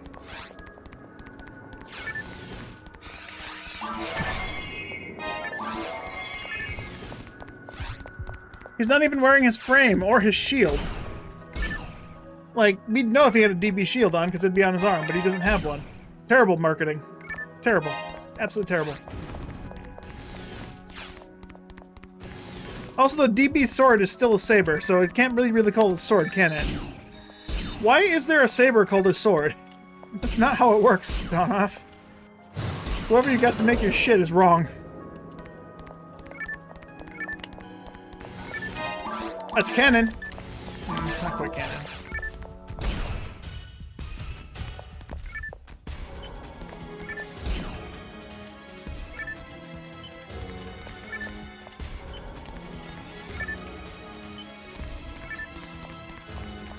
He probably doesn't, is the thing.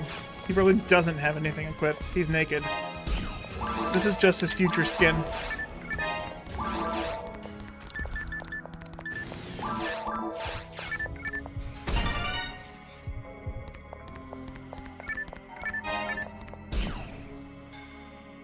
Is that a coincidence, or is that targeted? I found the Force and the Hunter field in the same drop. Like, I went in one room, 2 boxes, dropped one right after another, Hunter and Force. And now I've gotten the Ranger field twice, while playing a Ranger. I feel like that's kind of targeted. It's also worse than what I have on already.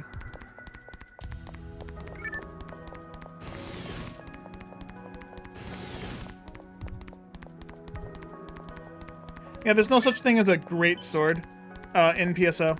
There's a sword, and then there's a saber-type weapon. So the great sword, the thing that Donoff has, is just a sword.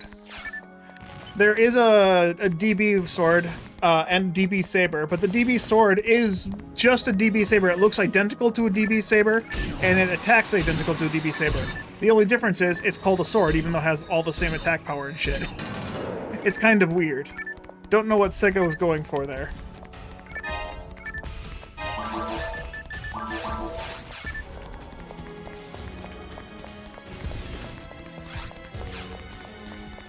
Yeah, PSO 2 has great swords. You get, what is it? There's a Gunblade, which is an all-class weapon, and then each class gets its own unique set of weapons. Hunter gets, what is it? Chain Lance? I think that's what we're called. Chain Lance, Partisan, and Greatsword.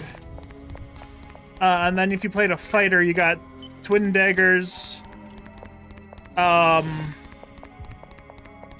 some kind of melee unarmed attack weapon, and I forget what the third weapon was. Or was it just 2? I could have swore that fighter had three weapon types.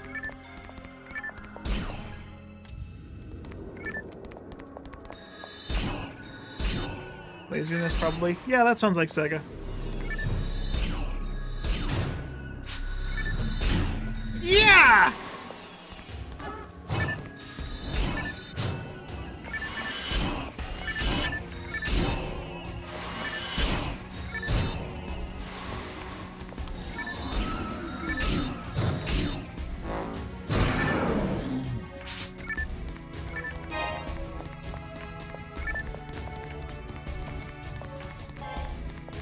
I'm thinking, I remember using the hero class so much. Isn't that the only class that's in PSO 2? All the ones we just listed off don't exist anymore after hero class came out?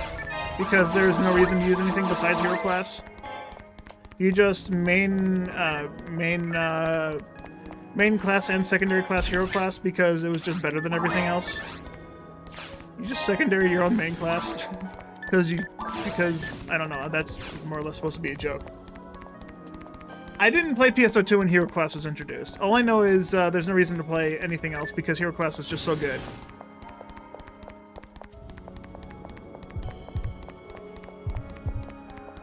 At least that's what I've been told by people who have actually played the end game, is if you were playing something besides Hero Class, you were just trolling.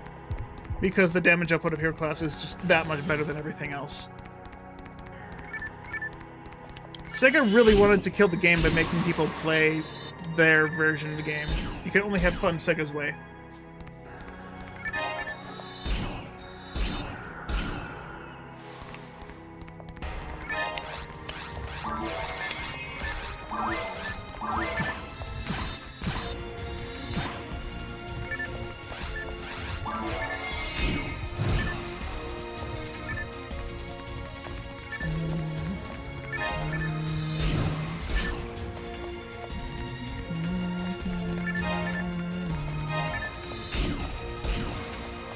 I'm 2 damage off of killing these motherfuckers. Oh hey, 2 damage.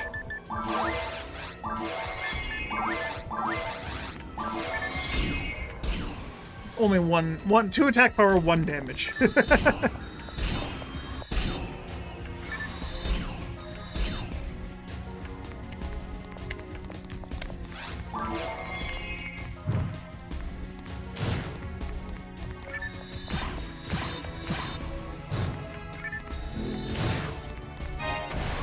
No, Dolph, why? You stupid cock! I wanted the Dark Gunner to be the Death Gunner! Why did you shoot a fireball at it? Why did you play the game correctly? Bro, I've never seen Dolph actually be smart. Holy shit.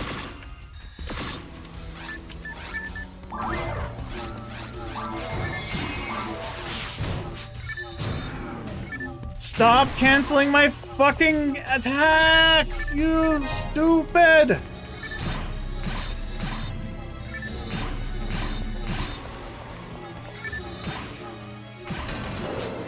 I wonder if I could take the telepipe right before I kill that last thing and warp as it dies.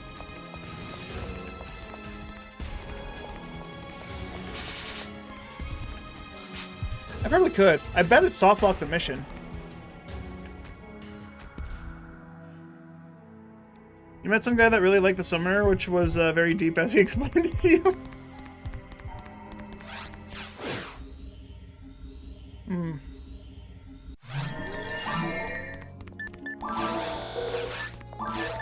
I bet he was deep.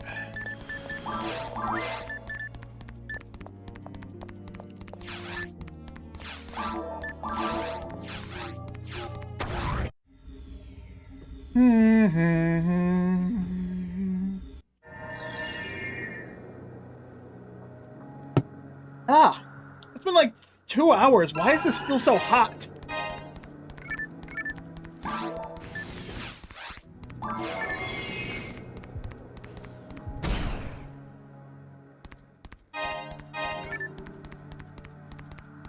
I like that the button for actually taking the warp still like pops up, even though it's locked for some reason. It still pops up like you can take it. It's such a troll. Sega, please.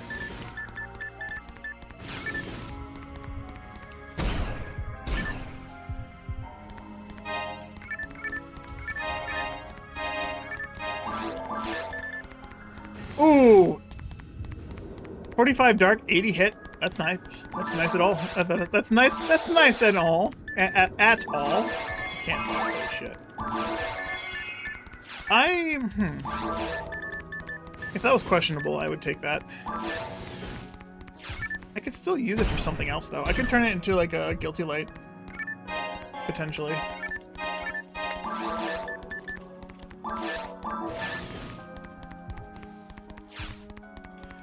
That just might be more useful for the ruins right now, actually.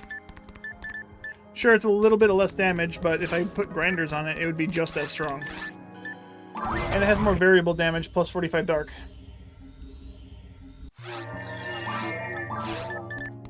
I'm gonna hold on to it for now.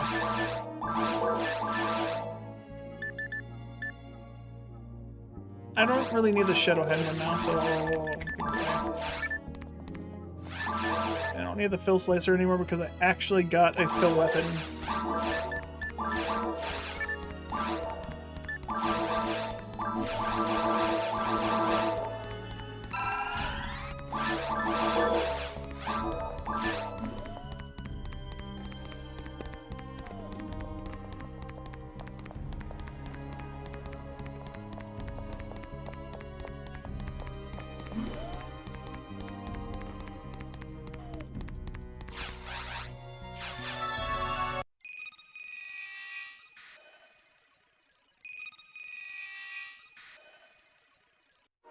Bit.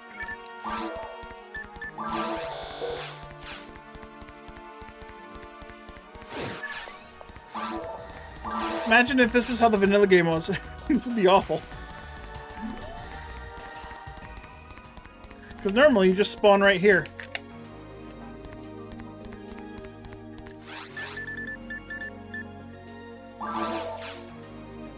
Blueburst is episode 4.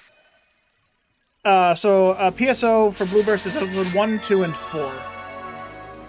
Episode 3 is the Card Revolution. Episode 3 is a sequel to episode 4. Or rather, it was supposed to be a sequel to episode 1 and 2, but then they made Blueburst come out and stuck episode 4 in as a prequel to episode 3, but a sequel to episode 2. It's very weird.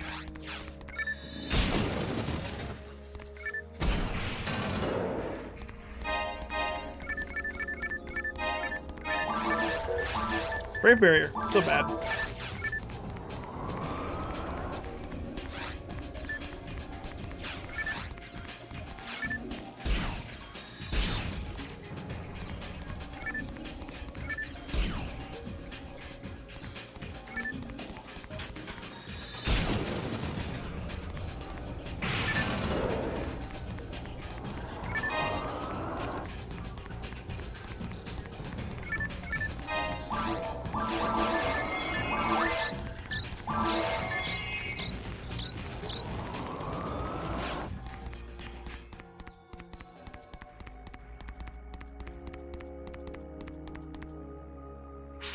Sorry. You. No, you. You better be sorry, bitch.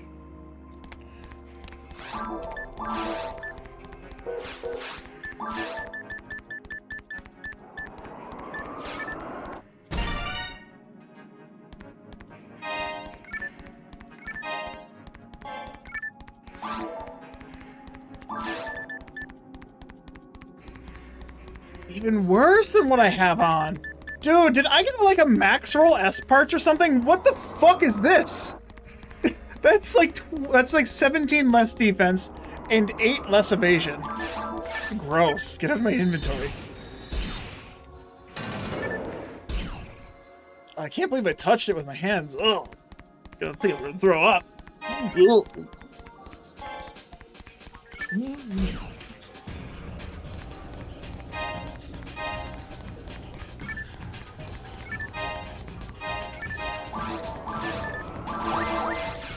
I don't think they can run there, but I do need to come in here for Sue. Right. Sue!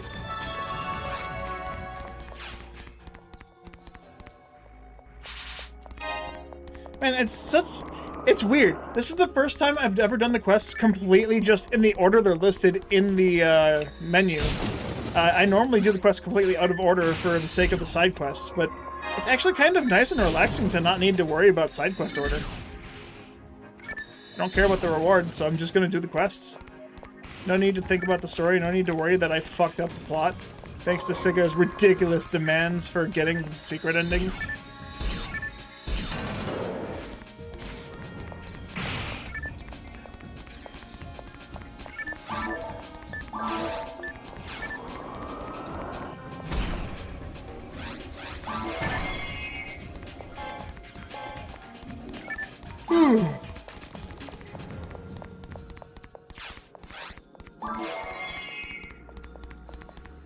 What actually happens? A meteor falls on the planet with condensed photons. The girl that you save in episode 1 in Grand Squall becomes the BBEG. Basically, the photons mess with her brain and she turns into a big-ass worm.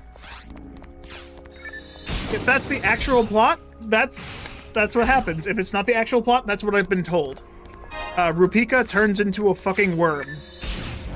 I've never played the episode 4 quests that have the actual story, so I don't know for sure. I'm going based off of information from people that have told me about the quest, because they've played through the quest. The worst part about Rupika is she can turn into a rare worm. There's a 1 in 500 chance for the worm boss to be the rare variant. And then there's a special, unique quest that also turns her into a different worm. which that worm can accidentally turn into the rare worm. So you have to do an entire quest that takes like half an hour just to find out that you got the rare variant. Thanks, Sega. And every worm has its own drop table, which is fucking silly. It's so goddamn ridiculous. Ridiculous. But yeah, that's basically the story. The photon hits the planet, and basically every government agency wants to try and use this this condensed photon for something. The government wants to use it for obviously military things. Basically, you can think of it as they're using this as a means to figure a way to condense photon things even further, which technically causes the plot of episode 3 to happen, the card revolution, where everything's like little condensed bits of photon. That's why they have cards, because they've condensed it to a point where everything is portable, including enemies. They explained in episode 3 that doing the condensing had a negative effect, or had two byproducts, a positive product and a negative product. One allowing them to cause you to be able to carry around more shit, and the second one also turning enemies and shit into cards. I don't know have a very good explanation for that one. I didn't really stick too closely to the explanation for episode 3, and I was just like, ooh, cards, I'm gonna play this one. Do you ever remember PSO 2 having the mechanics of a quest, having a rare version of a boss that gives better drops? Yeah, that sounds like something they would bring back. But just imagine, you're going for in Blue Bursts, if you're playing like a vanilla Blue Burst, you're going for a unique drop based on the boss on the special mission that you have to do weird shit to unlock. And you've done the mission, and it takes you half an hour to get there because it's full of a ton of enemies that are very difficult to get past. And you get to the boss, and it's the rare variant. And you have to just quit the mission right then and there, because the rare variant drops an item you don't need. And then you do it again, you get the rare boss again. Is episode 3 fun? I think episode 3 is worth a playthrough. I have been meaning to do another episode 3 playthrough on stream for like the last like 3 or 4 years. I've been having too much fun with this. Episode 3 is not bad. For me though, I'm not really into card games or board games all that much, so it doesn't really catch my interest as much as some other people could. Or as much as other people would be interested in it. It's definitely worth a playthrough. It's very unique in how it plays. I've not seen another board game or card game work the same way.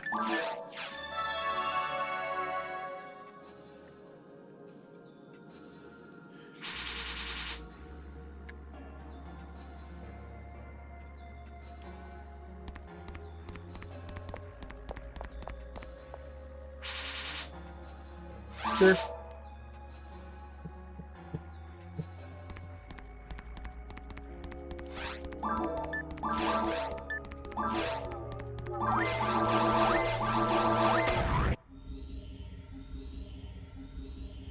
Here's the thing about episode 3. Sega did what they did to episode 1 and 2, where they locked a lot of the content, or rather, they created a ton of content for the game, but then locked it mostly behind online, like, special events, or at least they were intending to, but because the game kind of fell short, they never released those event-type things. So there's, like, a good, solid, like, 2 to 3 times more content on the disc than you'll ever be able to see vanilla.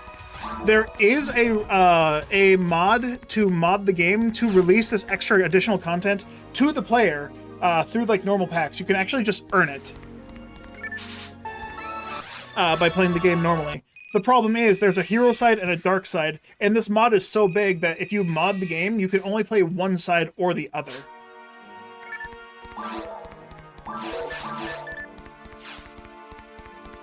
I had the game modded and ready to play, both Hero Side and Dark Side, but I think my my modified ISO for both Hero and Dark Side was on my old computer, which I have reformatted and gave to my parents so they could use it, and I no longer have it. I'm gonna have to go find the game, or find the code and the mod again to redo it so I could play it.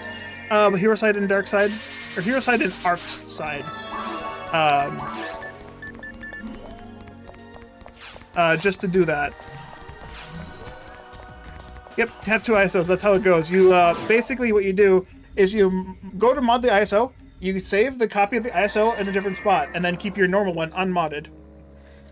That's basically what you do. So you mod it twice and then keep the original.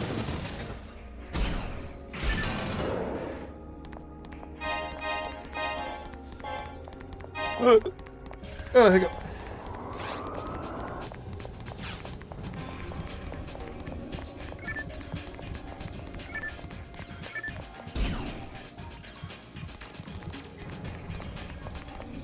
But, like, a lot of that stuff that's locked behind the content is extra spells, extra summons, more weapons, more armor, more unique interaction cards. I think there was, like, maybe a couple stages that were, like, unused. I don't know all the content that was missing, but, like, if you play through the base game, you have Barda, Foe, and Zande as technique cards that can be used by monsters and items on heroes that have TP, which tells you how strong the attack's going to be. The Gi-Foe and like the Gi spells and the Raw spells don't technically exist. Or no, I think Gi-Foe exists, but I don't think I've ever seen Gi-Zande or Raw Zande or, you know, the other spells. Raw Barda. Those spells are like locked behind extra content. It's really weird. They're just locked forever. Thanks to Sega not really wanting to share the game. What was the relation of the PSP games to the series? Remember one particular PSP PSO game being very talked about, and it even got a fan translation years later? I think that's PSP, what was that, PSPI? Infinity? Yeah, so Phantasy Star Portable Infinity, or Phantasy Star Turtle 2 Infinity, or whatever the fuck it is. I don't know what it is off the top of my head because I've not played it. But there is a fan translation of that game that was made because the game was actually really good. It was like peak PSP, where they did everything and made everything feel really good, and then never released it in the West. Basically the death of the Phantasy Star Universe series at that point.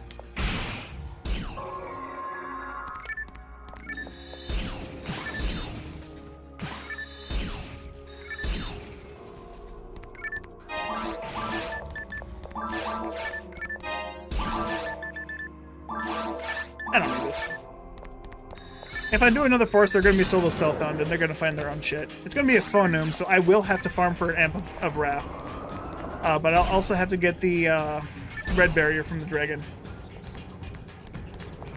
Was PSU ever good? I remember playing the OG in the PS2. Yeah, so here's the thing. PSU, when it came out, was pretty much hot garbage compared to what it actually ended up being at the end of its lifetime. So if you want to like get a feeling for what the end of the Universe franchise felt like, the private server Clementine does a pretty good job of like showing it off. Although you got to remember that a lot of the weapons and stuff in the Clementine server is heavily modified, so it's not going to be exact. But if you want to like play the best, the peak, what people thought was the best version of it, then if you start Portable like Infinity 2 or some shit like that. Phantasy Star Portable 2 Infinity? I think someone will correct me somewhere. I have that as a thing on a list to actually play, but the problem is I need to get an emulator to run it. And I know there's an easy emulator to run it, it's just I'm lazy as fuck. And I will have to put effort into doing it later when I don't want to play this game right now. But I currently want to play this, so this is what I'm playing.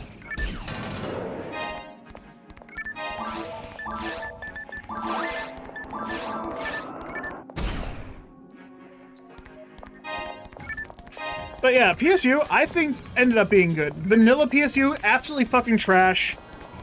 Basically, you have your photon arts and you spam them. But the problem with the photon arts in PSU Vanilla is your PP didn't recharge very fast. So guns were trash, even though they did really good damage. As soon as you were out of ammo, you were fucking useless unless you carried around a melee weapon. Morris parts.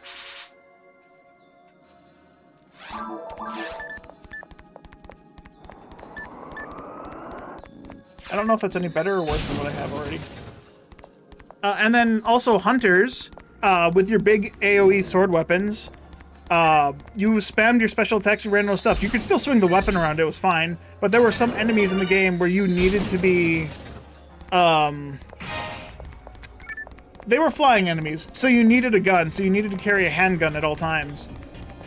In the vanilla base game of the whole thing, there is an enemy, or there is a class, excuse me, which the class is the enemy. There's a class that's, what is it, Blade Master, where you can only equip melee weapons, which is terrible. I don't know when it was introduced in the actual game's lifetime, but it was like you were a master class at all melee weapons, and you couldn't use anything besides melee weapons, but you could use every melee weapon to its full potential. And against flying enemies, you were fucked because you couldn't hit them. There was a specific boss that was always flying as well. You had, unless you got lucky and killed him before he started flying, that boss was cursed. Because the way to get him down is to shoot his wings. And if you shoot his wings, his wings break and he falls to the ground. And becomes vulnerable for about 10 to 20 seconds. Magog. That's what his name was. Magog. There's another variant of him as well, but yeah. I think the game was really good. It wasn't the PSO. I know when they released it, a lot of people didn't care for it because it wasn't this. PSO is fantastic. It has its own little fun little quirks. PSU was kind of a step in the same direction, kind of, but it was like leaps and bounds further away from the game than what people liked, from my understanding.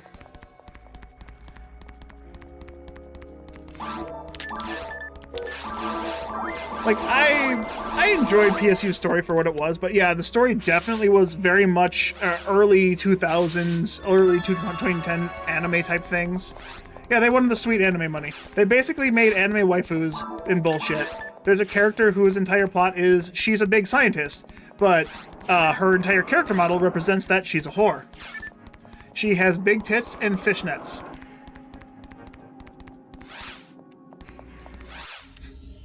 Hello, Renko. And I don't know. I just... Okay, maybe that word was a little too strong, but that's the feeling I got from that character model. Heck, I don't even remember her name. Anytime I played with her and when I played through the vanilla game, I always just called her Tits. I always called her either Plot or Tits, and I don't remember her actual character's name. She was supposed to be like the sister, the adopted sister of one of the protagonists of the story. And I do not remember her name for the life of me. Someone knows it. She ends up becoming important in the story later because she's the one that ends up mostly finding a cure, or at least helping develop a cure for something that happens in the game's plot. Oh shit, this is awful. Yeah, this one's much better. I have to compare it to the one I actually have.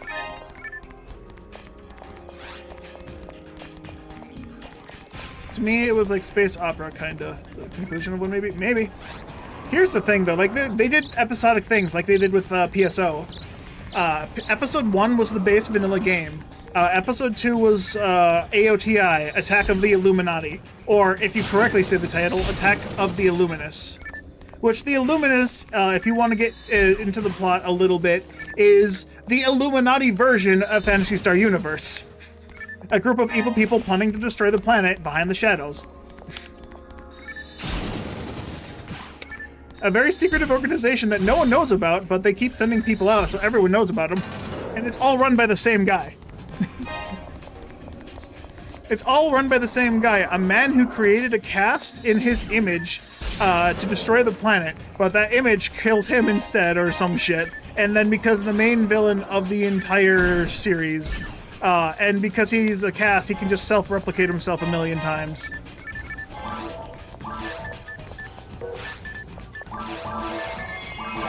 There's a whole plot reason for it.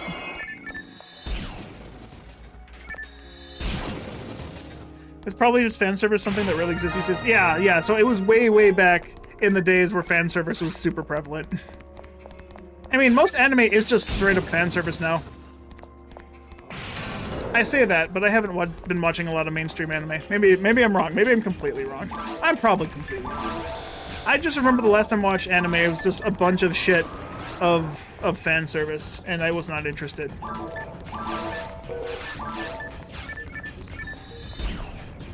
And I was probably more or less not interested in it because the people who I hung around with wanted me to watch all the fan service with them, and I was just like not into that kind of thing.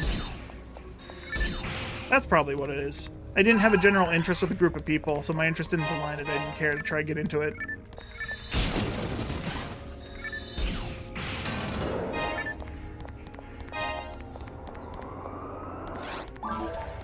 But still, I think... Oh, wait, back to the episode. So there's Attack of the Illuminists, which ends on a huge-ass cliffhanger. I played that game on stream, and it just, like, fucking... the principal of the ship, or the president of the ship, they changed it from the principal to the president of the colony, sacrifices himself to save the colony, which is basically a planet-sized spaceship with planety quantity of people living in it. And then the story ends. That's just the end of it. It's like, what? That's it? There's no follow-up? That's it? The ship explodes and then no credits and it just goes to title screen? What the fuck? Rurouni Kenshin remake? Wait, they made a remake? Fuck, I'm gonna have to dip into that. I love that anime.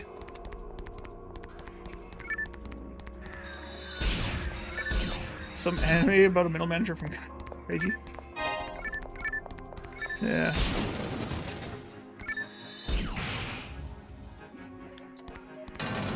But then the episode 3 for AOT for Universe. Shit, how'd that go? There's a little weird thing with the episodes from the PSP games. So the PSP games are also included in the episodes because they are technically canon.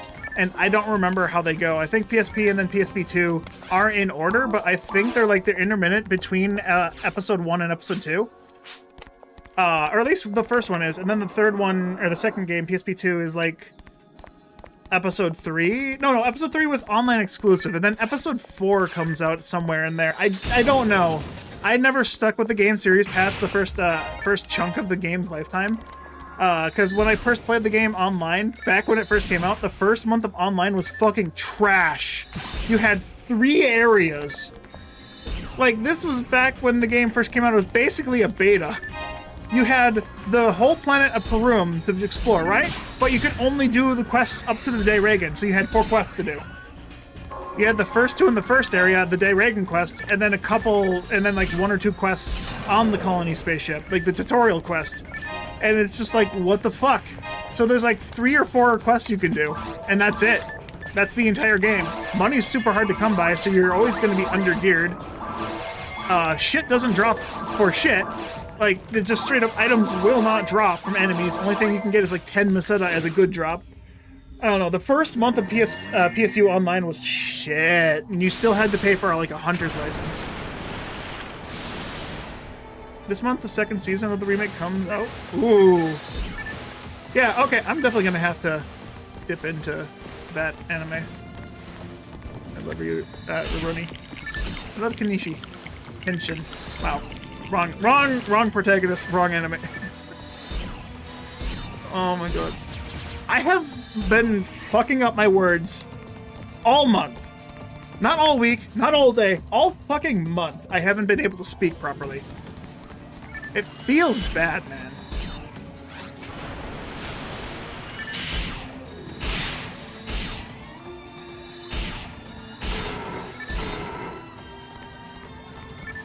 Do the thing. I'm too short! I'm shooting the lip! I can just tank it. Why tank it when I can just be invincible? I forgot I'm not level 7. I've been trying to dodge him as if I was level 7. I'm so short, I'm hitting the fucking raft! Why? Okay, so ranger height is actually kind of important. Is this fight being very annoying as melee only?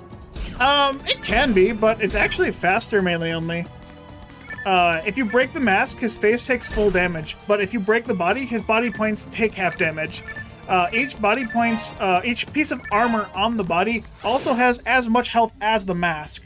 So the mask has 3 breakpoints.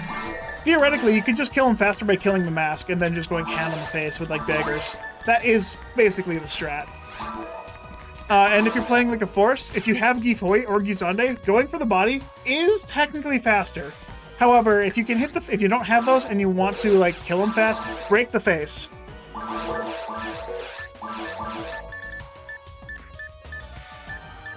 Oh yeah. Pick this one up.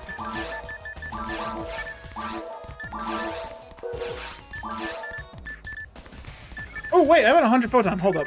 Wait, no, is my shifts are gonna reset if I? Yeah, I will. Yeah, if you're playing vanilla, this fight can be actually very tedious and hard, especially early game, because this boss is very much a wall in the early game. And then in hard mode and V-hard, he stops being a wall. And then you get to ultimate mode, he becomes a wall again. He's very difficult in ultimate.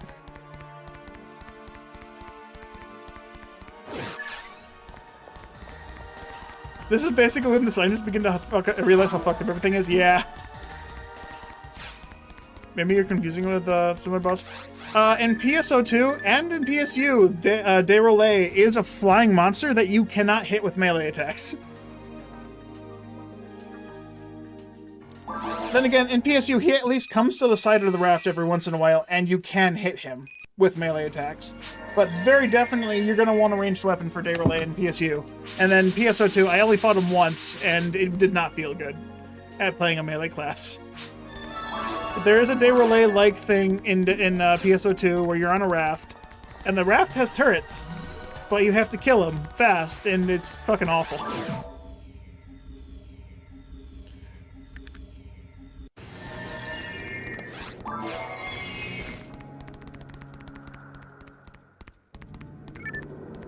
Alright, was there anything special in the normal boxes in Ruins 1 and 2? Amp of Rab and Amp of Raz. Not really. And then Ruins 3 has every single colored amplifier plus the Ranger, Hunter, and Force walls.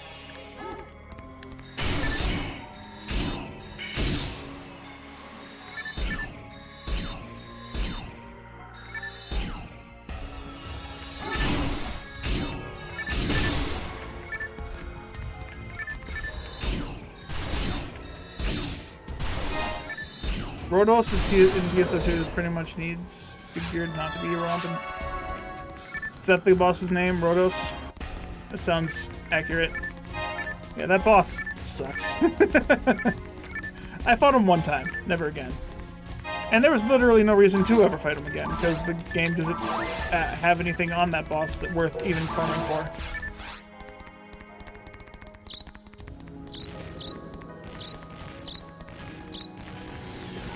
Is there a button I needed to push over here? There was.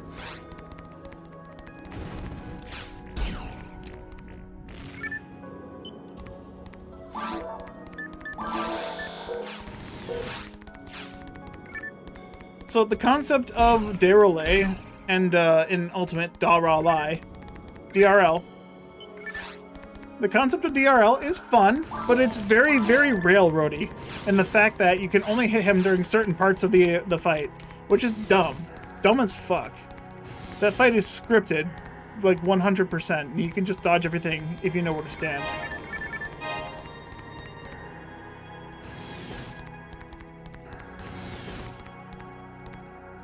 You never realized you could buff all the melee vanilla weapons to basically the same strength? Yeah. So that was the creator's way of making it so you could choose whatever weapon you wanted to play with. I think that's kind of dumb. The whole point of having tiered weapons is so they scale. So if I can get a handgun in Forest with really good stats, and I don't want to play with anything else, I don't need to.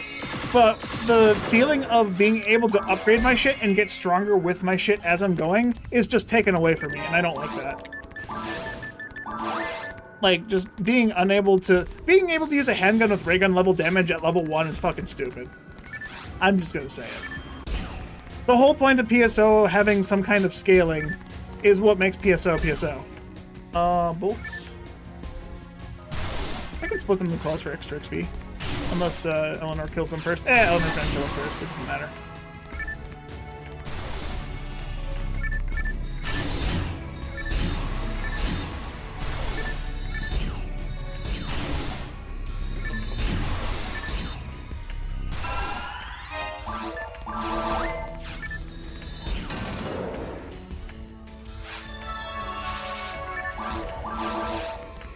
But it's like, it's not only like the vanilla weapons. So each tier of every rare weapon can be buffed to the same amount. So a double saber can be buffed the same as a twin brand, can be buffed the same as a stag cutlery. And vice versa. So like all the rare mech guns, the LNK combat is the same damage as an M&A Vise, is the same combat as an HNS Justice. And they all have the same special because for whatever reason, the guy who made Return to Ragol decided everything needed to be Berserk. I don't know if that was necessary.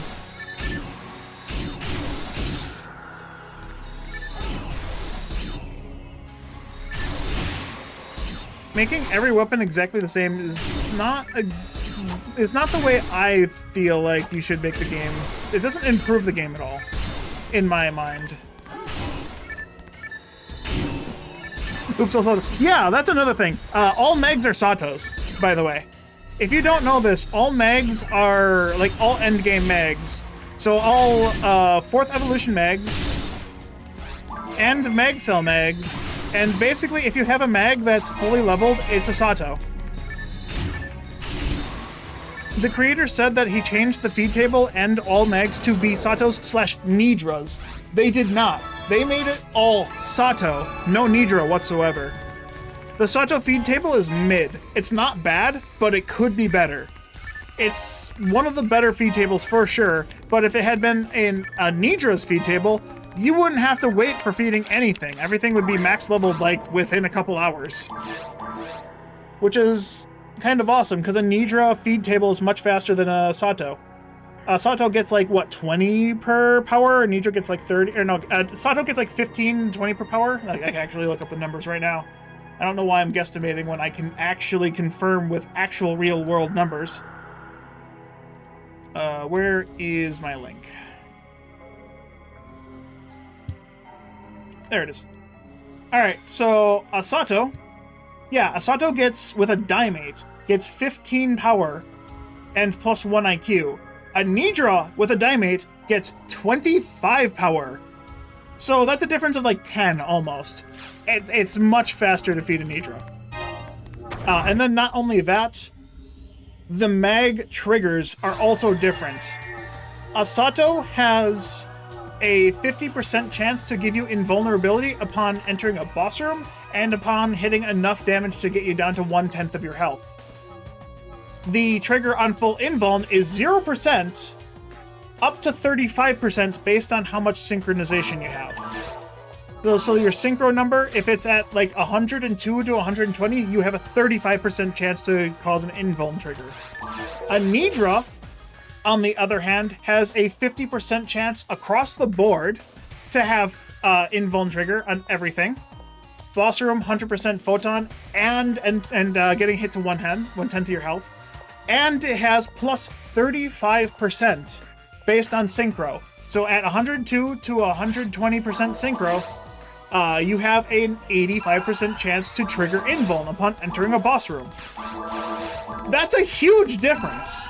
0% to 85% on an individual trigger is a huge fucking difference. They are not at all the same type of fucking mag.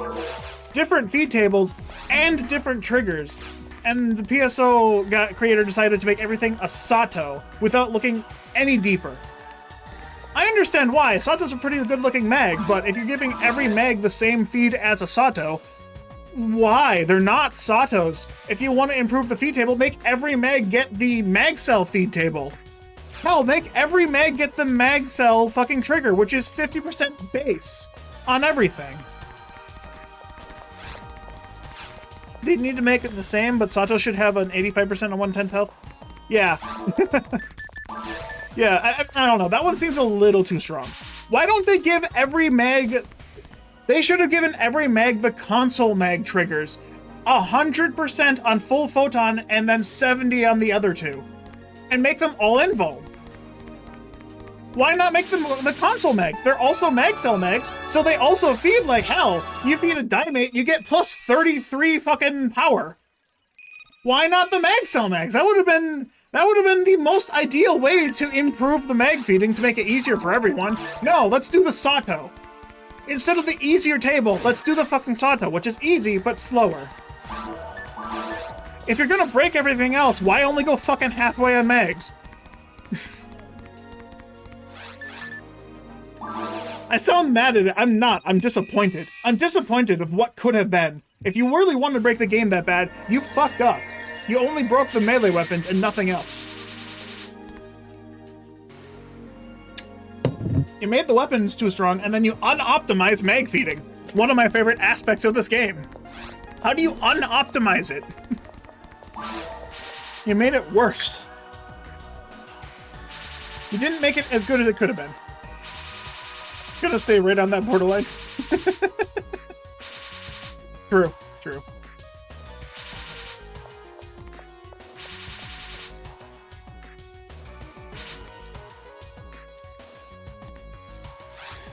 I just realized I haven't eaten anything in 7 hours.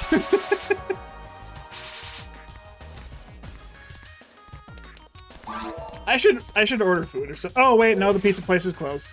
I'm gonna have to make food. I should go turn my air fryer on. I can throw a raw chicken breast in there or something. What do I have for food anyways? Eggs, chicken breast.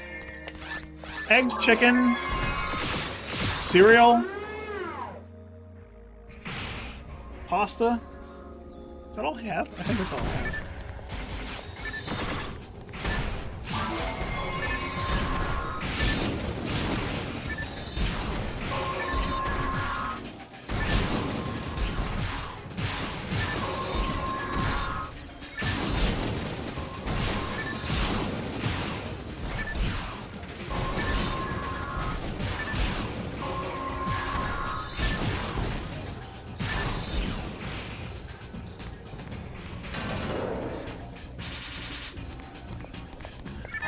Here's the thing. I'm starting to feel peckish, but I don't actually feel hungry, which is weird. Maybe it's the 11 hours of work I had to do for straight yesterday that's making me not feel hungry. Maybe my body's just adjusted to not needing food anymore and just getting a headache because of dehydration. Ooh, I'm gonna have to break all those boxes in the alt chase section. This is still a Mines 2 mission. I can still get the Sinnoh Red Arms from this mission. I'm just gonna have to break the boxes.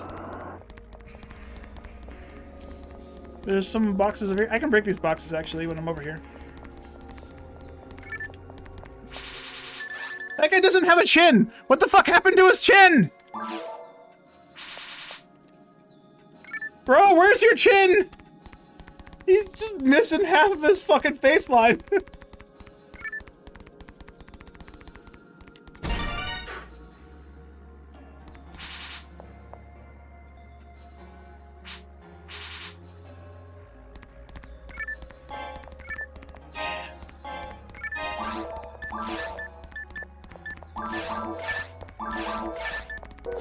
Close.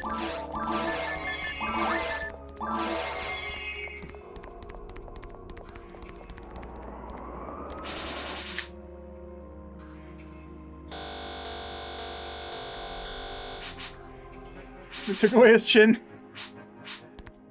His chin's gone.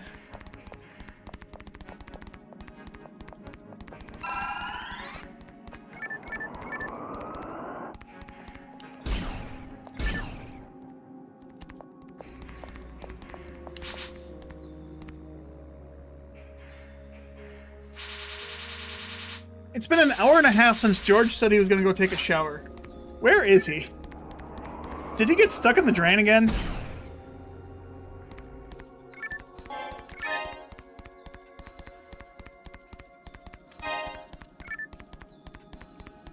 I just imagine George being swirling around the drain like a piece of hair.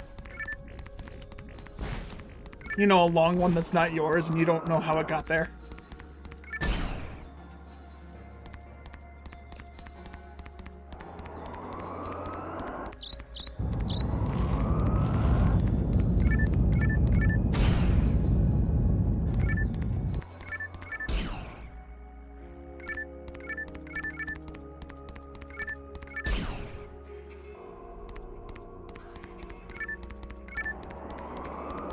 Bro, why do they still have the traps in this hallway? They block it off, but they still have the fucking traps because they just probably copied and pasted it from a map. Can you imagine him just lurking in chat while soaking in the post-shower bath? Dude, I wish I had a post-shower bath. My bathtub isn't big enough for that. That makes me sad.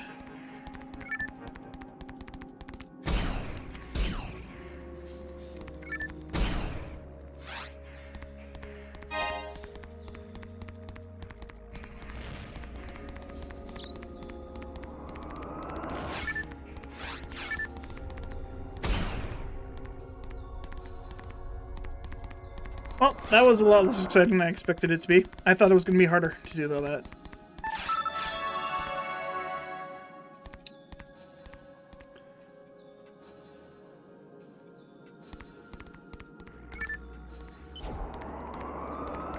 Alt.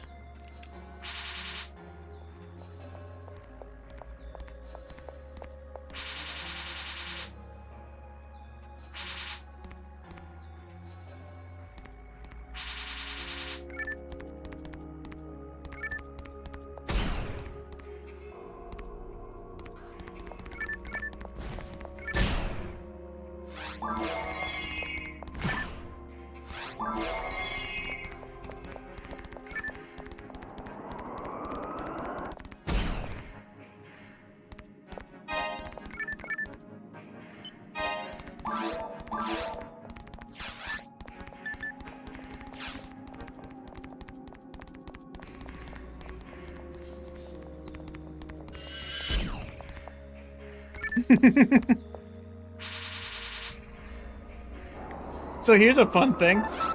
The reason why I have to go alone, they make a shitty plot reason as to why I have to go alone. It's because they can't have more than 4 players on the screen at the same time. All these NPCs count as players. Since they have to take up a character slot, and then Alt is already loaded on the map, is that what that is? Yeah, Alt is just loaded onto the map at all times.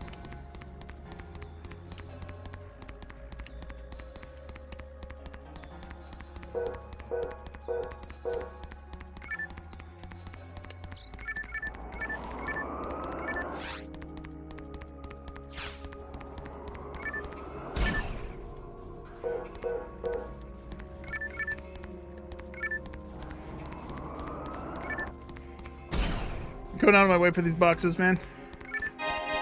Really going out of my way for these boxes. Is it worth it? I don't know anymore.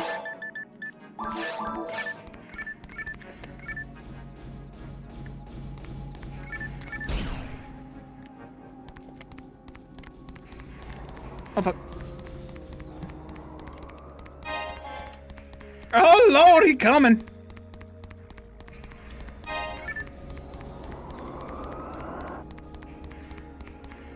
Can I skip past her, maybe? You can totally skip past her.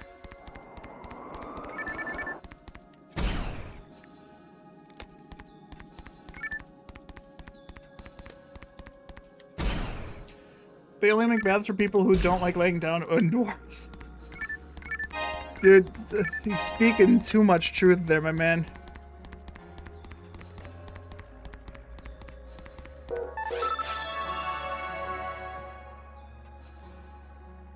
Look, we had to go individually so we wouldn't get caught by the guards. Oh, hey, wait, they're coming together. Why did they not get caught by the guards? Excuse me? Where did the guards go?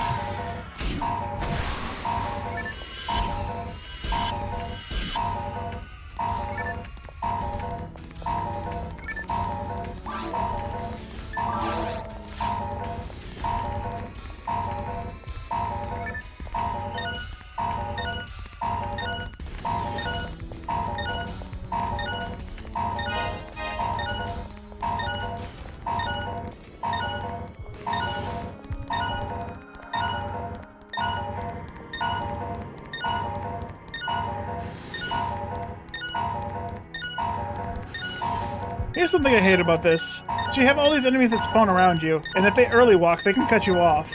And you have to walk straight into this bell rock. Because if you don't make it to the other side, that laser just closes you off, and you have to go hit that button again.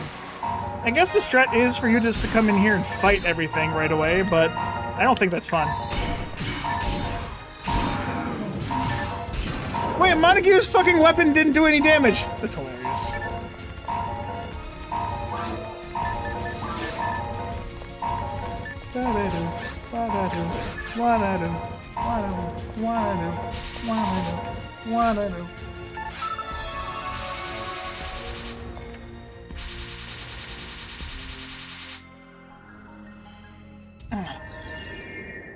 Stretch.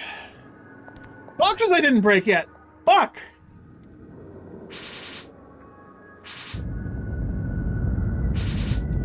No, let me break those boxes! No! Don't let me break them! No!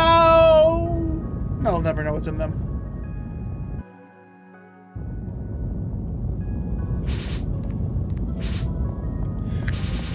Oh! Is it pronounced alt or is it pronounced ult or yolt? How do you think they pronounce it? Yolt? Alt? Ult? Alt? Alt? Eh. Yolt.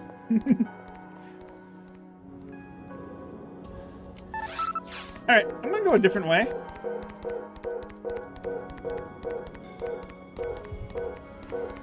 Just because I want to see if there's more boxes.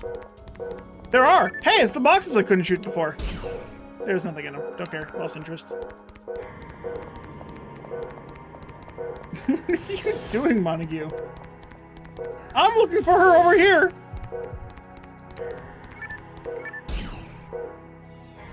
Oh wait, there's enemies. Hold up. I didn't know there were more enemies. Dude! I've never come here on this quest! My god!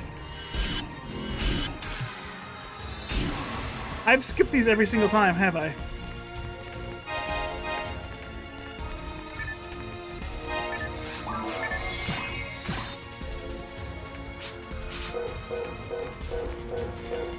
She's over here! Get her!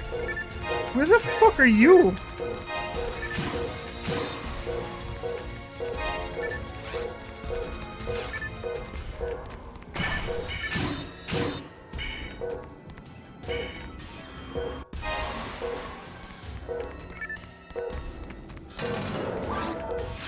Hold up, I'm exploring. There's no timer on this. What's this? Wait, what the fuck is this? Is this lore? I genuinely do not know what that is.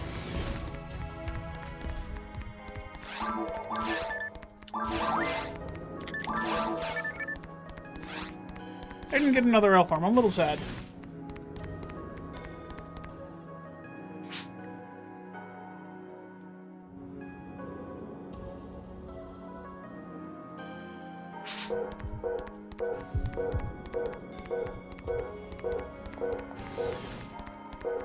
Alright, I opened the box. I gotta check it.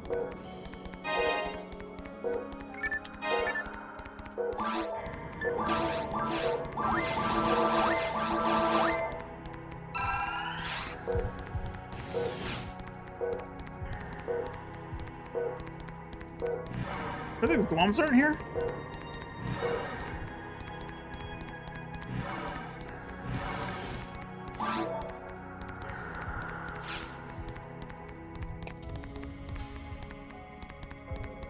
Wait, how the fuck does Montague get here so fast when the doors are locked?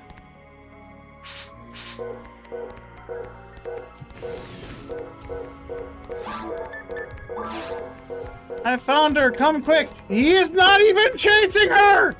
My plot is ruined!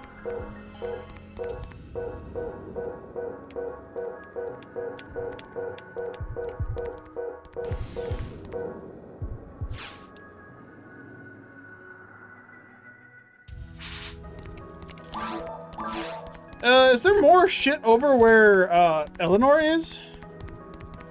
There's probably more shit right where Eleanor is. I'm not gonna go explore that. I don't care right now.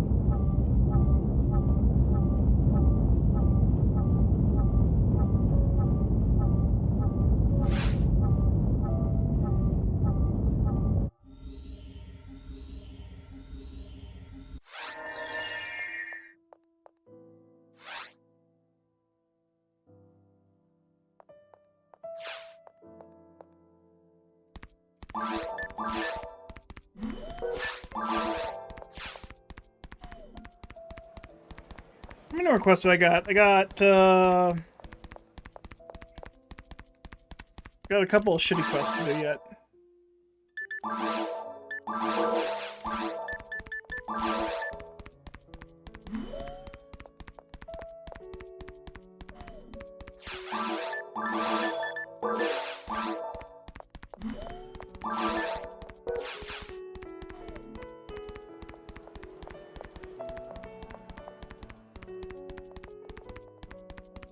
I just heard something from my kitchen. It sounded like a cabinet closing.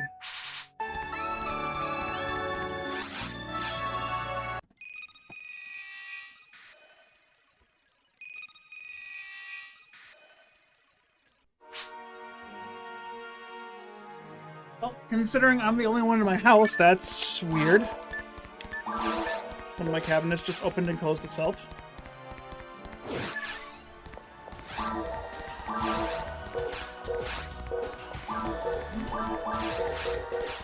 Oh, the beeping noise is the menu noise. I never noticed that before. Alright, Secret Master from the Depths, Magnitude Metal, and then one more. I got 3 more quests. I got 3 more quests and then I'm done, and then I can go just keep doing Unsealed Door to try and find the S-Red Arms.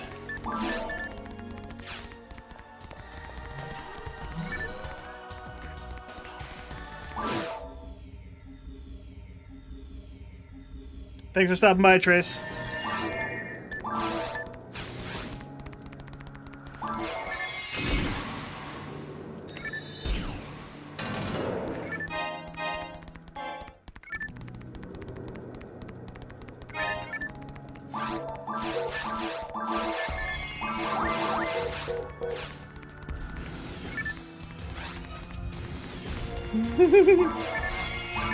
True. Yeah. Ingrained in my soul. Didn't even know.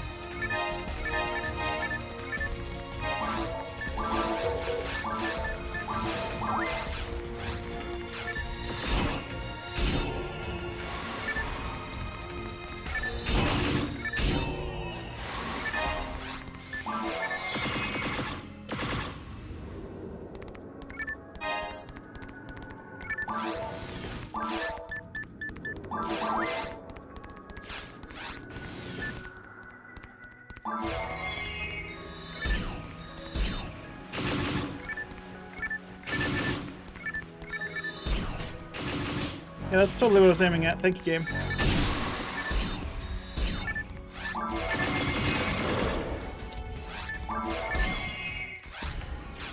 I don't really have a reason to open boxes here. There's nothing I really want out of it for the rares. So I should just get going.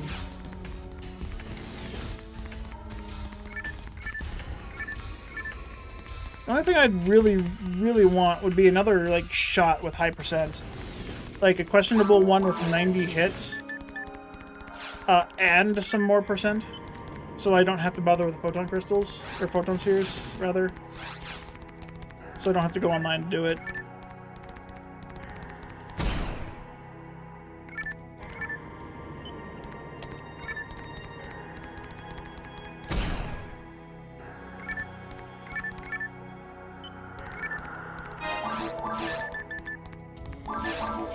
That's not it. That's not the one. That's not the one. Oh, that's not the one.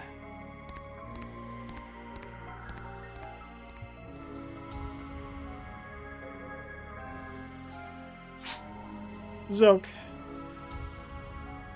Oh, right. So I found out that Shift and D-Band lasts in this cutscene. Which means they are just sending her back in time and putting a filter over the game.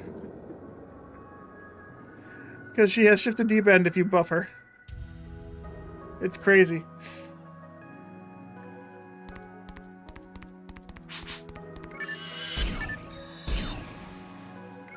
The old future.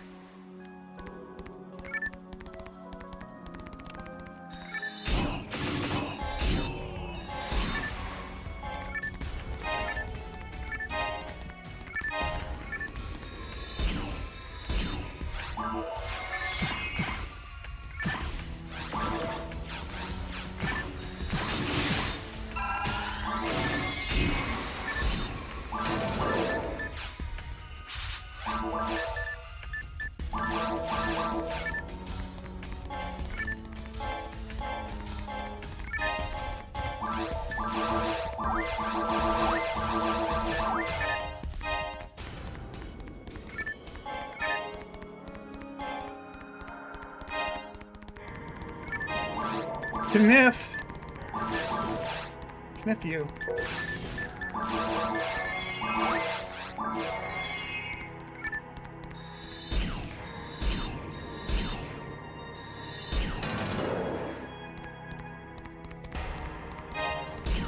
Wait.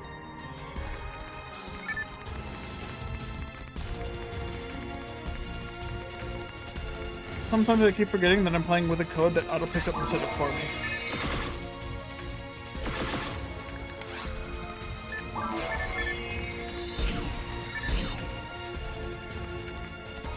Free experience.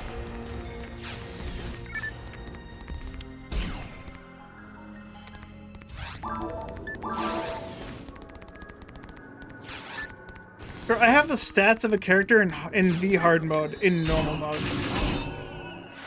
What is this shit?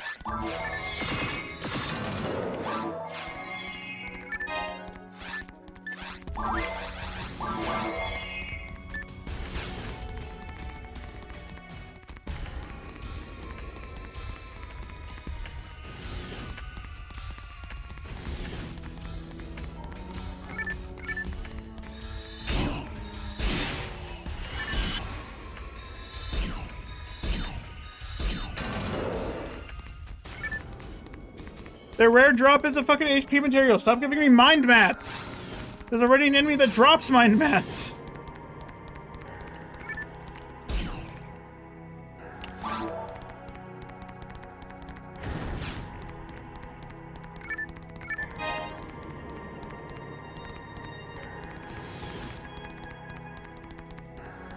Rocks are a suggestion, not a reality. I thought that was further to the left. Wow. Can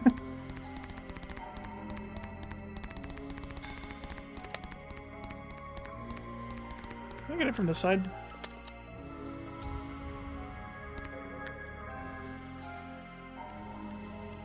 Rubble's a suggestion. I fucked it up. Okay, fine. I'll go the easy side. Rubble's a suggestion.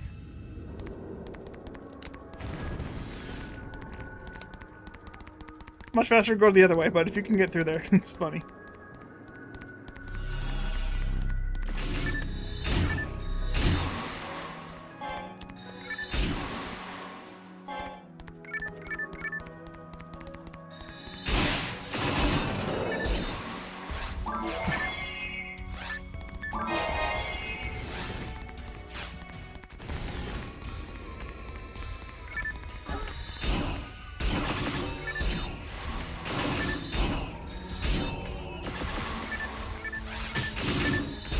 Actually hit me? Props to that, dude. I'm immortal.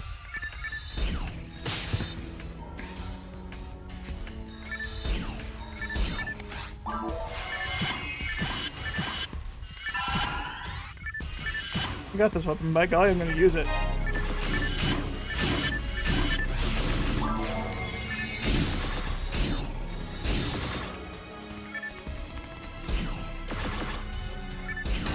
Good magic trick.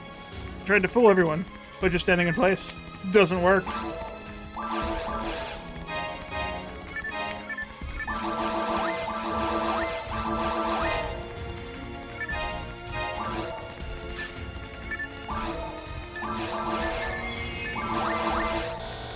Ah, maxed it out. Alright.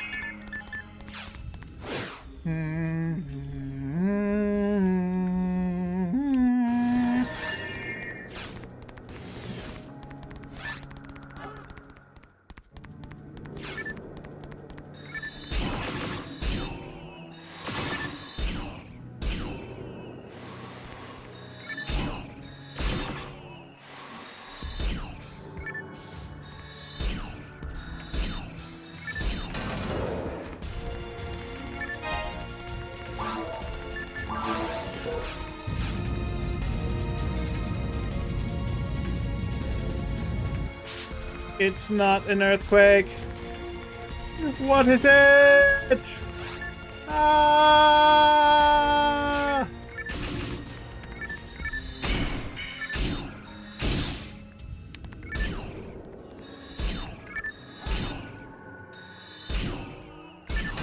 Wow, that guy actually survived the damage range. Very unlikely, but everyone survives. Some guy slips through the cracks and just somehow survive. I guess everyone survives. It's not a big deal. Sometimes they live, sometimes they don't. Most of the time they don't. They're not supposed to. That's how the job works.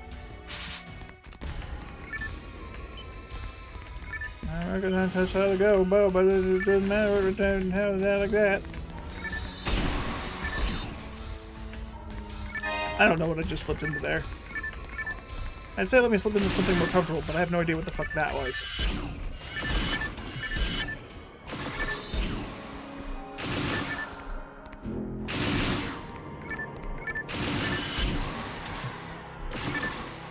Yeah.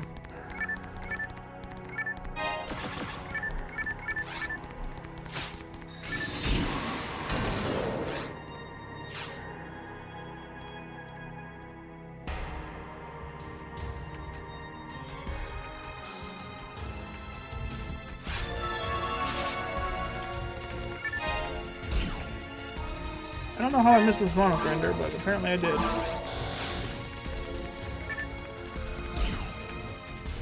I don't know why I'm opening up episode, I don't know why I'm opening boxes.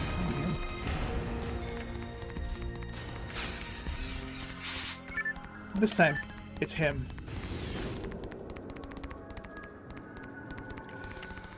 That don't look like Zoke.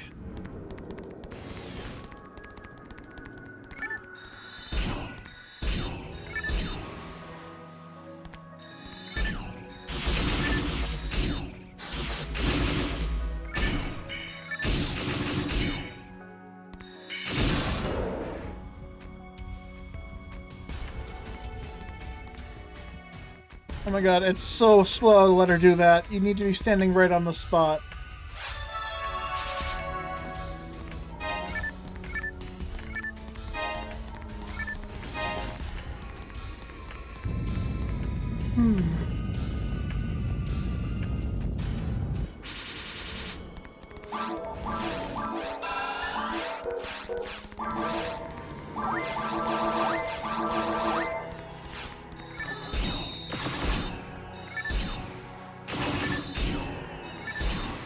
Give this bad boy a whirl.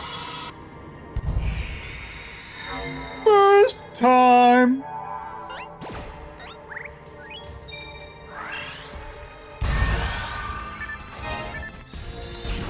Ooh, that's 50 damage. That's nice. The texture's in the Scream last level, but it's not. There's one more. Oh, that's not yet.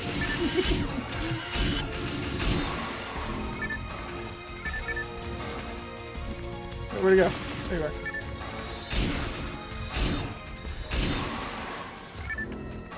Alright, I do really want to try and get another elf on skill, so...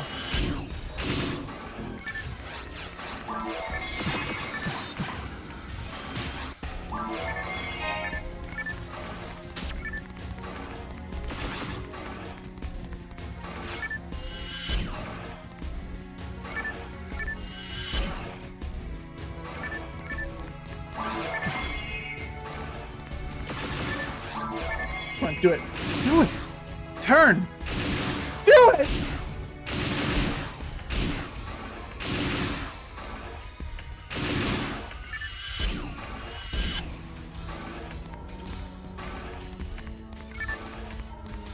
That was what, like 5 or 6 and no elf arm? Disappointing.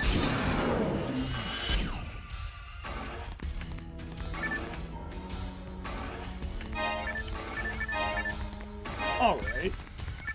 Alright, I'll play your game.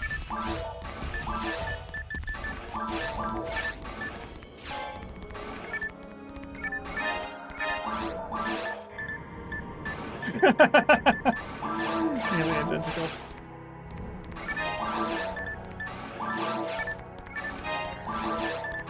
Here, let me help him. He's not getting up, you know. It's hard to say. I think he's broken. I think he's broken.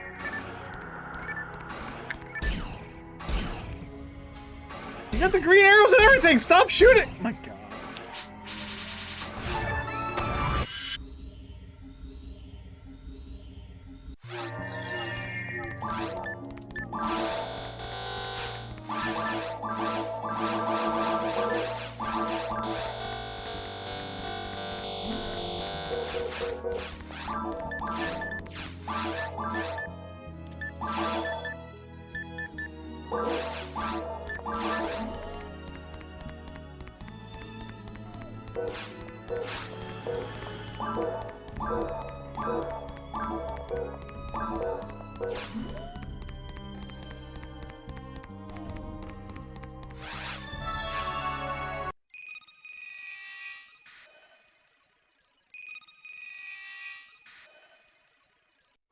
That's it.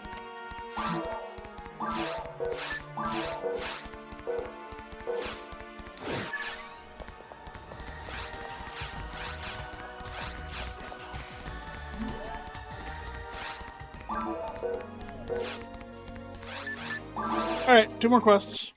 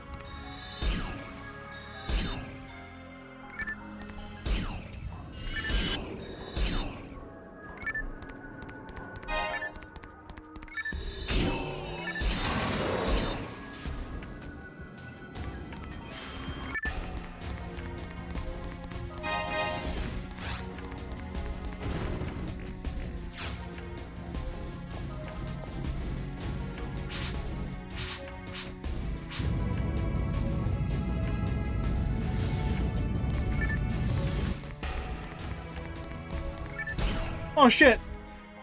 Ill Gills in normal mode drop God HPs. I didn't realize that. I could have just gone to normal mode in tower. You know, normal tower, which is very easily accessible offline to farm Ill Gills for God HPs.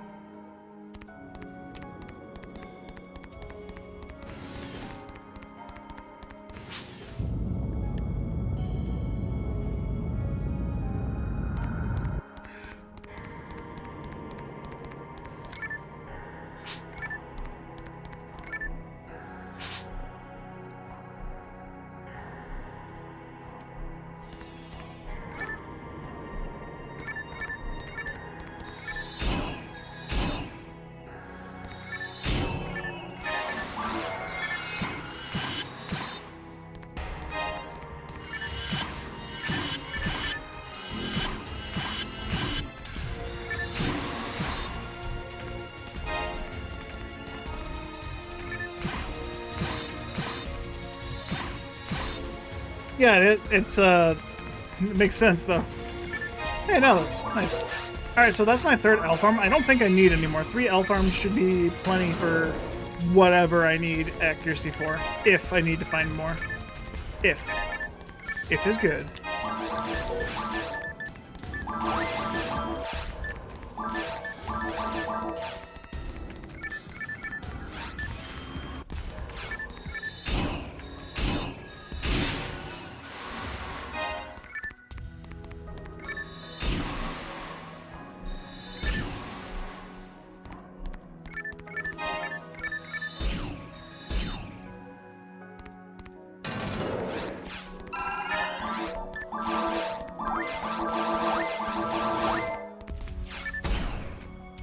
I'm not playing a fleshy. I don't need to break that. Ooh, I will take it.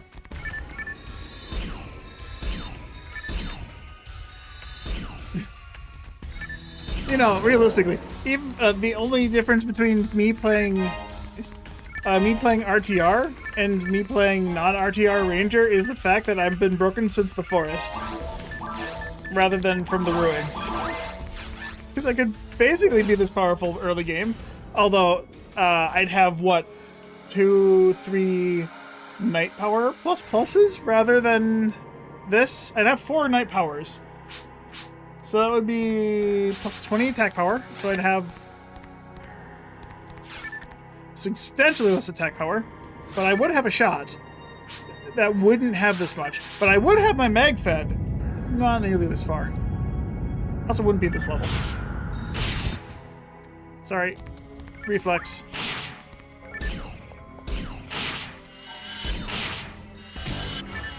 Sorry, reflex.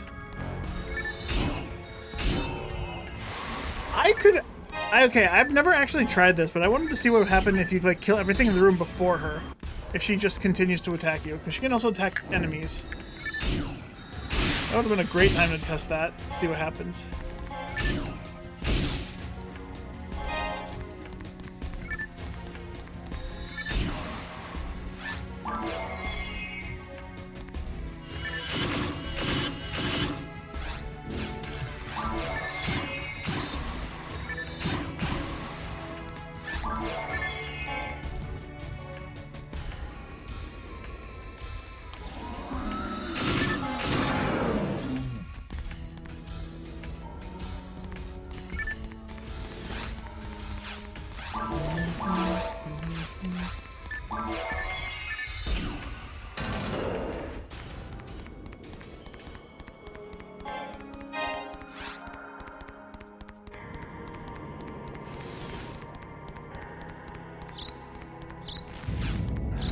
I like how they give you that puff of smoke to tell you that this is the correct direction. Follow me.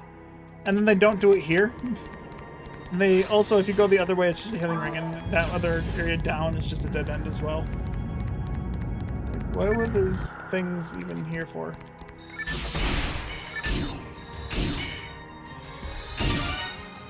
Another one.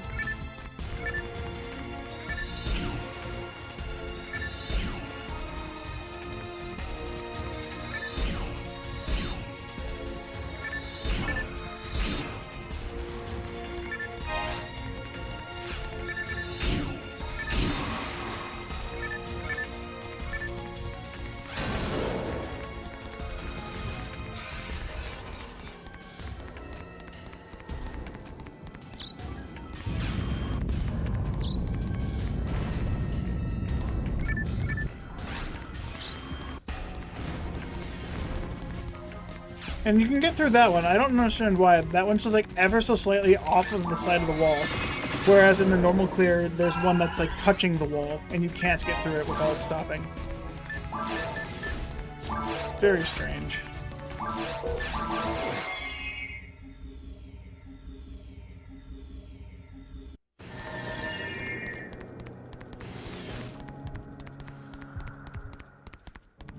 Ash with a stag cutlery in normal mode, of course.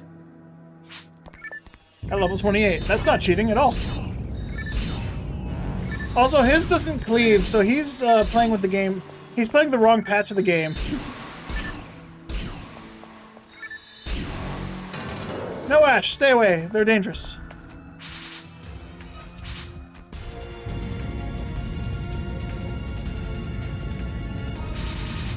Orange jumpsuit and everything, even before it became popular.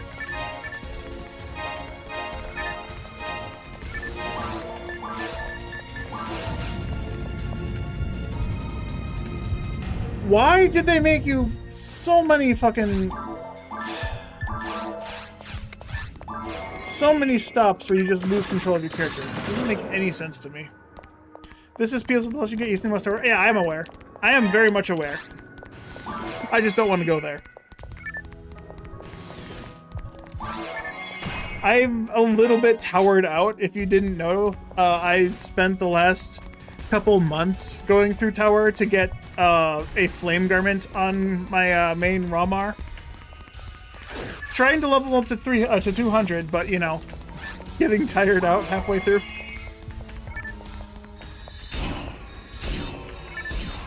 Yep, they kind of suck.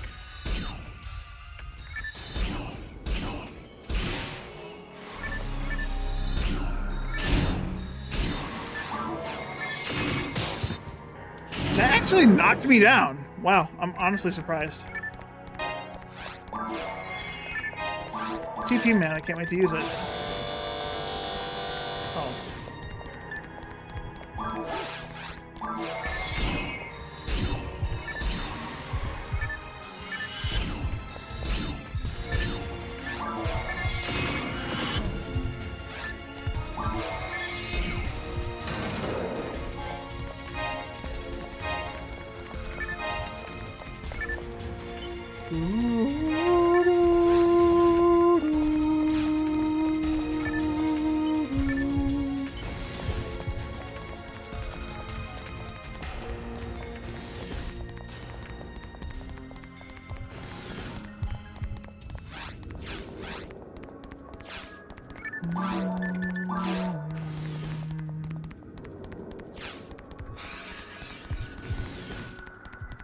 Oh man, Ash's poison. He do not give a fuck.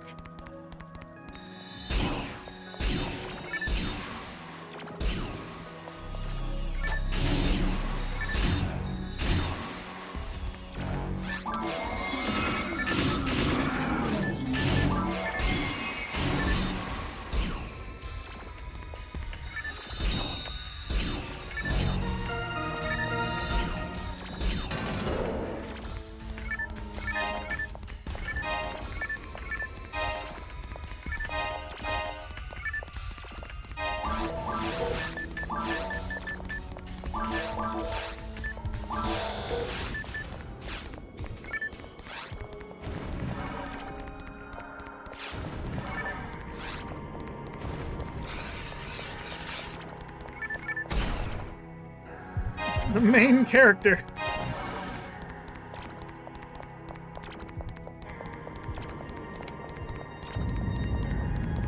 I like the look of this area. These look like cobwebs, right? But they're not cobwebs. Oh boy, are they not cobwebs.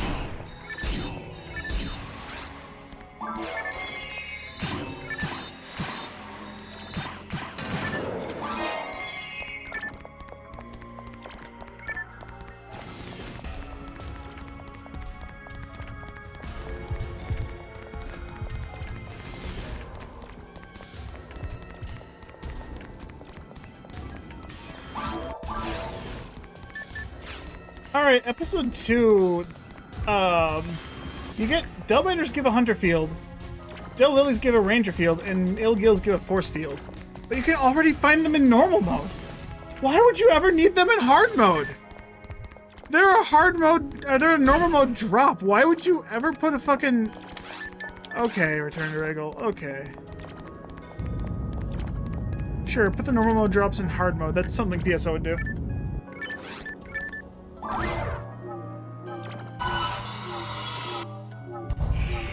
I should have waited.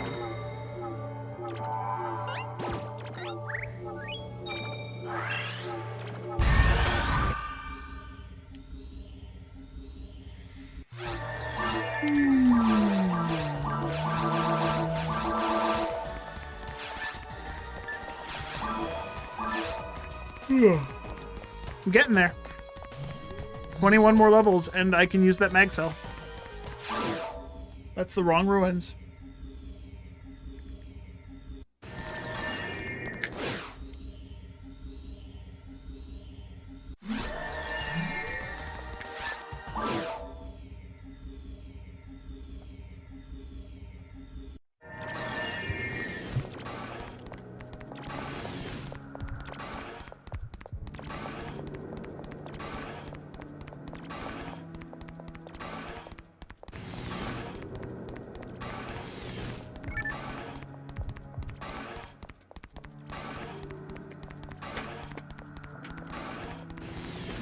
I wish you could feed materials to a mag, and depending on what material you gave them, it would like give them a guaranteed level or something. So like power mat's guaranteed power, mind mat's guaranteed mind, death mat's guaranteed level in defense, evade mat guaranteed level in dexterity. Luck mats I guess would just give you like plus 10 synchro, and 1 to everything else.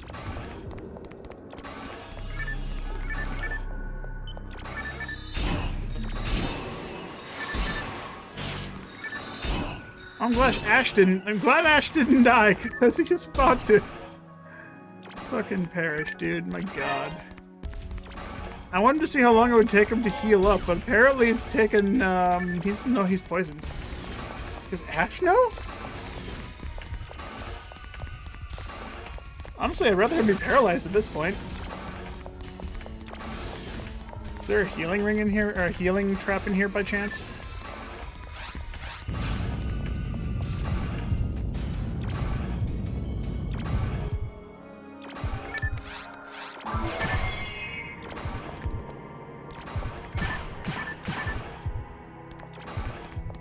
I don't know what the point of this fucking hallway is. This hallway literally just leads into a circle.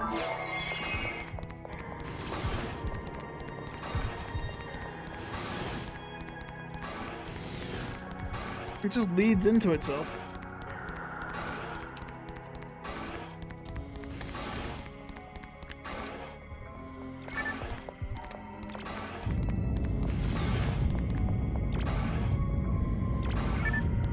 Alright, Ash, since you're not gonna heal you, I'm gonna have to heal you. Nice! No, it's not nice, you dumb fuck.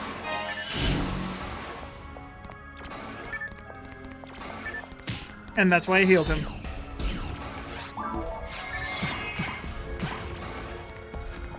Specifically to let him do that. To block a hit that I dodged. Because I could totally prevent him from taking damage altogether, but instead, I wanted him to die. A little bit more.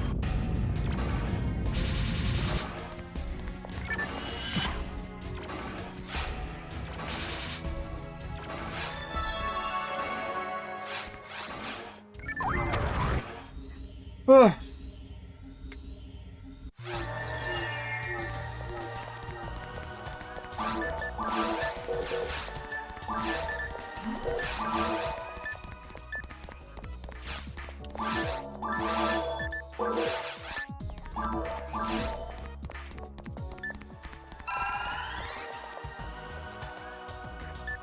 It's not humble.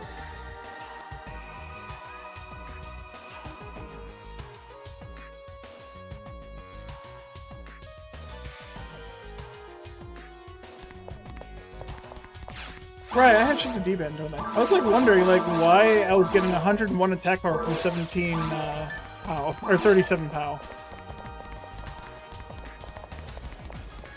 I figured out why.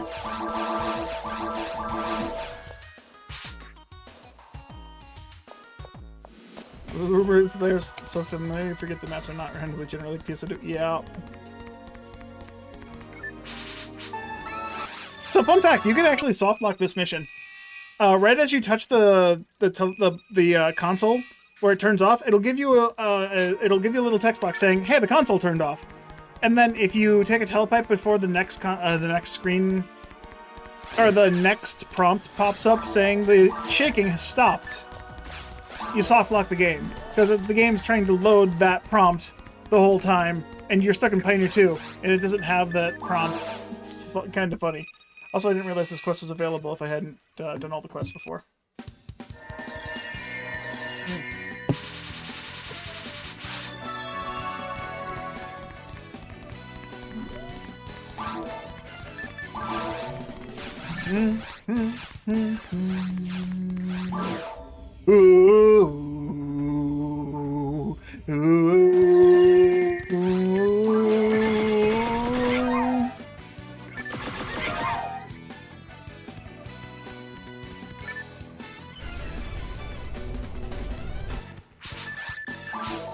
Set the coordinates!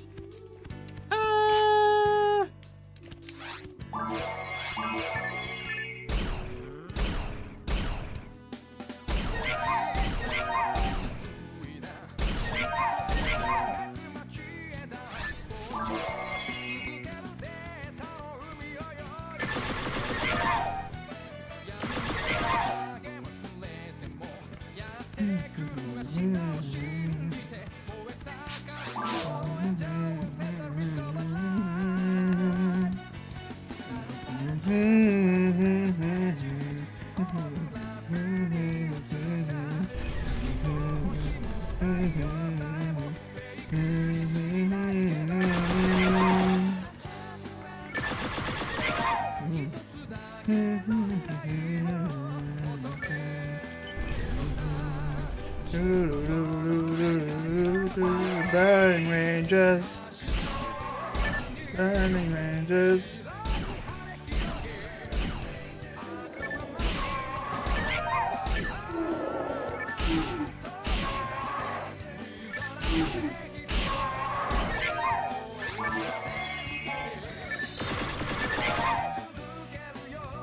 Do it, just burning ranges.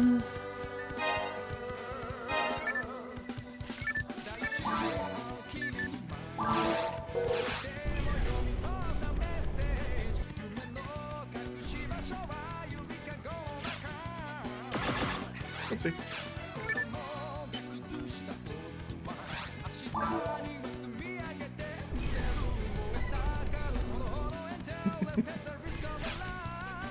I forget how much my floor squeaks whenever I try to move around.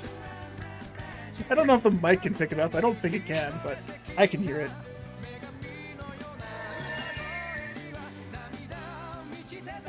Oh wait, that's back in. Stop claiming your steaks, dude! You're fat enough as it is.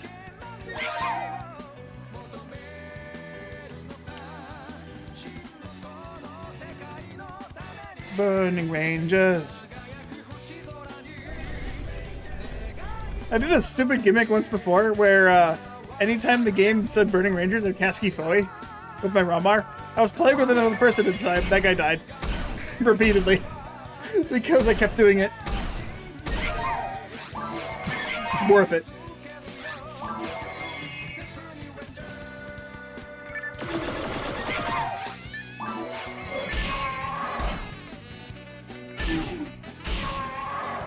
I literally did not touch my controller. What the fuck?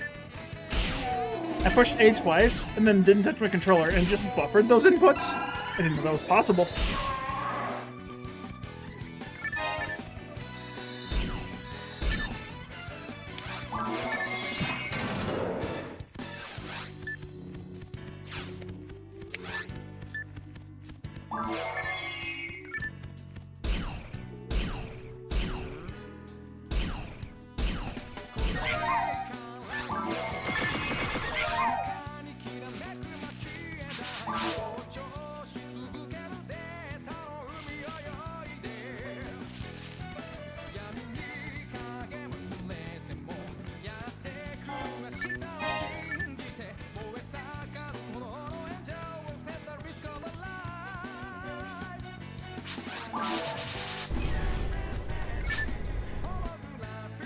God damn it, Anna! How dare you get tricked by them again? Oh! I now have a comma. You want to keep the comma? I kind of want to keep the comma. Look at them dance with me.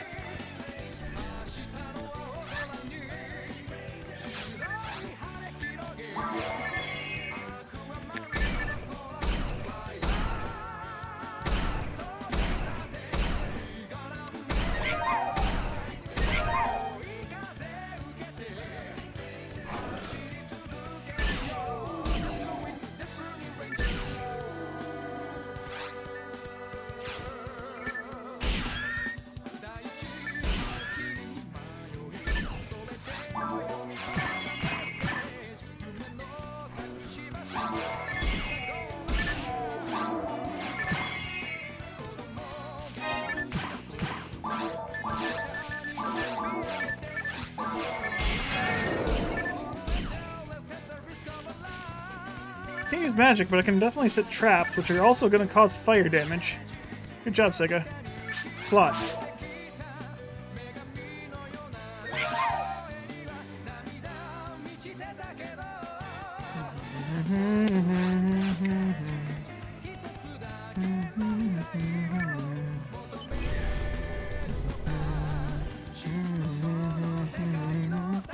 Burning ranges. Burning ranges. Burning ranges. My heart.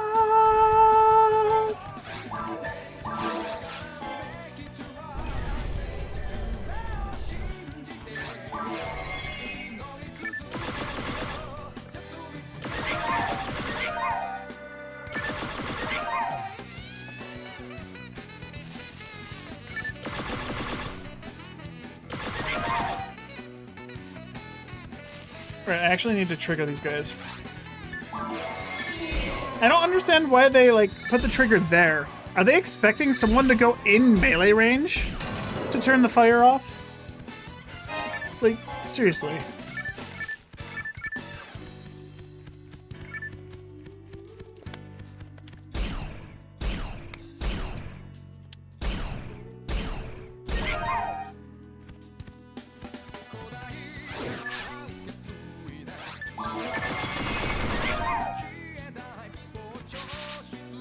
Mine all.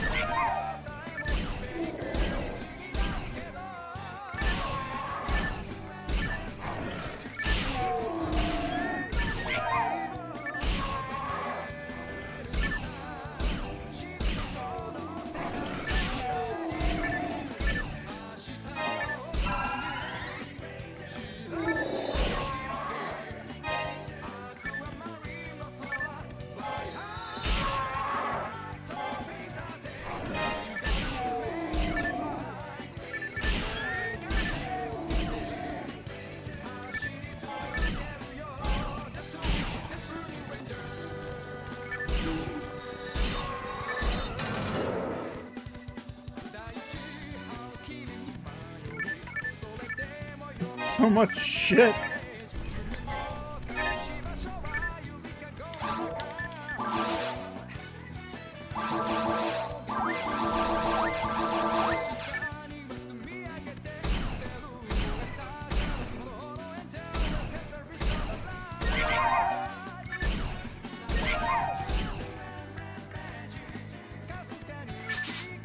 I don't know how she's alive.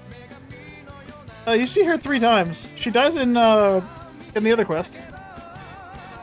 Oh, yeah, technically she doesn't die. We just see her disappear after we knock her unconscious.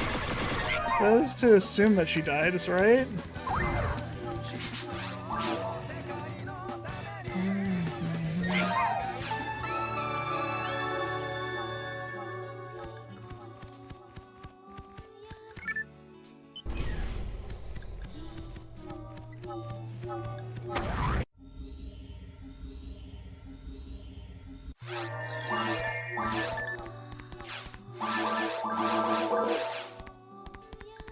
Shooting the fire to stop the fire. You know what they say, fight fire with fire.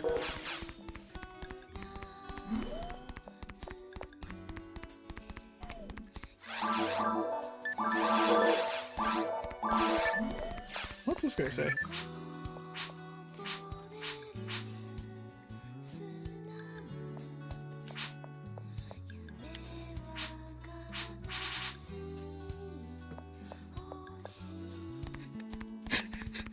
Wait, who's Oswald? That's the guy from the first mission, right? From Battle Training? Ash's friend. Wait. Is there a little side quest in here? Is there something I can actually show him?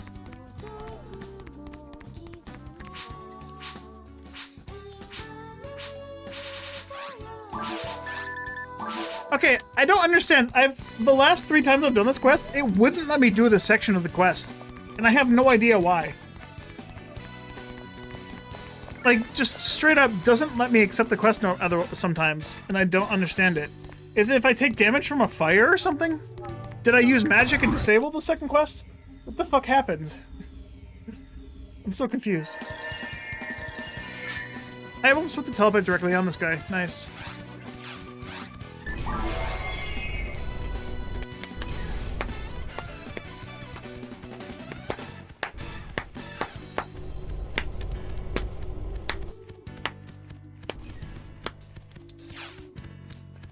Wait, I have a thing. I want to try something really quick.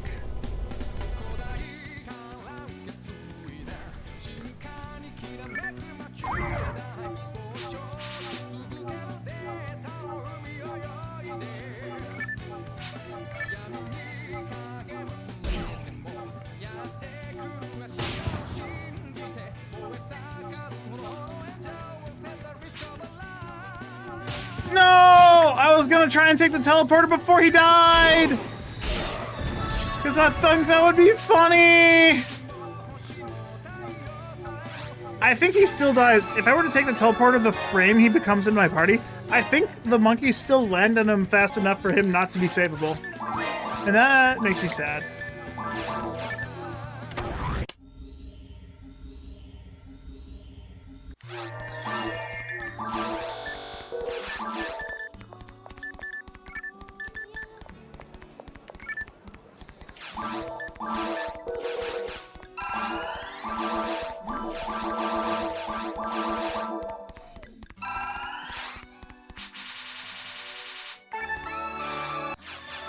Alright, I now have 40 power on my mag. I have the power of 2 ogre powers on my mag. I don't believe it! Believe it, mister. Alright, every time I enter normal mode, that guy's gonna pop up. That's gonna get really annoying very fast. I don't know if there's a way I can stop that. Maybe talk to him in the next difficulty?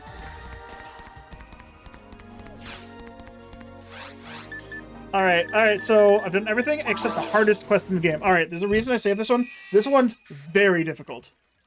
Anyone who's ever played this quest, this is very, very hard.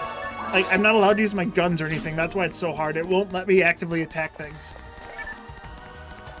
We gotta be very careful with what options we choose here. And proceed very carefully. Let's see if I can do it.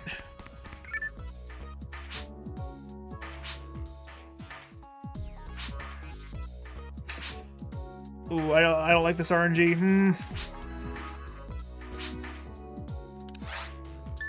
Okay, I don't. There's only one choice here, and I don't know if I get lucky enough to get it.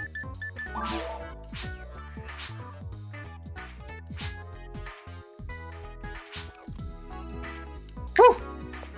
I think I did it! I think I did it! I think I got through the quest successfully. Let's hope to find out. I didn't get the noise. I might have still fucked it up. Sega does make this very difficult. Since the triggers for the quests are like really not defined well and not documented well. I mean, we've had this game out for like 24 years.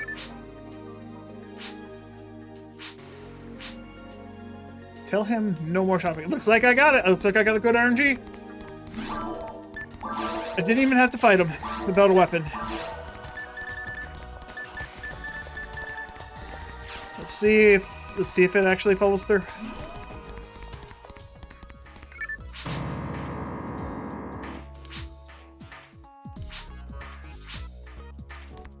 So I don't know if I like the sound of that. Let's go see if I fucked it up.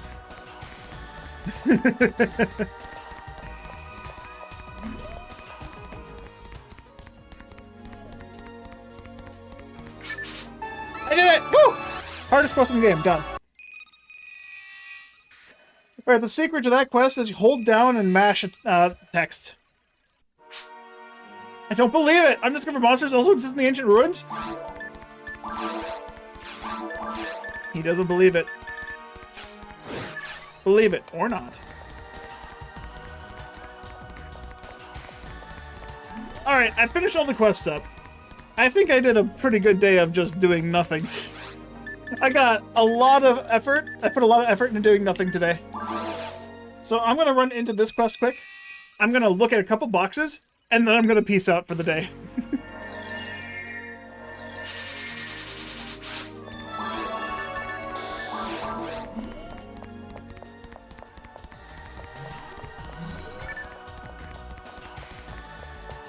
There's a lot of text here.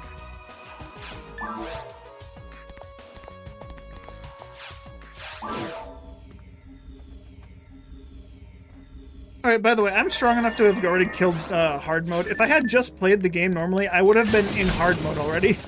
No, I would be in V-hard already. I would have already cleared hard mode. But I'm going out of my way to try and get extra boxes, because I want to get the Shifted D-Band from S-Red Blades, which are allowable on Rangers. Specifically, all casts. So, Rawcast, Rocket Seal can use this weapon.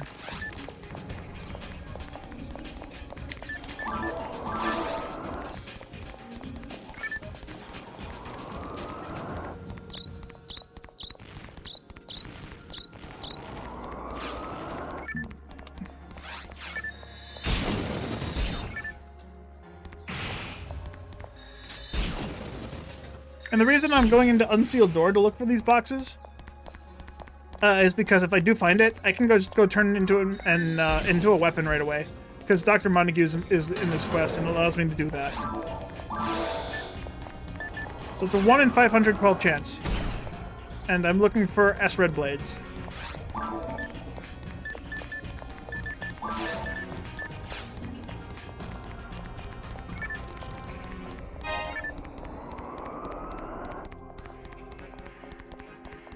And luckily, going through all these areas for the boxes is actually quite quick and mine's too.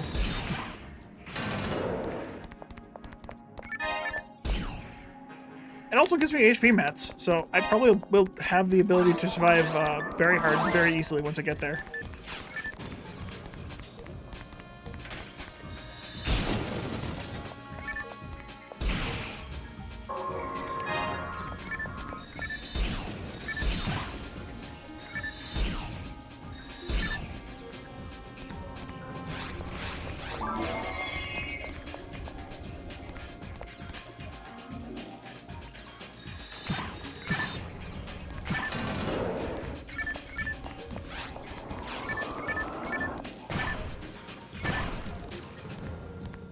That box in the middle there is set to have a monomate. That trap's sitting above it, so you walk into the box to pick up the monomate, and it blows up on you. Sega knew what they were doing with these stupid little box traps. They really knew what they were doing. You break a box, you see item, ooh, shiny. Go pick up item, it's a fucking trap to your face. And so they give you a monomate for your troubles. And it doesn't even heal you fully all the time. Fucking jerks.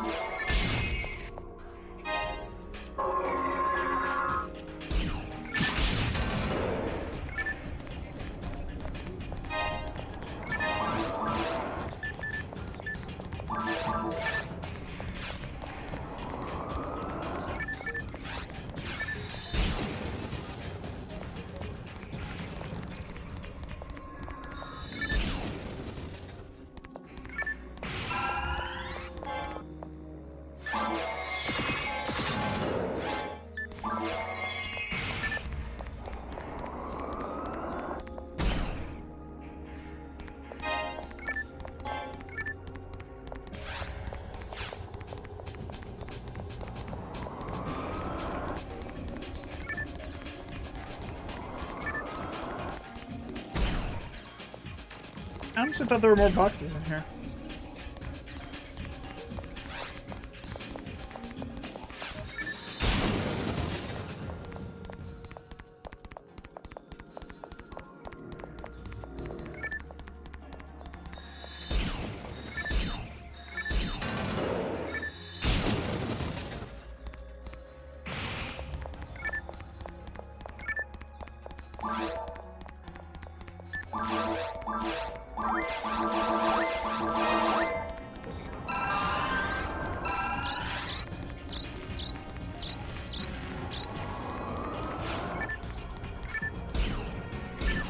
Almaceta. Oops.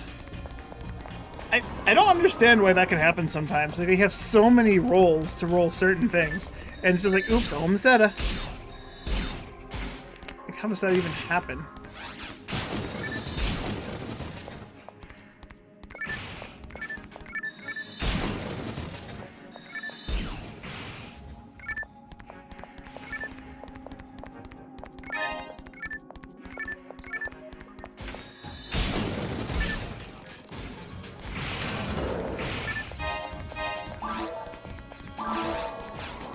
Okay, there were no boxes in here, so I have zero reason to even come into this last room because there's no boxes. And I'm not going into Mines 1. Mines 1 doesn't have what I need.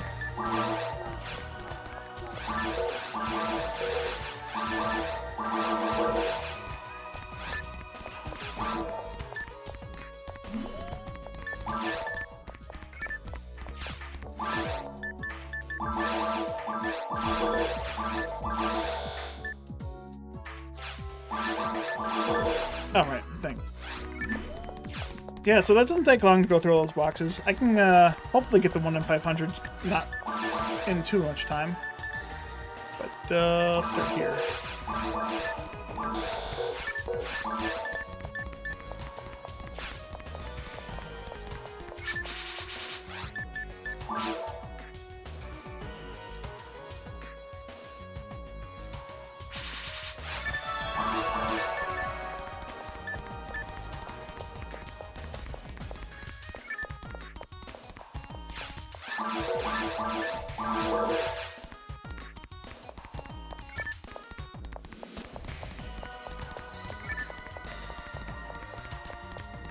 Alright, I said that was going to be it.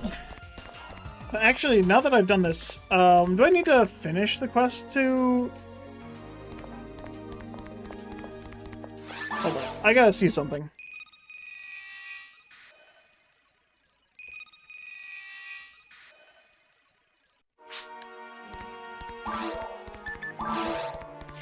If I go to Doc Ostos Research, will he convert the next thing into an enemy part? Because if it does, that means that trigger is weird and doesn't require me to beat the mission to save it. Since I already made the weapon, the trigger should be saved, and it shouldn't allow me to get another one. I don't understand how Sega has some of these flags saved. Like Soul Eater. You kill Kiri, get the Soul Eater, and if you abandon the quest by like save quitting or whatever, quest doesn't finish. So it should reset the flag to not obtained. But you got the weapon, so it needs to save it somehow. But then the flags are actually setting the quests in the specific order is just weird because if you save quit and don't finish the mission, it doesn't save the quest flag. Why? You should have the flag set after a certain point after talking to certain NPCs. Yeah, okay, I can. That's so weird.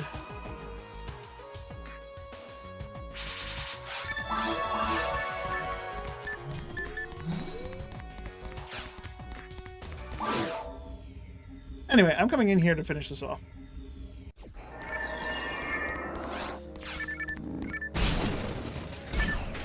Oops, almost said it again.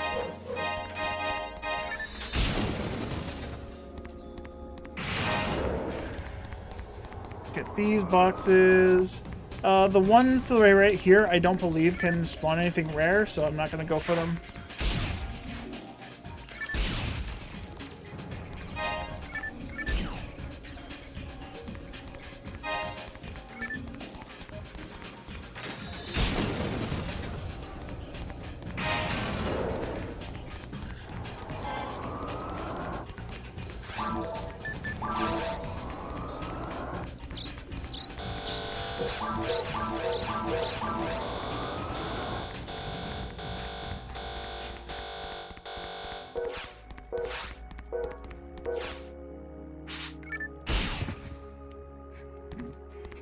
He tried to swing and he flipped. Calm down, dude. No need to flip out. Oh my god. I'm inorganic. I'm inorganic. You get it? Because I stuck my hand in some meat and swung it around. Okay. I'm sorry.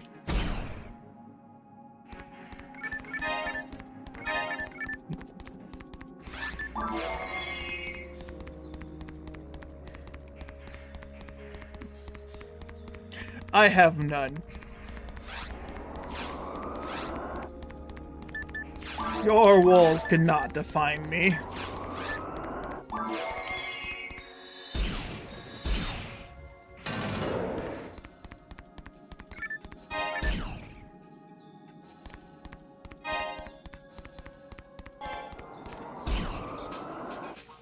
Alright, I still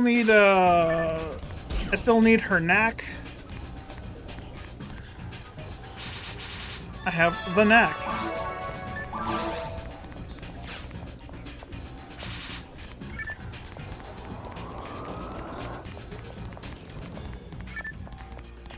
Alright though, once I do finish this mission, I am going to turn the stream off. I need to go actually eat food.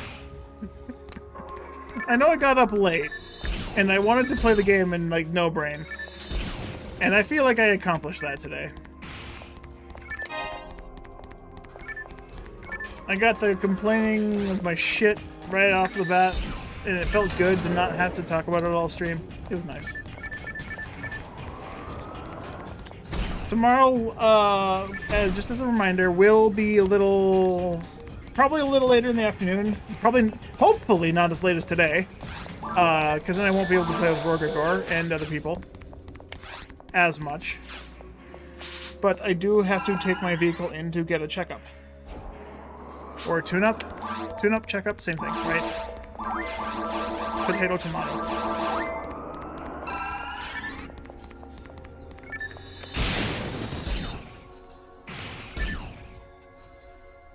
Something buttery, welcome. Catching the butt end of the stream, my friend.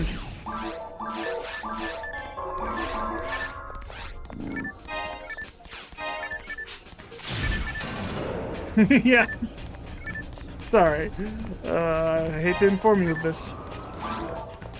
Yeah, I don't usually stream this late, but I wanted to play the game today, so I played the game. And I haven't eaten anything yet all day, so... Doing some spaceship runs in purple? Nice, nice. What you looking for?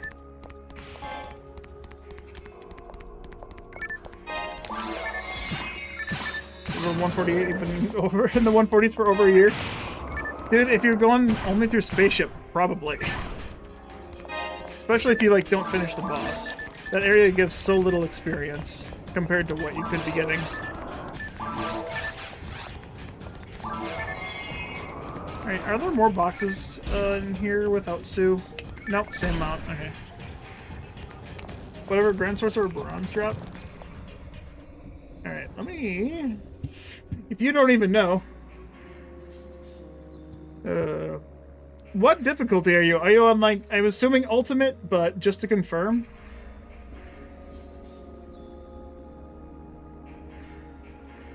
Alright, yeah. So, Baron's drops a Panzerfaust, and Grand Sorcerer drops the Twin Psycho Gun. And that's on Purple Gnome on vanilla color IDs. On vanilla PSO. Which I'm assuming that's also what you're playing on. Can't imagine you doing Return to Ragol at level 140. For years. I don't think this romhack has been out that long.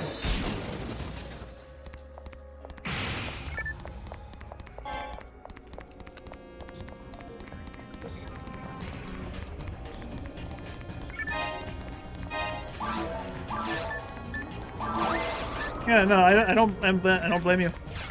Episode 2 experience is very shite. Yeah, there's more boxes here and with Sue. Because this is a teleport in the other quest, Unsealed Door.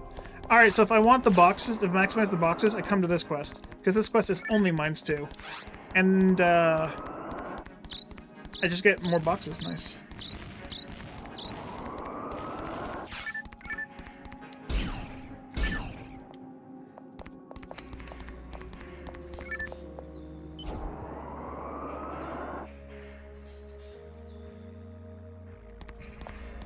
You play a bit differently, so you don't know if you feel the same way, but whenever you start a character, there's never a reason to go episode 2. There is never a reason to go for episode 2. You are exactly right. Whenever I make a new character, I do not go to episode 2 unless they're fully geared up for episode 2. Like, I need a needle, I need a frozen shooter, assuming I'm playing a ranger, and then I need a cure shock, and then I'll go to episode 2, regardless of difficulty. Because the Cure Shock is only useful once you get to Ultimate because of infinite range Jizande and monkeys. Oh, there's no boxes here too? I thought there were going to be boxes here. Alright, so for both quests, stop at that room. Alright, I have a rough outline for this quest. I could touch the button, finish it, and get some extra Masetta, but do I care? No, I definitely do not. Yeah, when you beat normal, you go to hard forest. You don't go to normal episode 2. Yeah, and even then, hard mode forest in episode 1 is easier than episode 2. It's like hands down. Episode 2, hard mode, is easier than normal episode 2. Hard mode forest is easier than normal episode 2. It's so dumb. People probably had it, but here's the thing about episode 2. Episode 2 gives the same amount of experience as normal mode in episode 1. So why is episode 2 normal mode harder than hard mode episode 1? Just like, I don't understand why that's like that. I'm gonna stop before I get myself into another thing. Yeah, episode 2 is harder and gives less quality experience and lower quality drops too. It's so fucking weird.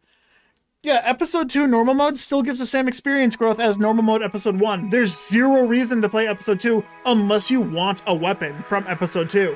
Which normal through very hard, you're not gonna find anything unique to episode 2. You can find everything in episode 1. It's really fucking stupid.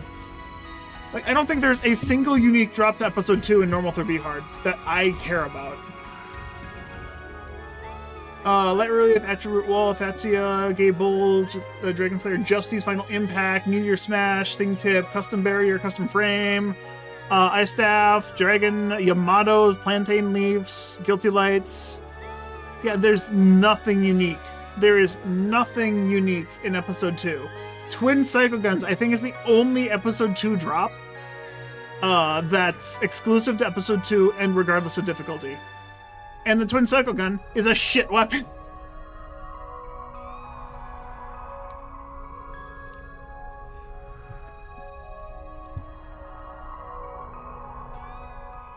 That would be something that would be having like normal mode episode 2 have hard mode enemy growth, I guess. Like they give the same amount of experience. So Blue Burst has it fixed slightly. Enemies in episode 2 give plus 30% experience in Blue Burst. So if you're playing on Affinia or any of Blue Burst's private server, you probably have that XP growth. In episode 1 and 2, they just give less experience. And there's less experience in the totality of episode 2 as compared to episode 1. If you go through episode 1 and clear the ruins, you get more experience than Temple, Spaceship, CCA, and half of Seabed combined. It's that bad. It's straight up just that bad. That's including bosses. Experience in episode 2 is just shit. Something else you've always been irked by is how rare the non-rare high-level basic weapons are. Like, you've never gotten a Gladius before, which is... before you've gotten a rare saber, which is stronger. Yeah. Yeah, no, spaceship music is probably the only redeeming factor about running spaceship repeatedly. I mean, I ran fucking spaceship alpha beta for 5 fucking years. I know exactly what you're saying. You really like the environmental control center? I mean, yeah, that's the only part about the game that starts being different than episode 1. I mean, shit, the spaceship and temple are literally the battle maps that no one went to, because why the fuck would you play battle mode? Anyways, I am done for the night. I'm gonna actually start going to make some food, because I'm hungry. I can't order food anymore, it's too late, so I have to go make something. But I cleared all the missions, and now I'm set up to do Mines 2 grinding to try and see if I can find this Sinnoh Red Arms, so I can have Shift the D-Band on a Ranger early on. Yep, tomorrow will be a more casual stream, probably back to vanilla PSO to continue checking out Halloween. Halloween events are live and private servers, and I want to try and get crabs closer to level 200. My first level 200 character ever, and it's going to be my Ramar. I'm like 3 million XP off.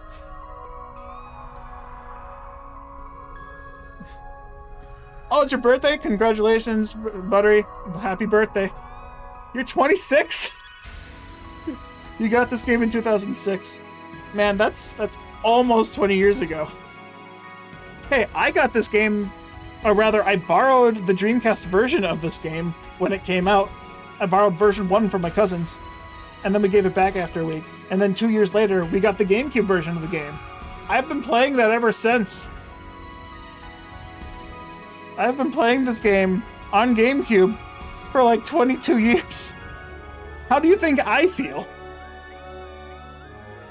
My gameplay experience is almost older than you.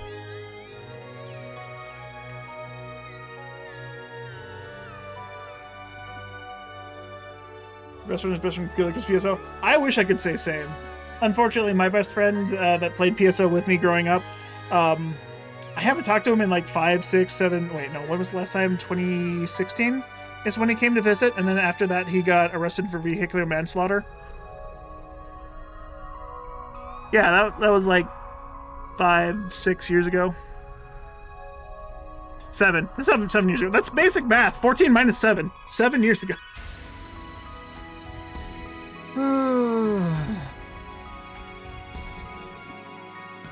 I must have so many hours. I couldn't tell you how many total hours I have in this game.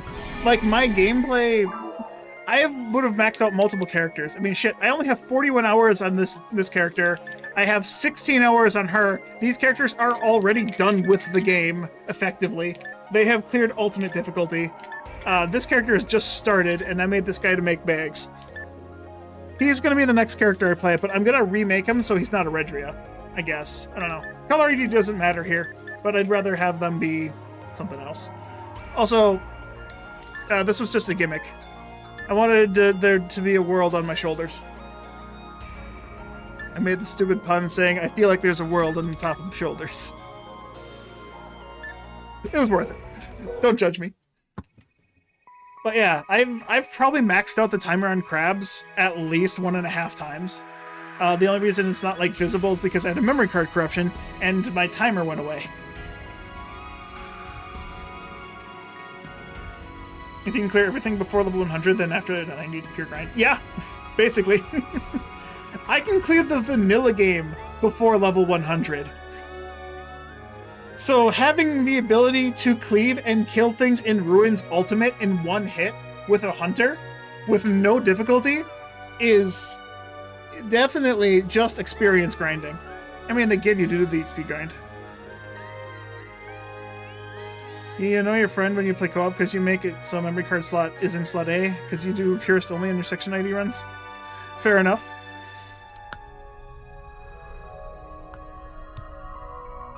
Are there many weapons I never got? I have actually a list, a Google document that I'm keeping track of every weapon I've ever seen. It's not like super organized, but basically starting from hard mode and V-hard. If it's grayed out, I've seen it drop. There's a... Oh man, this is gonna suck. I have to go back to V-hard Ruins at some point and farm Bull Claws. Because D-Parts version 2.01, I've never seen that armor drop. And then in Ultimate mode, there's only a handful of weapons I've not seen left. Just to name a few, I am keeping track of every individual Flowing Sword, DB Saber, and Agito, and keeping them completely independent from each other. So Skylay, a 1 in 75 Flowing Sword from Hilldelts. That one's going to be easy to find. Golgus Goo, Imperial Pick on Blueful. I still never seen one in the vanilla game, so I don't know. I've seen one return to Ragol, but I'm not going to count that. Flowing Sword 3083 on Orin. I'm surprised I haven't seen this one, as my Orin went through Forest many, many, many times. I've never seen a Red Slicer legitimately. All the color ID cards, except for Greenel, I've never seen. A Yasha... Purple, Flowing Swords 3073, again, is that a duplicate? That's that 3083, yeah, so that's a second one. That one's an Uber. Pinkle Uber Gilchick. Why there's a Flowing Sword that's an Uber, I don't know. This thing is fucking worthless. The Nug Bazooka, I've never seen. Whitel card, Orin card, yeah, I already mentioned those. DB Sword 3075, Handgun Gold, Red Slicer again. Prophets of Motov, I've never seen that weapon. Evil Cursed, I've never seen. The Book of Hitogata, I need to find that Uber, but I have the Hitogata already. I just need to add the book to it, so it becomes dancing. Agito 1980, Flowing Sword 3067, DB Sword 3067, Flowing Sword 3082, Yasha, I already said that one. Agito 1977, Agito 1980 again, DB Sword 3070, Agito 1980. A lot of duplicates, honestly. Twin Blaze, Soul Banish, Blueful card, Madam's Parasol actually is one I haven't seen. That's a unique Uber from Gibbles. My raw cast is gonna have to go through Tower again to get that shit. That's gonna be awful. Tripollic Shield I've never gotten. Agito 1991, Demonic Fork, Anno Rifle, Days Cloth, the real one. Zonba I've never seen. The DB Sword 3064, which is exclusively an Uber for Pinkle from Dome Darls and Seabed. Why does Pinkle get 2 fucking Ubers from enemies and they're just fucking clone weapons? I don't get it.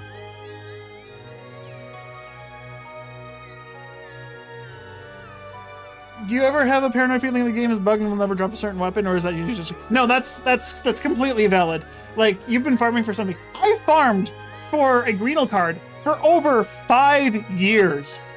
5 years. Crabs went from level 130 to about 180.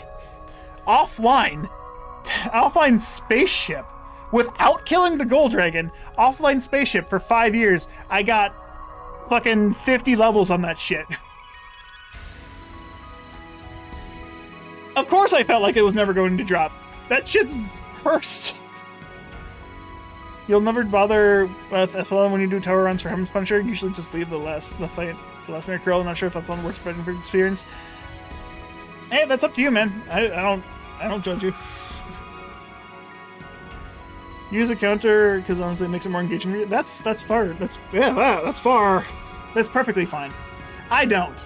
I like to guesstimate incorrectly how many enemies I've killed.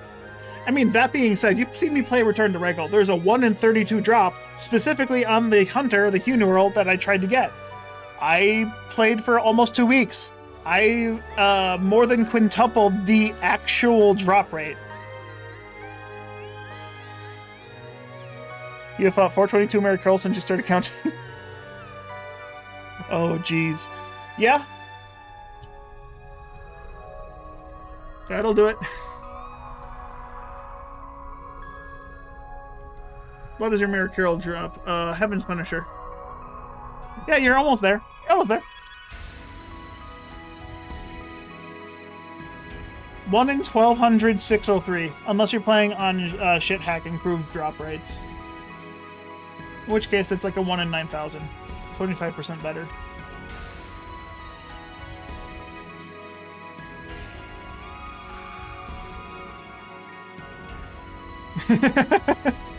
Yeah, you do that. Hey, don't worry. If you don't get this Hidden Punisher, it's not the worst thing in the world. There's a guy that frequents the stream who went to Caves Ultimate for the first time ever offline, ran into his first Crimson Assassin, and found a Heaven's Punisher. You want to know what the drop rate for that was? 1 in 190,650. First Crimson Assassin he'd come across, and that drops. And then he had the audacity to ask chat, hey, is this a common drop weapon? I'm sure he was being joking. I'm sure he was joking at the time. I'm sure he knows that Heaven's Punisher is stupidly uber rare, but still fucking stings. You really love that? You'd like to farm for the untable weapons in the server sometimes, though? Like Dark Flow? Doesn't upset your purist mindset because you can't get them normally? That's fair. That's completely fair and valid. I mean, the only validity you need to play the game is whatever you think is right. Right? If you think it's fun, do it for yourself. I'm not one to judge. Everything good about. Anyway, that was a good distraction. I'm gonna go get food now. I'm gonna go try and make some food. Thanks for watching. I will be back tomorrow. Thanks again. Toddles.